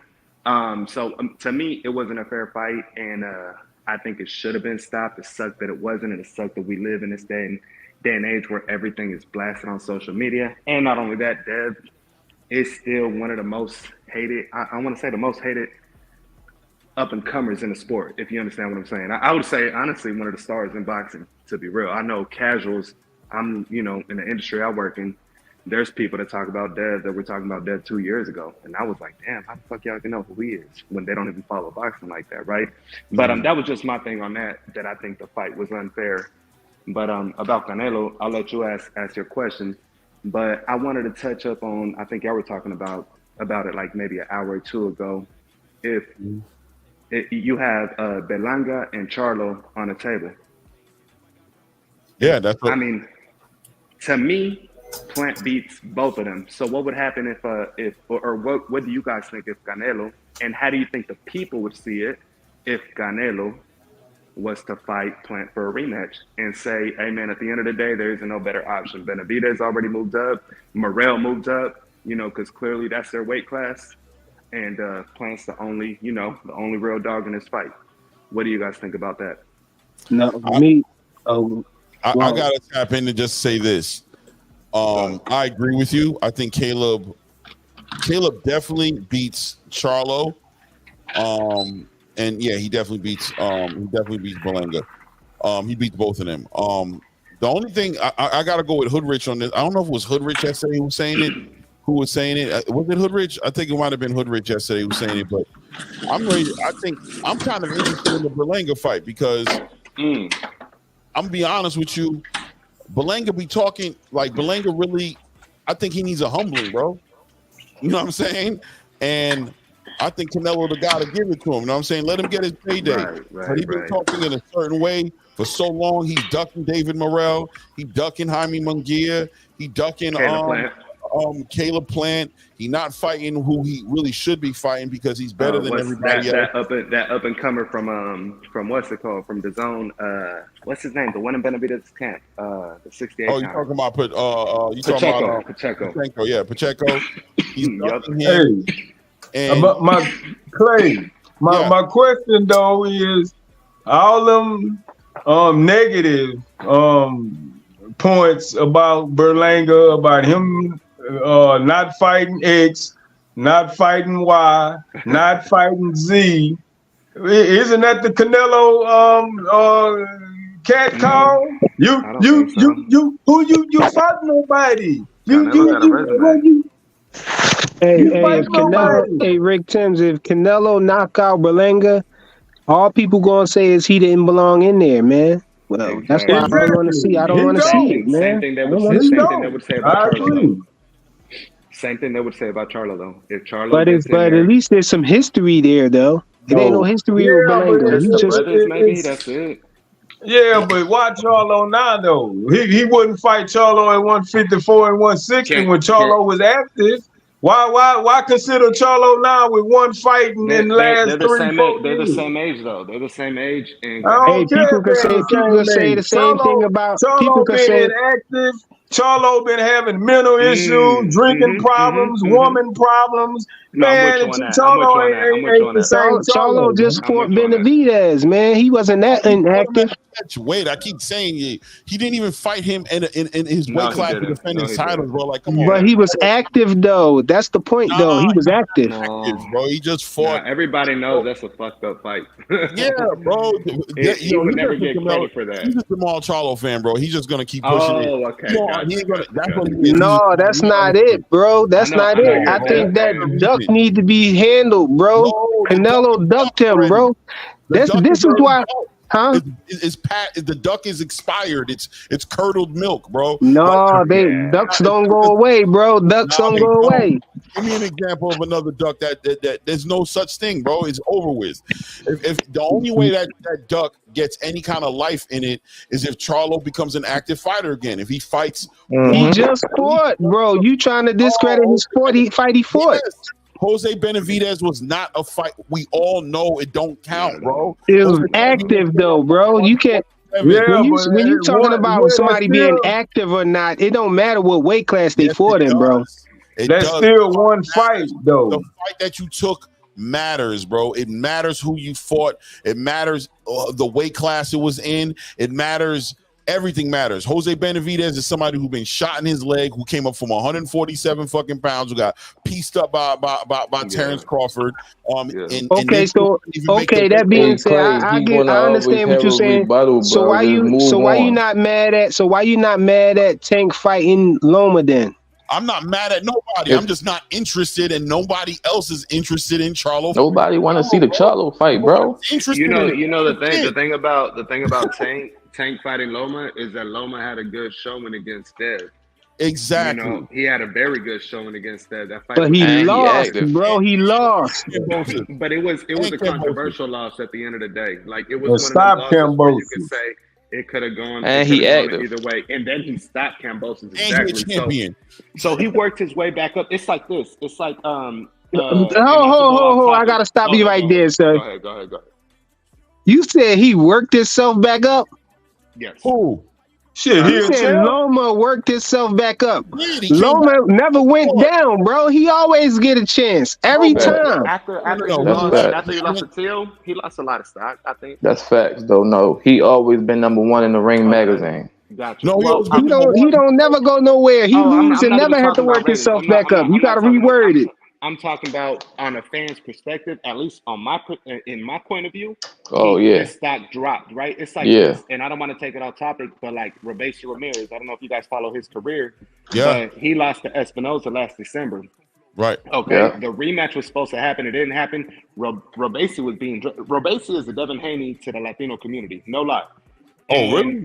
Yeah. Oh, hell yeah. The biggest channels hate on him. They drag him bad, right? So you either love him or you hate him. It's. I'm not gonna lie. It's just like this. It's just like Devin Haney. You either love him or you hate him. And me, I ended up loving the guy after I seen how he acted with this Ryan Garcia press, right? And I like his pops. But at the end of the day, so Robeisy loses to Espinoza in December. The rematch doesn't happen, and he was on top of the world, 2-time Olympic gold medalist, the last one to beat Shakur, right? And then he fights this one guy now, and now that he knocked him out in spectacular fashion, the way he did, he's now back on top. And it's now he's you know what I'm saying? He worked his way back up. In other words, that's what I mean by Loma. Loma worked his way back up to even be in conversation with a fight against the top guy at 135, which is Tank. I think that's because of the way he looked against Dev and the way he looked against Loma, or not Loma, Kambosos. Yeah, I agree. I think it's two separate. I agree with you 100%, Excel. I think it's two completely separate conversations. Apples versus oranges. It is not the same. Yeah, it's to compare a Lomachenko journey to getting into a fight right now with Tank Davis to a Charlo journey is two separate conversations. They don't relate in any kind of way. You got a Lomachenko who went to fight for his country that's under attack by another country, who came back, still fought Devin Haney. A lot of people thought he won that fight, even though, you know what I'm saying, however you want to look at it, people thought he won that fight, still going to the next level to go to Australia to fight Kambosos, beat Kambosos, get himself a title, you know what I'm saying? And also Tank wants, and also Tank has put him on the list of fighters that he needs to fight. So you got all the combination of these things that if Charlo were to do the same thing, he could be in the conversation fighting Canelo, right? Like if Charlo would have came back, defended his titles at 160 or had one fight at 168, fought the guy who slapped him across his lips on camera, you know what I'm saying? Beat that guy. Now we seeing Charlo active, we could be like, all right, well, we could see a fight with him and Canelo Alvarez, but he's not doing that. We don't know where he is right now at all. We have no idea where Charlo is right now. We don't even know if he's in the country. All right.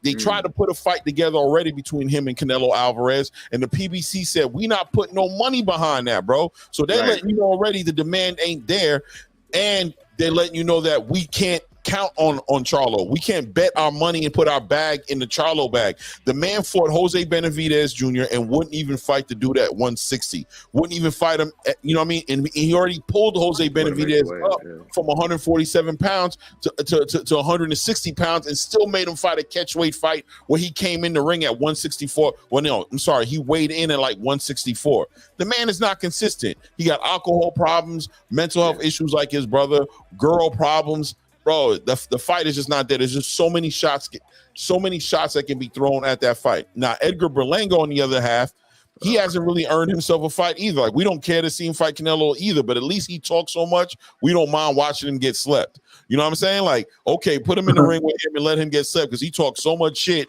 You know what I'm saying? Go ahead and let him get it. And that'll be entertaining within itself. I think I don't know how the Latino community feels about Edgar Berlanga, but you know what I mean? This dude don't want to fight. So we can't do Clay, all of that don't measure up to the fact that they created a whole belt for Canelo to duck Jamal Charlo, bro. Right? He's not gonna get it. He's gonna keep bringing it up. He don't get that. Nobody cares. He brought that up 3 nights in a row. Yeah. Nobody cares, bro. I'm gonna leave it alone, but I ain't gonna lie though. Y'all want him to see. Y'all want to see him fight Berlanga, somebody that y'all already know he gonna knock out, and y'all saying it. Hold up. I ain't gonna lie. If that's the case, fight Benavidez. If that's the case,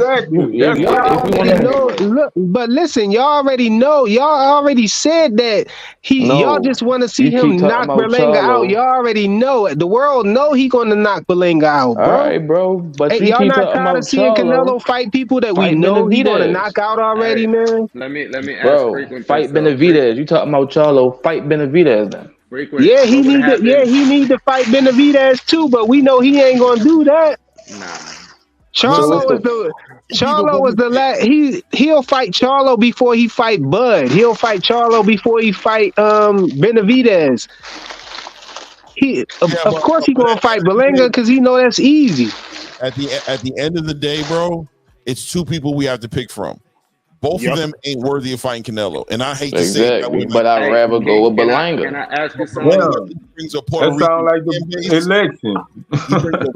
He brings exactly. Okay, that's another conversation. but bro, he got Amanda Serrano whole fan base coming too. Yeah. Like that's a big fight, bro. Huge fight. Can I ask y'all something? Go ahead. Do you guys know who William School is? I know that he's the mandatory for the IBF, but I think Canelo just literally dropped the IBF belt, right, to not fight him. I don't know exactly how that went, but he's still in like conversations with William School, from what I heard. But that's a fight that that was being talked about. Okay, is he deserving? Is he not? Because he's ranked like number 13th or something like that, right? Right. But yeah, going back to it, we were, from the other chats that I've been a part of and been conversing with, they're saying that it just business-wise, it wouldn't make sense. The only one that would make sense is at this moment is Berlanga, and that's because of the demographics, one, and two, there's really no other options. And Charlo, because of all the shit he's going through, I don't think it's really going to appeal to the American fan base. Everybody knows it's going to be it's going to seem like it's going to be a sparring match, which I think is going to be the same shit with Berlanga, to be honest. I don't think that he's deserving at all, because if Morrell wouldn't have moved up, or Benavidez wouldn't have moved up, then, you know what I'm saying, we'd be talking about them three. Right. If Berlanga fight Canelo, hold on. Let me salute to Fighting Words with Bangs. Salute to Fighting Words with Bang in the building. Make sure if y'all haven't subscribed to that man's channel, man, he making big moves, man, for sure, man. Salute. Go ahead, Frequent. Yeah, I just want to make this prediction real quick. If Berlanga fight Canelo, then Fat Joe gonna walk Berlanga out. Yeah. Even better. Remember I said that. Even better. That's another selling point for the fight. That's another selling point, bro. Let it be. It sucks though, man. It is. Benavidez is very willing to come back to 168 for Canelo. Is that a fair fight though, Rick? And salute to you, Rick. I appreciate you. Is Canelo? All right, no, salute, man. Benavidez and Canelo? Is that a fair fight? Yeah. Is Benavidez and Canelo a fair fight? Yes, sir. Yes. Absolutely. They're the same weight class, ain't they? No, Benavidez is at 175 now. Canelo fought at 175 too. And you saw what happened. He fought against Bebo. And we all saw what happened. Yo, you a true Canelo fan. He said if you a true Canelo fan, you don't want to see him get hurt, bro. And you that guy. You don't want to see Canelo get hurt. I respect it, bro. He knocked out Kovalev at 175. Yeah, I'm just saying, listen. Okay, so who do you guys favor in that fight if Benavidez fights? If Benavidez fights Canelo, right? I think it's across the board. Everybody favors Benavidez. I don't even. Right. I was never a fan of Benavidez at 168 to begin with, because I always thought that he was just I don't know. Have you guys seen Lonnie B's takes on it? And he's a 168 pounder, right? Or 175 pounder. And you think he's too big to be there, right? Hell yeah, bro. Listen, I'm a bigger person myself, right? I used to fight at light heavyweight. Really, I should have been at cruiserweight or heavyweight. You know what I'm saying? So I understand that, but it's not fair, bro. It's, at the end of the day, I think I used to think that no lie, I used to think the same shit about Devin Haney until I seen him in there with Ryan Garcia, and I seen Ryan in person, and I'm like, hold up, you're way fucking bigger than this guy, you know. So it's like, was he really weight bullying the whole time? Maybe, you know what I'm saying. But then that means Ryan Garcia was too. That means, you know, some of them other guys in 140 might be as well. You know what I'm saying? So it's, I don't know. I don't think it's a fair fight. I think Benavidez should be at 175, and you see how he looked. You know what I mean? Which wasn't nothing impressive. Nothing impressive, nothing special to me. I think he has to acclimate, but I agree with you. But I just want us to go on record and just be clear that Canelo don't want to fight Benavidez because he don't think he can beat him. Do you think it goes back to the shit talking like you said earlier? Do you think it's because he's shit talked, or do you think because he knows? No, I think Canelo just found an excuse and a reason to do something that he's been ducking for the past 3 years. There was a point where David Benavidez was very respectful. Like, bro, Caleb Plant slapped him, bro. Caleb Plant slapped him on the stage, bro. He slapped too. Yeah, Canelo. No, he missed. He missed, didn't he? Yeah, he did. Yeah, but the point is he wasn't friendly. Plant was talking mad shit to him throughout the build up to the fight. So Canelo is so goddamn wishy-washy, man. You know what I'm saying? Look, at the end of the day, bro, I'm very content with. I don't think I could beat that guy, and I don't want to fight him. That's what's up. Drop the belts. Drop the belts. Stop sitting on those belts and acting like you're a real champion at 168 when you're not defending your title against your mandatories, bro. I have no problem with those 25 pounds that you say that David Benavidez is bringing to the ring, scaring you, and you don't want to step up and fight and defend your belt. Let the belts go, bro, and allow the division to move forward and allow David Benavidez to fight a David Morrell or fight a Jaime Munguia, or, you know what I mean? Let the people who are in the division fight for those belts. Stop walking around like you are the big dog at 168. You don't want to fight who's at 168. David Morrell could get the same excuse. But this the thing though. Why don't he get the franchise belt though? What's up with that? I have no idea, but at the end of the day, ain't no more franchise. Canelo needs to drop those damn belts because I agree. So Hanos really did destroy the franchise belt, huh? Yeah, ain't no more franchise. I don't know, but at the end of the day, if you're not going to defend those belts, and this is the only reason why Canelo Alvarez is getting the heat he's getting.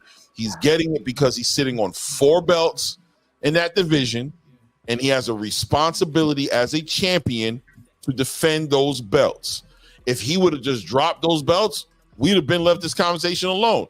David Benavidez would have left the conversation alone. Everybody would have, because all they want is the belts. But if you're going to sit on those belts, those guys make the weight that night that they're supposed to make the weight. They get on that scale. They hit 168. You heard? They check all the boxes as to why they should be fighting for that belt. David Benavidez has earned his title shot, bro. Canelo Alvarez is wrong for holding those belt hostages with no interest in defending those belts, bro. The WBC said, forget it. We don't need no franchise belt. We still going to protect Canelo. Absolutely. You damn Skippy. Let the belts go. He is the moneymaker. You know, he is the cash cow. So he'll be the same moneymaker without those belts. Drop them. Yeah, he would. Belts drop the belts. No, but the WBC won't get none of that money if he dropped the belts. Oh, that's not a problem. That Frequent made a good point there. Yeah, I mean, we know that. I know why they letting them. We know why the sanctioning bodies is sitting there playing these games. But it's okay. You want to play the games, but while you got those belts, we always going to ask the same question when you fighting David. When you fighting David Morrell, we don't want to hear 25 pounds. We don't want to hear he's too big. We don't want to hear that David Benavidez is way too big and where he should be fighting. He's fighting where he could be fighting, and he clearly could be fighting at 168. He makes the 168 pounds on the scale. He makes it.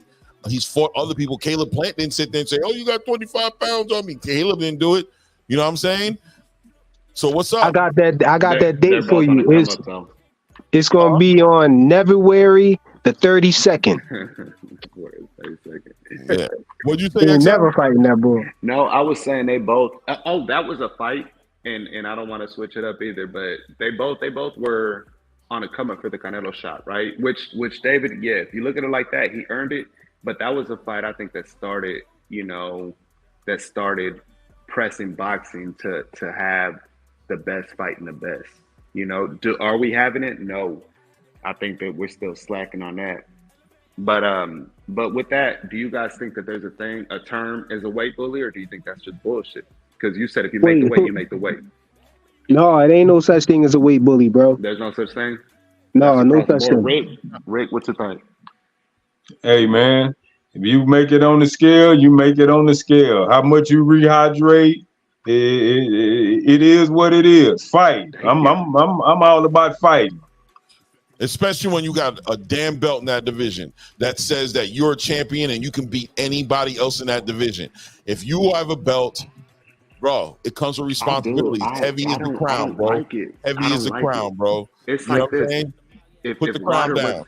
Right. But it's like this. If Water was to drop down and fight at cruiser, which he probably could, you know, would he have the same respect, you know, knowing what he was able to do at heavyweight? You know what I'm saying? It's Bivol. Bivol has said it. I can go, you know, I believe he said it. He can go down and fight at 168. I think that's where he wanted to rematch Canelo at. Right. Yeah. He did. If Bivol was to start campaigning at 168 now, do you think he would still have the same respect? And I know he doesn't have his he doesn't have the big fan base, but would you guys still see him as, you know, would you guys see him with more respect at that? If he was to come down and campaign at 168. Who, Bivol? Bivol, yeah. Listen, there's an art to cutting weight, bro. It's a difficulty in it. There's a pros and the cons to it. And he deserves his respect for being able to cut that weight, come down to 168, and defeat the face of boxing and take his 4 belts and become an undisputed super middleweight champion. Of course, I'm going to give him his respect. He's able to hit that on that scale and still beat him in that weight division, because we know what comes with that weight cut. We know what comes with that weight cut. And he's able to overcome that and beat the champion. 100%, he gets the credibility. 100%. Got you. Clay, you know we have 4 hours now, Clay? Yeah, we about to let it go. It's 4 hours and 6 minutes, man. We clicking and clacking. I appreciate you guys, man. Yo, XL got to come back up here, man. I love building with you. That Latino, man. I need a Latino in the chat room to speak on the Robesi Ramirez's and the Rafael Espinozas and the the Bam Bam Jesse Rodriguez's and the, you know what I mean? We can go all the way across the board, man. Yeah. We love boxing over here. We watch it all the way across the board. I promise you. You'll be shocked. Of course. You know what I'm saying? Shout out to Rick Timms. Like I told you, you already know, man. When I see you in the chat, I'm going to be looking for you to hit that damn link. So if I don't see you hit that link, I'm going to be looking for that link to get hit. I know Ray Davis is knocked out. Hold on. Everybody be quiet. No, we ain't gonna play Ray like that. Yo, do you know?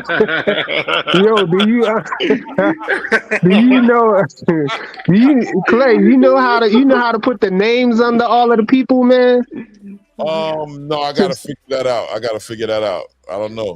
That'd be it, bro. I was guessing if that was HLD or not. I didn't know. You know what I'm saying? For sure, it sounded like him. No, that's XL. That's not HLD. Oh, okay. No, that's XL. Oh, HLD would have been talking crazy, talking about, you know what I mean? You already know. I was like, yo, he a little more kind of calm, you know what I'm saying, to be HLD.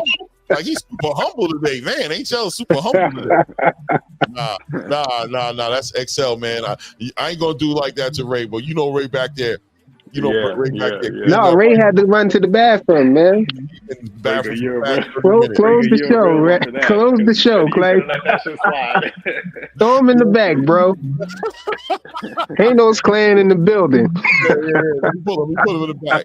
Yo, salute to everybody in the chat, man. Appreciate you guys. Yo, we almost there, man. We at 986, man.